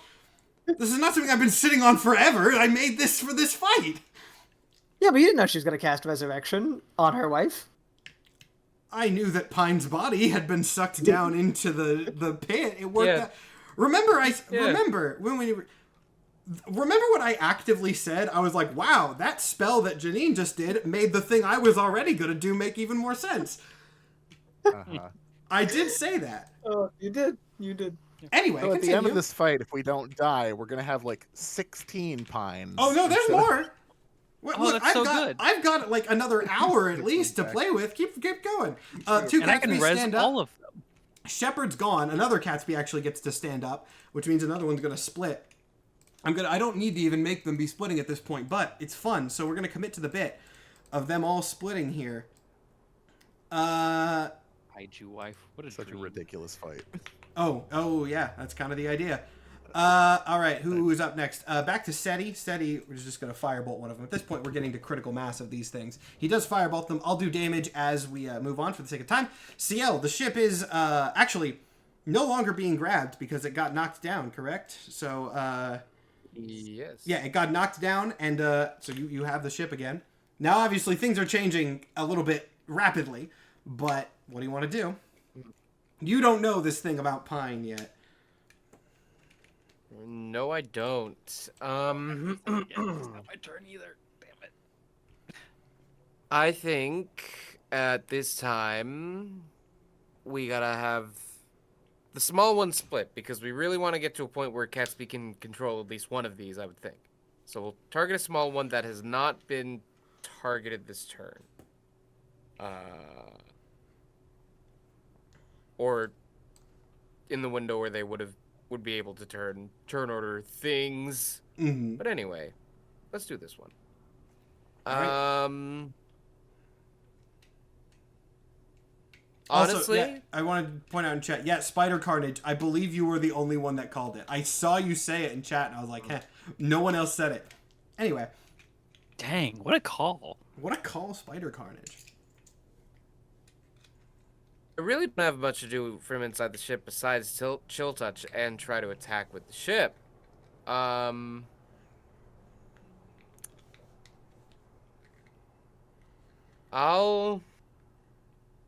want to change it up every turn. This ship doesn't have a drill on it, does it? I mean, it has like a magical excavation thing. I don't think it has a literal drill. Okay. Sorry. You know what? In that case, I'll just try to chill touch the eye. Yeah, all right. Try to chill touch the eye. We haven't done the Three Stooges gambit yet. Have we not? Hey! That's a 23. 23 is gonna do it. You chill touch the eye. Let's see, and then roll for damage. But I think again at this point we're almost hitting critical mass, where I can just go ahead and sort of go to phase 2 here. But Ratch, go ahead and give me your. Do the damage and then Ratch, your turn. All right. 13 necrotic damage. Written down. Ratch, you are up. Where's the biggest one? This is the biggest one. Biggest one's in the I'm gonna cast Shatter on the biggest one. Oh, Shatter. Whoops. Which you gotta tell me if it lives, or if it saves. Oh, right. What's the save it's got to make? It's gotta make a con of 16. That does fail. Alrighty. Then that is 27 damage. And it's Shatter, if that matters for the gold. 27 damage, Shatter, if that matters for the gold. For the sake of vibes, I will go ahead and say that, yes, that does help split it more effectively. And I think at that point, that does divide it into 8, right? Yeah. That's going to divide it into 8. So, with this thing being split up into 8 distinct parts, you see them all start to slow down a little bit. Janine, as the only one who can communicate with it right now, Catsby kind of goes, okay, we got somewhere with it. Now this is just, if you can get everybody to stop attacking them, I can try to make something work here. Okay. Stop attacking for a sec. It might be my wife, and Catsby has a plan. Understood. Sure. I'm okay, sure Janine sounds so sane right now after everything else saying, actually, no, this lizard's my wife. I think... Actually, make me a persuasion check real quick to try to just get everybody else who is in this general arena fighting these things to calm down. Yeah, no, that's fair. Oh, I'm going to throw my dice on the ground. The one dice... Well, don't do that. All night, and it's gone to the Aether, so we're... That landed cocked. That is a 16 plus my persuasion is... Sorry, I have it on the same screen as D&D Beyond, and I'm trying my best. 16. Her persuasion is plus 0. That's right. She's not the charming one in this family. Okay. Yeah, that's enough to at least get everybody to do a very temporary ceasefire here. Everyone does, well, the other people in the fight, kind of do go to their guns a little bit more as they see these kaiju monsters no longer attacking, but continuing to split down. Splitting more and more and more and more, and losing some of their more monstrous features as they do. Shrinking down into smaller than even a human size, becoming a far more normal lizard creature that, while now at this point made of just kind of pure glowing gold, does seem to look like pine. A whole bunch, like probably like 200 pines, just sort of floating in the air and standing on the ground, all just kind of floating ominously, not really talking yet. But everyone else, especially those who didn't know the Catsby thing that was going on here, you see this with, I'm sure, much confusion.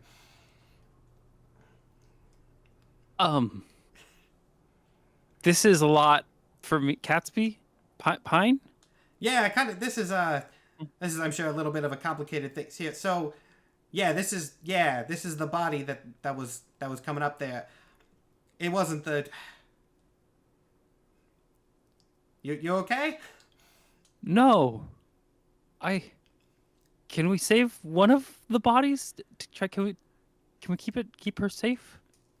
I can see. Yeah, let me see what I can do here. This might be a little bit risky, but the pines start to all sort of move together, slowly, kind of fusing into one, not growing like they did previously, but just all merging into one kind of brighter glowing pine, hovering in the center. However, as this is happening, out of the side of the battlefield, you see a laser shot come and strike right in the center, seemingly disrupting this process. And if you look over, you see that it was fired by Shepard off near the side of the battlefield, and he is aiming to fire again. Okay, now I want to cast Vicious Mockery and yell an insult at him. What's the saving throw on that?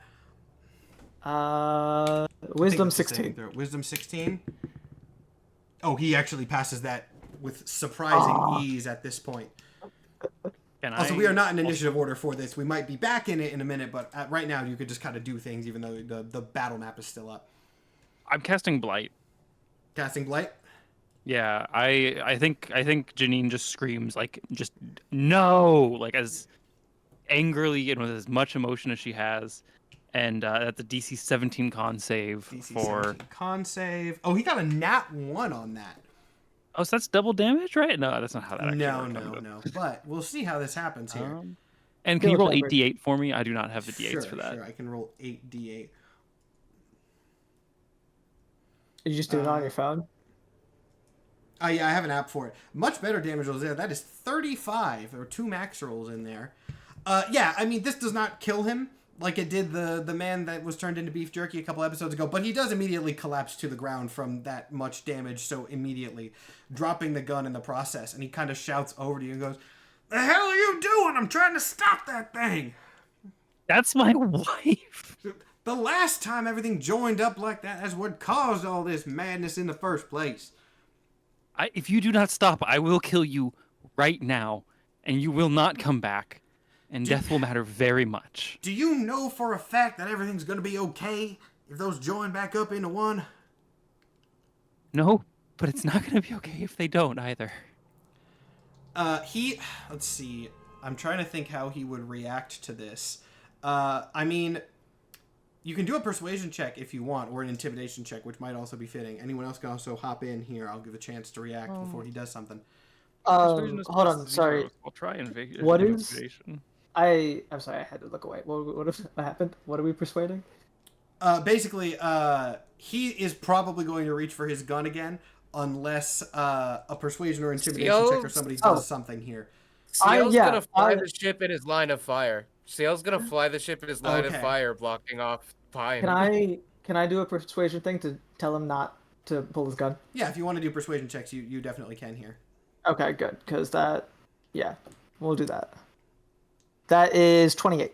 28 is good. Okay. For a 28, I mean, it's like, assuming you just tell him to stop there. He does not, he still seems on edge, but he's not actively going for the gun anymore, and kind of laying on the ground. He goes, that goddamn cat monster, whatever, has been nothing but trouble. Let me remind you that it is a weapon, and whatever it is doing, it is once again uniting things that were just a mere moment ago a kaiju monster trying to kill us. Can't control what he is. But, I mean, look, if it's going to kill us, you can consider this some sort of triage situation. It's risk-reward. That's something you got to handle in this business. And I don't care what that thing looks like. If it looks like your wife or anyone's wife, it's a weapon. It almost blew us all to hell, along with maybe the entire surface world, not an hour ago. And I am talking to it now, and it is trying to save my wife. It has all of the bodies under control. Things were fine, and then you shot it.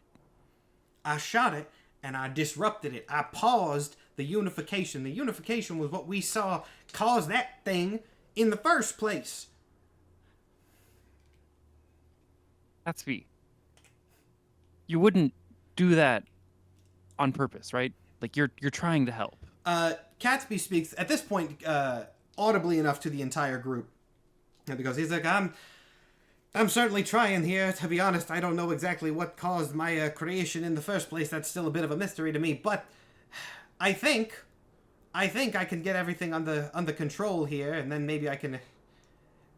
We'll see. Has Gatsby ever actually lied to us about anything? Right? We helped him. He's been a friend. We have to trust this cat. The sort of unified mass of energy that is coming together spits out another regular sized Gatsby form, and this cat goes up to Iggy actually and goes, Iggy, I know you've trusted me through all this process, right? You've been nice to me, and I like you, and I didn't want to abandon you earlier, but you're gonna be on my side here with this.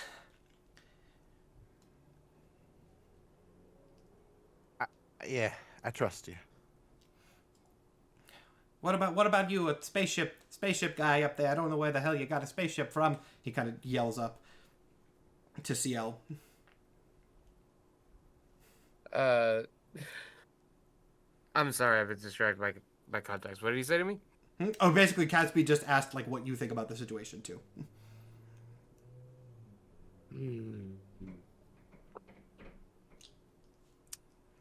It's improbable, but Pine came with many improbable things.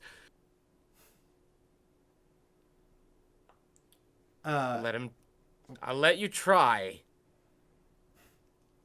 Okay. And then the hatchet, you're considering that you tried to stop the guy. I'm assuming you're with me here too? If the two knights of the world are with you and you're trying to bring back the third, absolutely. Okay. With that, with all of you, with the line of sight blocked, especially, the sort of reunification process starts. The aura of, again, that life-draining aura kind of condenses. You can feel it sort of washing back in a wave towards the condensed pine. And then after several moments of that, there is just one. There is just one very, very, very, very bright gold kobold-shaped figure in the sky, which then slowly descends to the ground and just kind of collapses there for a second. Yeah, I mean, Janine's gonna run to the body, right? I would assume. Pine. Even if you're not alive, that's fine. I can fix you now. I can do this. We gotta get you to safety. We just gotta get through this. The very bright colored gold like Catsby's metal pine kind of looks up at you and goes, Janine, what happened? I remember we were in a. What are you doing here? Why are you fighting here? Oh my God! You died. You're okay though. You died. You're here. You're alive. What was I not alive? And she's just gonna hug, just a big hug, sobs, tears, no coherent sentences, just lots of oh my god, I missed you so much. You're back. I got you back. Now, notably, there is no voice from Catsby at this time. There is no other response or reaction in the interaction. It is just Pine's voice coming out of this thing. Shepard, still laying on the ground, kind of goes, I have no idea what the hell you just did or what the hell that thing is, but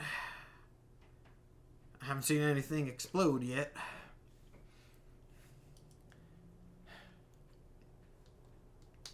I mean, Janine's a sobbing mess. She's not going to respond to that. Yeah, I would assume at this point. Now, as Janine and Pine are talking, there is another aspect here that we have to deal with, which is the soldiers that are starting to be a little bit emboldened and move towards, just kind of from all around. They're going to start moving towards your group. Anyone going to take any action against that? Or just kind of let them move in here? I'm gonna turn my fancy rod into a flaming sword again, and then kind of just stand protectively in front of Janine and Pine, and yeah. Okay, so as they do have pause at that, they did just see your group kind of handle a large sort of swarm of monsters. Seti is going to go up to you, Iggy, as you know, you're obviously the person that he trusts most in this situation. Goes, so this is good, right? I didn't know. This is Pine? I mean, I honestly don't know. I mean, I think so. I think this is a good thing. I mean, you might know a little bit more about coming back to life than I do. Not that is what this is. I don't really know what this is. I don't know.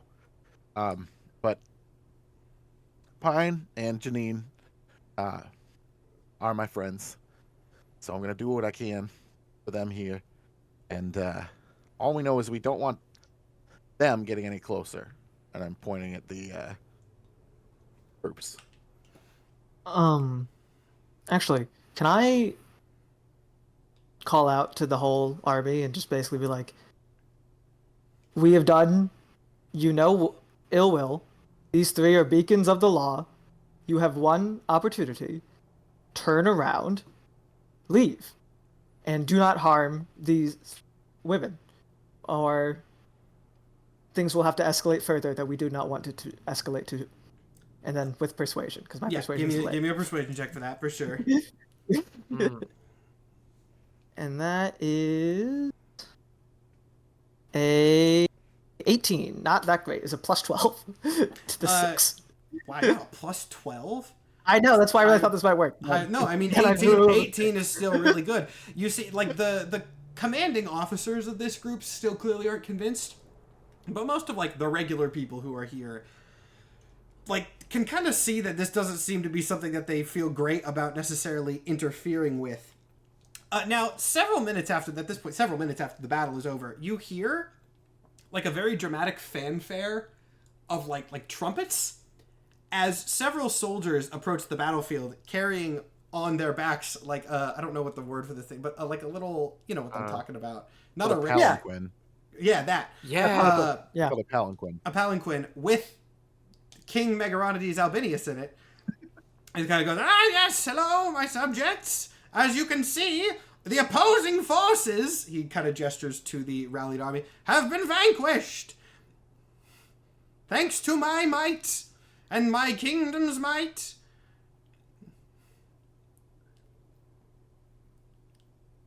Match claps. Thank you. See, was that so hard? Only one, but that's what I was waiting for. Thank you, my knights of the kingdom, and yo, he kind of turns to the soldiers who are amassed there. Now get out of my kingdom at once before I am forced to retaliate. One of the commanding officers, very clearly is not enthused by that idea, and he just straight up with his gun walks up to the palanquin with several knights who are, you know, knights but not like fully kitted out magical soldiers. At which point he kind of walks up to the king and goes, "And what authority does a tiny little lizard man have to tell the United States Army what it's supposed to do and what it can and cannot do, where it can and cannot attack?"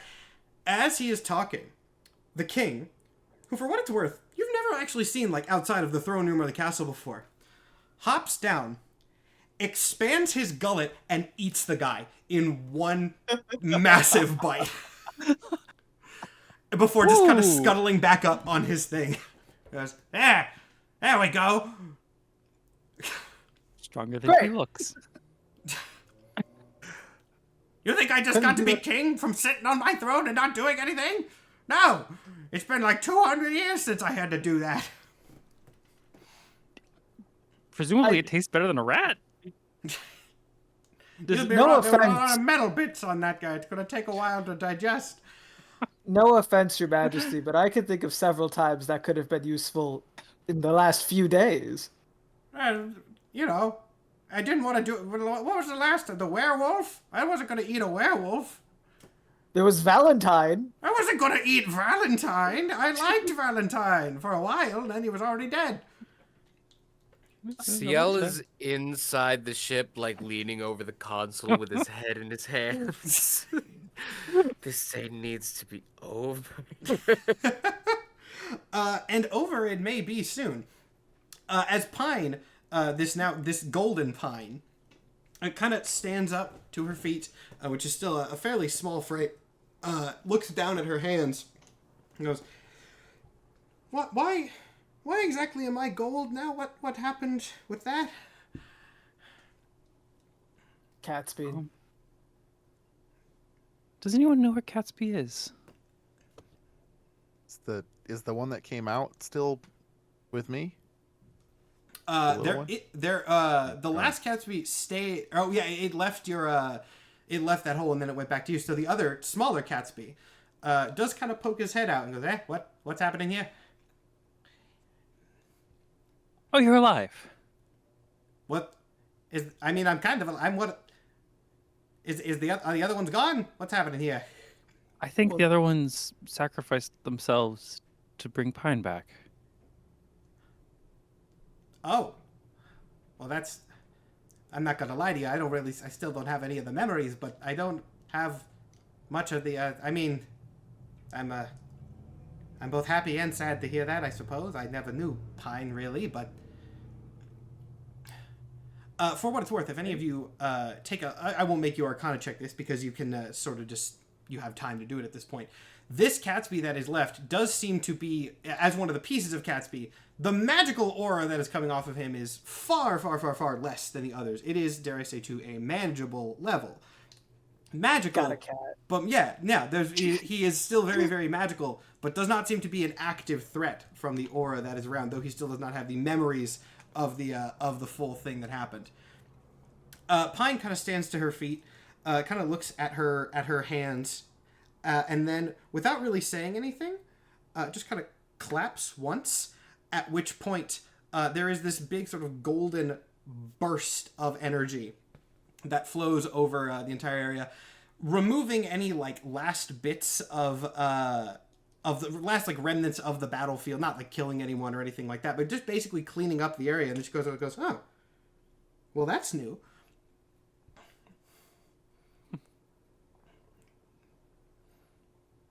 Cool. What? At this point, once again, another character from the previous bits is going to come in. Ozzy, being very slow, finally storms into the battlefield, looking outraged as he does. Once he kind of gets within sight of everybody, he summons his magical water powers, kind of like floats up on this raging tornado of water. Goes, You have ruined everything! You stole my ship! You took away my empire! I am going to destroy you and everything that you... And then Pine just kind of raises out a hand and blasts him with golden energy, throwing him very, very far, removing his water powers. And he just sort of comes into his shell, knocks against the wall, and then falls down. Clearly terrified. No one's ever done that to him before. Pine turns to me and goes, well... I guess we can make that new system now. You're muted again, Jess. Sorry, I was coughing. No, you're we can, yeah, but are you a god? Possibly? I'm not entirely sure. My memories are a little bit mixed up. Some of them are starting to come in now. I think I remember some things that I definitely wasn't there for. Might be fused with part of Gatsby, in a sense. Okay, that could be amazing. That you are very powerful. That's incredibly hot. Let's build. Yeah. All right. Let's build that new system. And with that, upon seeing the massive bursts of power that the new Pine has emitted. Most of the other Arcane Corps people are starting to leave at this point. Some of them already left when they saw one of their commanding officers get literally eaten by one of the most unassuming people on the battlefield. But they have all gone away. If you look back towards the main city of Spondylix, you can see that the superhumans of Narthex are still kind of active, but now that the kaiju has obviously left the horizon, things are starting to calm down there. It seems like everything is fine at the main city, and most of the chaos was contained here. There is a roar of success from the goons that you guys have amassed as the enemy force just kind of flees in terror. As they all look, or actually Baxby, I think, is going to come up to you and Pine, Janine. They're going to go, so, are you still our boss, or how's this? Oh, yeah. Yeah, 1,000%. Jane's like, oh yeah, let's not get crazy. Okay, so we work for you, and then I remember you from earlier. Hi, we didn't talk much. My name's Batsby. And Pine kind of reaches up to shake Batsby's hand very politely, as you would expect from Pine, even though that Pine is now this glowing divine being. But then, yeah, Batsby kind of goes, so, do we just go back to the base now? I mean, he kind of looks over to Ozzy, who's sort of scuttling away, very, very terrified still, but alive for what that's worth. I'll also, Jess, if you want to have some control over Pine here, you can. That's your call. Whatever you think Pine would do in this situation. I mean, I think at this situation, Pine would be like, yeah, we can go back to the office and figure this whole thing out. Let's arrest that guy. Just bring him back with us. Throw him in a locked room or something. Several of the goons immediately, not liking Ozzy that much, rush over to go tie him up, bind his hands so we can't do magic, etc., etc. That is done on your word instantaneously. Phenomenal. And yeah, I mean, if there's anything you don't need to control, or that you need to control Pine for, go for it. No, at this point, go ahead. This is getting towards the aftermath of stuff. So yeah, I think Pine's first priority right now is to figure out what the hell happened, why her wife is so upset, and take care of her. So I think everything else can wait. So yeah, absolutely, we're their boss now. I definitely know how that happened. Yeah. Clock is going to turn to CL real quick. Going, all right, now that I have been informed of the surface, if it would be at all possible, I would like to regain control of my craft and leave and go up there. You're welcome to join me if you would like. I will not. I don't particularly like you, but I will. It's your call. Just please give me my ship back. And why are you going to the surface? Because the person who just apparently became in charge of everything is also the one who destroyed my laboratory. And I think I can probably make a better foundation for myself up there. I don't really want to be here anymore.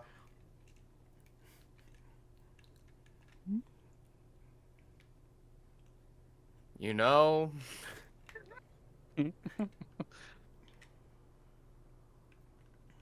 I'm not loving this new status quo. I don't know why I fought so hard to make sure this stayed. I do not like the way that any of this has landed. I do not think I belong in this world anymore. Please take me to the surface. It can't be this fucking silly.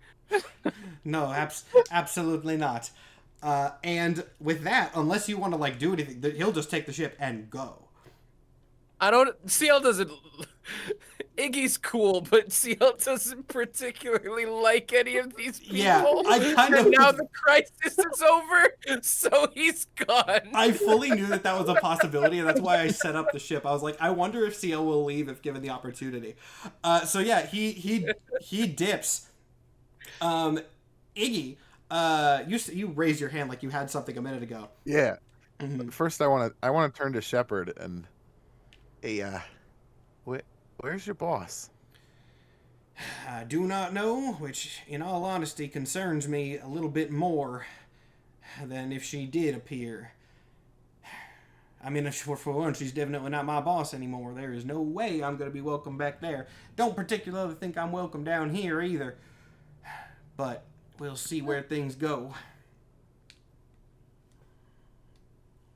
I mean, if you want to be, I have a decent amount of pull here, and I mean, you helped us out quite a bit, so it could be a place for you here.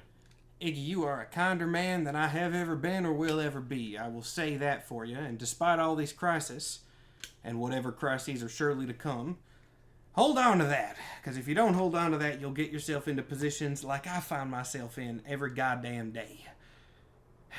I might need to stay here for a little bit until I can figure out a better solution.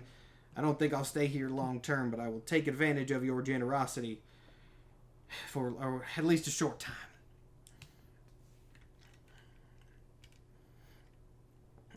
And then Ratch. I mean, what are you doing here, Ratch? You could go with Pine's organization. You could head back that way. You could go if you want to go and arrest Ozzy and go with part of that group.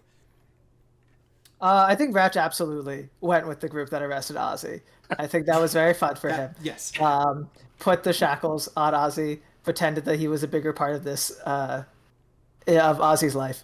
That they were great enemies. Afterwards, is there anyone left from Narthax? There are people running around the city still. They have not left yet.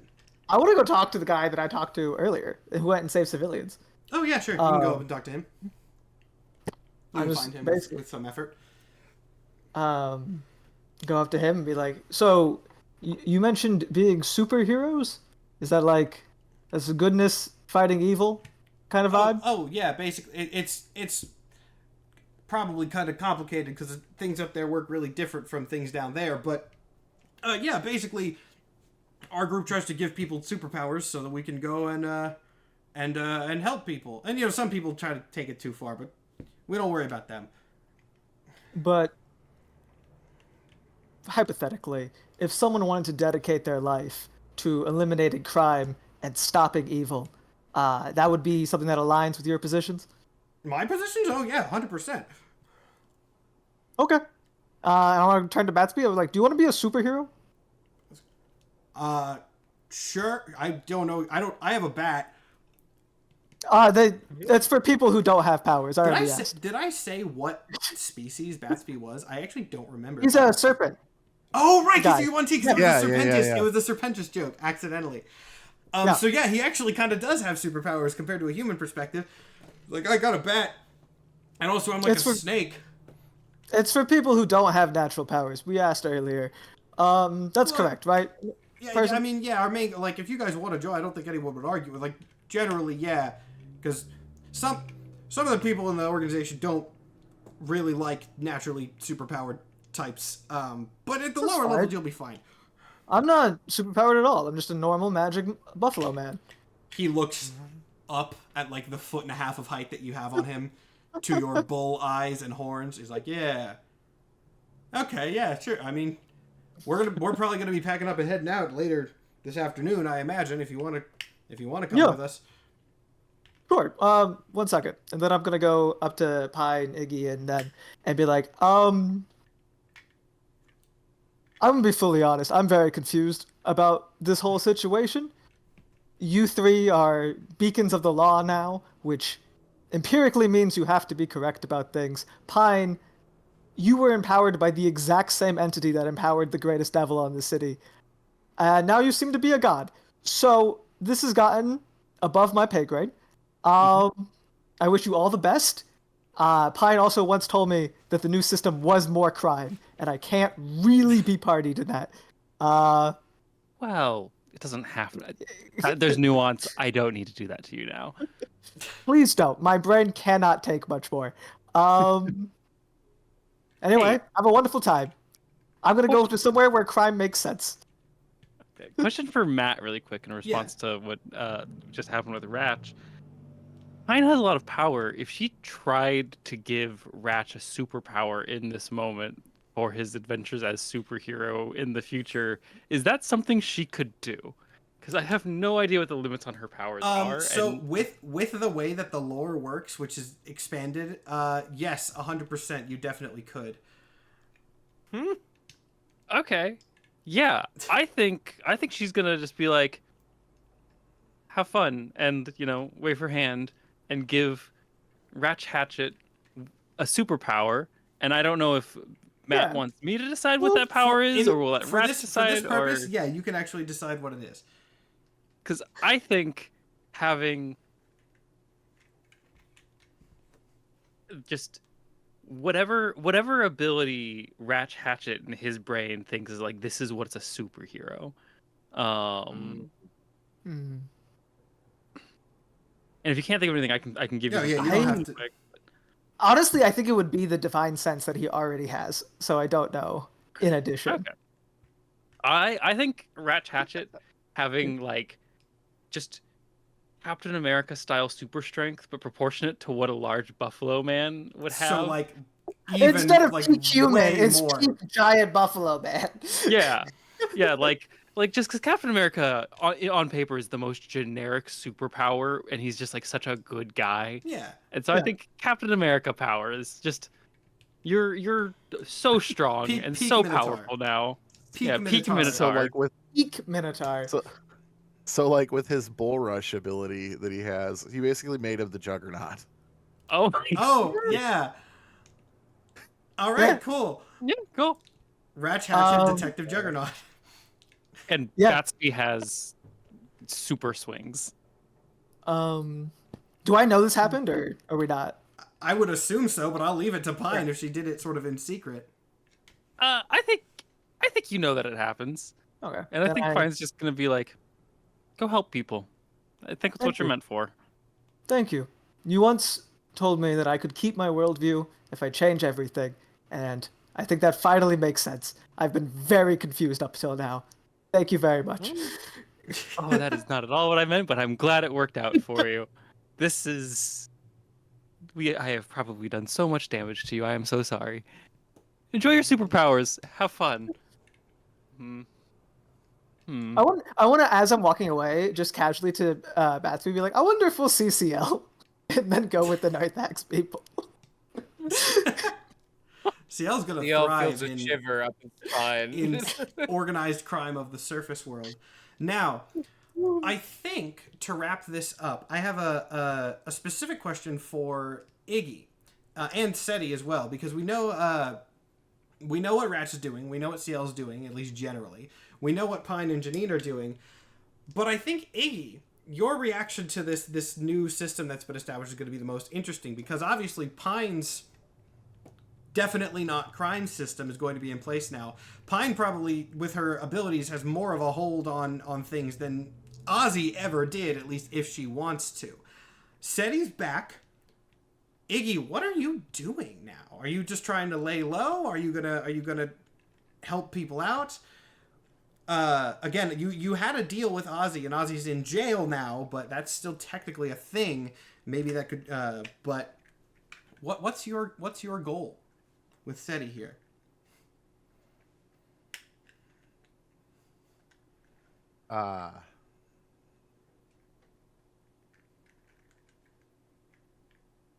Well,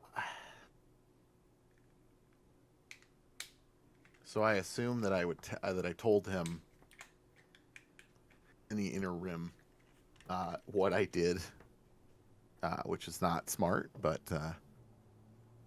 yeah, now that he's in jail,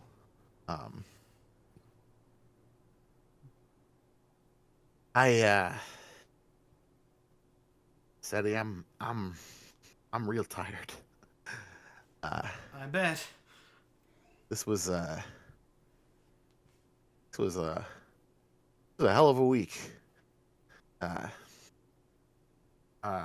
mean, thanks for coming and helping us. I don't really know what it sounded like you had something going where you were. I don't know how that's important. Complicated. They'll be fine without me, and I'll can't explain the reason why, at least not quickly, but I'll go back eventually. Yeah, I mean, assume we kind of all do at some point. For now, I don't really want to be. I'm not a knight. This was a necessary thing to get some stuff done. But we should just, I don't know. We should go somewhere. We haven't seen each other since we were beholden to the mob. And now we're finally free of that. We can go wherever we want. We can do whatever we want. And we're together again. So Seti's eyes kind of drift over to the glowing Pine as you say, like, well, I mean, is your friend gonna... she seems like she's gonna run stuff now. Or you still want to be free of that, or you want to help your... I mean, I know it's probably a hard decision for you. I don't... Like I said, I'm tired. I think I've saved enough people in the last week. And I don't really know if I can go back to how things were before this week started. Just helping an old man around his house and tending a mushroom garden. So he kind of puts... I don't know what there is out there, but I feel like I might be able to do something better somewhere else. He puts his hand on your shoulder and he goes, well, luckily it seems like we have some time to decide on anything big, and there's a lot of stuff around here that I missed out on when I was dead, I guess, so why don't we just start by relaxing and trying some of that out. I remember before I died, I heard there was a circus nearby. I kind of want to see it. I was gonna bring it up. That's so good. Yeah, that sounds nice. I mean that guy that built elevator works there. He can probably get us in for free. Somewhere out in the... Dave just kind of pops out of the woodwork and goes, I will not I'm not gonna get you in for free. You gotta pay my salary. Dave, I'm a goddamn knight. And I'm an engineer. I know I said I left with the Narthex people, but can I do one last persuasion to try and tell him to let him into my family circus for free? Yes. You respect your knights. That's a dirty 20. Dave, God damn it, respect the knight. I'll one for each one show. Anything else after that's full price. And with that, I believe that is going to be the end of the show. CL and Ratch are going to the surface world. Maybe we'll see them again in some other project. And Batsby. I was meaning the players, but in Batsby too. Pine is back. Janine and Pine are presumably now running the thing here. The King is still in play, but the King likes Pine, so that's a much better system than happened with Ozzy being in charge of things. And Iggy and Seti are just going to get some well-deserved rest and not do anything too adventurous for a while.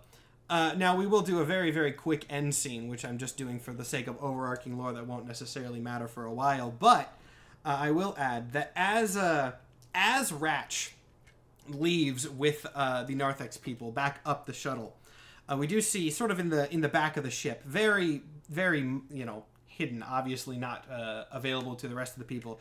We do see some of the higher-ranking members of the organization loading some vials of golden liquid into the back of their shuttle as they ascend back to the surface. Of course, that's still going to be in play, but that is for later. Thank you all for watching. We do have advertisements and plugs to get through for the next show, but since this is already a long episode, we have the after show. I will make it quick. We have not Agents of Kazalor. I keep calling it that. That's the second time I've called it that. Tales from Kazalor, the Golden Era, next week. That is going to start next Friday on the 24th. Same time, same place. Different cast, by which I kind of mean the old cast. And that being me, Mike, Momo, Panda, and Nathan DMing. It's about fighting giants. So if you want to see another giant enemy fight, or more of those, but where the players are going to be climbing on giant enemies and using special attacks to pull them to the ground, all sorts of fun stuff. Again, that will start next week. If you want to join our Patreon, we do have a prequel episode to that. Not required viewing for the campaign, just a fun extra thing. Already available. That is, how long is it? 2 hours, I think? I think it's something like that. It's relatively short. But that is a Patreon exclusive, though the first 30 minutes are available on our YouTube channel if you want to get a little preview of that. Playtest material you already heard about earlier. You will hear about it more next week. But I believe that's pretty much everything that I've got to say. Just Kazalor next week, and you'll hear more about the supplementary material as we go. Other people, plugs for things. In whatever order you so choose. If you like me and Matthew hanging out on stream, you should come next Saturday to, I think, each of our... I don't know, actually, what it's hosted on. Maybe Matt knows. Wait. What for... Cancer. The cancer thing. What a wild... What? Okay. Here, I'll plug it, because I know... So, basically, Nikhil and I are doing a charity event that is organized by Comic Drake. The event itself is next Saturday at, I think, 3 p.m. That could change, but I believe it's 3 p.m. A bunch of people are going to be involved. We are all going to be raising money for the same organization as the Cancer Research Institute. I know I'm going to be streaming it. A bunch of other people are going to... Nikhil, I don't know if you're going to also be streaming it at the same time. I think I will. Yeah, but basically a whole bunch of people are going to be streaming it. All of the donations are going to be the same thing. We all have links and set up to the same campaign. So it is a whole bunch of people streaming, a whole bunch of comic creators, all playing Fortnite together. Everyone should watch mine. There are a lot of great creators in it. Me and Matt are in it. Comic Drake's in it. Panda Red also in it if you like D&Dorks. But watch mine. It is going to be Fortnite duos, and Nikhil and I are going to be on a duo together. So you should actually just have both of our streams up and watch both of them at the same time. Also, just for fun, if you want to come next Tuesday on my streams on my Twitch, you can watch us play Fortnite to practice. Yeah. And I think same for Matt's streams on Wednesday. Yes, I was going to say we are doing basically practice duos runs so that we can be the best at the charity event on Nikhil's Twitch this Tuesday and then my Twitch this Wednesday. Those are not going to be charity linked, but they will be good promo for the charity event, which is one other reason that we're doing them. And I will be solo queuing into duos on Fortnite to try to stream snipe Matt and Nikhil. Actually, that would be great. No, Jess, if you want to join at least on one of them, we can do trios. Like, I'm fine with that. Absolutely. Hell, yeah, if you're interested, if that's okay, then yeah, I'd okay, love to. Sweet. If not, I will definitely stream snipe. Warning, we'll I work am out logistics, terrible. We'll talk more later. But Tuesday and or Wednesday, Jess might also be there now, as we just figured out. So we'll talk about that after stream. But yes, anyone on is very welcome. I've been going for so long, I'm so sorry, but I do have one more thing, but it's also shared, so I don't know if Jake or Jess, if you want to take it first. But sure. Go ahead.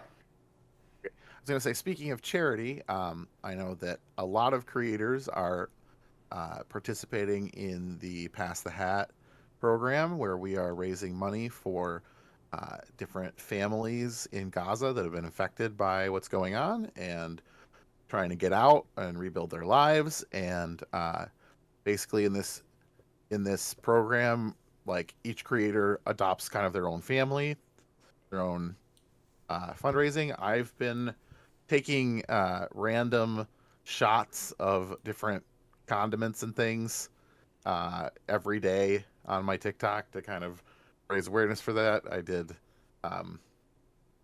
lemon juice today. I did olive oil yesterday. It's only going to get worse. I have raised, well, not me, but the GoFundMe that I've been promoting has gone up from about 8,000 when I started promoting it to about 55,000 right now, which is awesome. Well, there is a lot. There is so far to go. This family needs a lot of help. So if you are able to give even $5, that would be amazing. No pressure, but I'm going to drop the link in the chat. And yeah, it'd be great. I know that Nikhil and Jess also have families that they're working with, so. Yes, I have two families that I've been working with. We have raised, I think, a combined almost 10,000, which is great. They each can use as much help as you can. I will say, if you don't think you have the money, even a small donation adds up a lot. One of these families is at almost 30K, and I donated $100 and was a top donor. So it's really about cumulative action. And I will be dropping a link to my Linktree so that you can have both links. But that's where they are. Yep. And I'm working with one family. It's a mother with two children. Their ages are 2 and 3. And she's trying to get her kids to safety. They need 20,000 euros. So far, we've raised 12,500. So we are so close to getting this family to safety. Just and yeah, like mod privileges, so your link actually goes through. 1 second. Oh, did it not go through? Okay. You can't send links in my Twitch if you're not a mod, because that would be terrifying. But you can give me a second and send it again. Continue. Okay, perfect. Yeah. And like Nikhil was saying, small donations add up, right? Like, I have combined 350,000 across Instagram and TikTok. And if less than 1% of my following gave $5, then Raja's children would be safe, and so would she. So, like Nikhil was saying, you don't have to donate a lot, and if you can't afford to donate, this will go for Jake and Nikhil too. Find videos where we're talking about this and go share those videos, repost them. Even if you just like or comment on them, any interaction pushes it in the algorithm, and it could get in front of somebody who can donate. One of my mutuals had a anonymous person donate the entire total of the GoFundMe after seeing it. Wow. And so you never know what can happen when one person sees the video. So any interaction helps, because it can put just who knows how many eyes in front of it, and that can translate into who knows how many dollars, and that can save a life. Absolutely. You can send that link again now, and it should go through. There we go. Cool. Perfect. Okay. Do we have anything else? Follow my Instagram. You have 10,000 We're at 10.3. We're at 10.3. Whoa! Woo! I know. Look at that. Wow. Look at you going up in the rankings. I gotta say this one too. It feels weird to not. Yeah, you gotta. Gotta do it for consistency. Okay. I have a loose end question that I want to ask. Oh yeah, if you have any loose end questions, go ahead and ask now. You are totally fine to not answer it if you don't want to. You know what, Jake? I'll commit. Whatever it is, I'll answer it right now. Okay, so the notes that brought us all together in the first episode, who wrote those? Oh, yeah. We never did figure that out. That's in my notes somewhere. But that might have to be an after show thing because it's in my episode notes from like weeks ago. So I'm gonna have to go find it. When Matt said he commits, he meant if you pay. I'm gonna have to. $5 do you have any idea how many Google Docs I have? I don't name my Google Docs. They're all just untitled document. That's on me. But I'm gonna have to go find it. No, this is the greatest way to end the show. This is the greatest way to end the show. If you have any loose, we're ending where we started. You got to go to the Patreon. Yeah. Okay. I will post it on my Discord also when I find it. I will post it in the stream chat on my Discord so that there will be a vibe. I remember like it didn't go in a direction where that like became an active thing that mattered. So I'm not gonna lie, I did straight up forget, but there was a plot. I'll find it. I'll tell you on the after show when I find it, and I'll put it in my Discord. Okay, cool. Okay. Yes. All right. With that, I'm gonna take us to our end card because it has Kazlor info on it. Thank you all so much for watching this show. I hope that you enjoyed this. I hope you enjoyed the whole series, and I hope you will enjoy our future things because Kazlor is gonna be crazy. Lots of fun stuff from there. And again, you don't have to wait. Next week, same time, same place, Kazlor begins. Well, Mike and I will see you then. I hope the rest of you will watch, and then we will bring you back on the show if you guys are interested at some point in the future, for sure, because I had fun playing with all of you. Thank you all for watching. We will see you later. Nice. Bye. Bye.